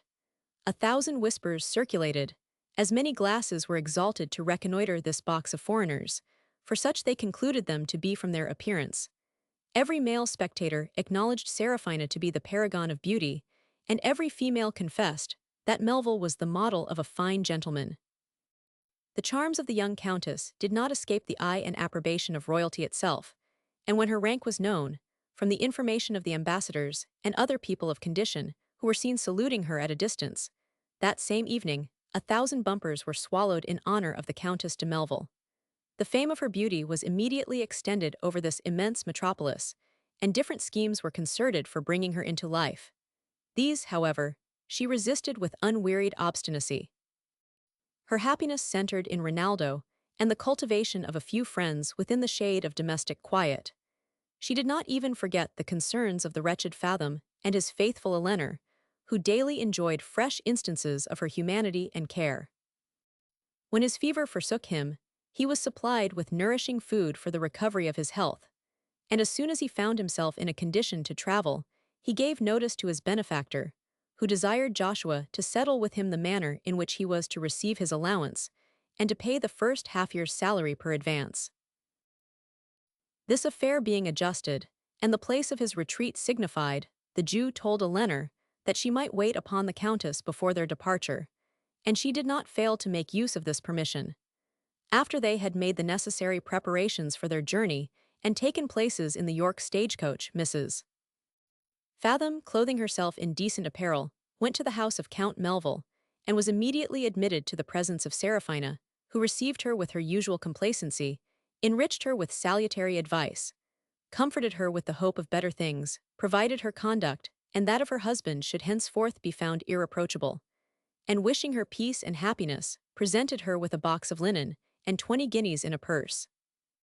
Such excessive goodness overpowered this sensible young woman to such a degree that she stood before her in speechless awe and veneration, and the Countess, in order to relieve her from the confusion under which she suffered, quitted the room, leaving her to the care of her woman. It was not long, however, before her gratitude broke out in loud exclamations and a violent passion of tears, which all her efforts could not, for a while, overcome. By this time the coach was brought up to the gate for the reception of Seraphina, who took an airing every day at the same hour, when Rinaldo, leading her to the vehicle, beheld a man plainly dressed standing within the court, with his head and body bent towards the earth, so that his countenance could not be perceived. Melville, who supposed him to be some unfortunate man come to implore his charity, turned towards him, and asked with a humane accent if he wanted to speak with any person in the house. To this interrogation the stranger replied, without lifting up his head, "Overwhelmed as I am with Count Melville's generosity, together with a consciousness of my own unworthiness, it ill becomes a wretch like me to importune him for further favor. Yet I could not bear the thought of withdrawing, perhaps for ever from the presence of my benefactor, without soliciting his permission to see his face in mercy, to acknowledge my atrocious crimes, to hear my pardon confirmed by his voice, and that of his accomplished Countess, whom I dare not even at a distance behold, and to express my fervent wish for their prosperity." Melville, whose heart was but too tender, could not hear this address without emotion. He recognized the companion of his infancy and youth. He remembered the happy scenes he had enjoyed with Fathom, whose voice had always such an effect upon his ear as to excite the ideas of friendship and esteem, and he was disturbed by this unexpected meeting, which also discomposed the beauteous Seraphina. Rinaldo having paused a little, "It is with pain," said he, "I recollect anything to the prejudice of Fathom, whose future behavior will, I hope, erase the memory of his offenses, and justify what other steps I may take in his favor. Meanwhile, I heartily forgive what is past, and in token of my sincerity present my hand, which our adventurer bathed with his tears." The Countess, whose mind was in unison with her husband, repeated her assurances of pardon and protection, at which the penitent rejoiced in silence, while he raised his head and took a parting view of those charms which had formerly enslaved his heart. Having thus obeyed the dictates of his duty and inclination, he next morning embarked in the stagecoach, with his faithful Eleanor, and in 6 days arrived at the place of his retreat, which he found extremely well adapted to the circumstances of his mind and fortune. For all his vice and ambition was now quite mortified within him, and his whole attention engrossed in atoning for his former crimes, by a sober and penitent life, by which alone he could deserve the uncommon generosity of his patrons. While he thus accommodated himself to his new system, Rinaldo received letters of congratulation from his sister, who with the major had come to Brussels, in order to meet her brother and Serafina, according to his proposal. This intimation being communicated to Don Diego, he resolved to accompany them to Flanders on his way to Spain. Preparations were made for their departure. The clergyman and physician were honored with valuable marks of friendship and esteem from the Countess, Rinaldo, and the Castilian, who were convoyed to Deal by Madame Clement, to whom, at parting, Don Diego presented a diamond ring, as a pledge of his inviolable love. Here the travelers hired a vessel for Ostend, which they reached in a few hours. In 2 days more they arrived at Brussels, where Mrs. Farrell and her husband were struck with admiration at the surprising beauty and accomplishment of their sister-in-law, whom they caressed with equal tenderness and joy. In a word, all parties were as happy as good fortune could make them, and Don Diego set out for Spain, after they had agreed to reside in the Low Countries till his return. The end.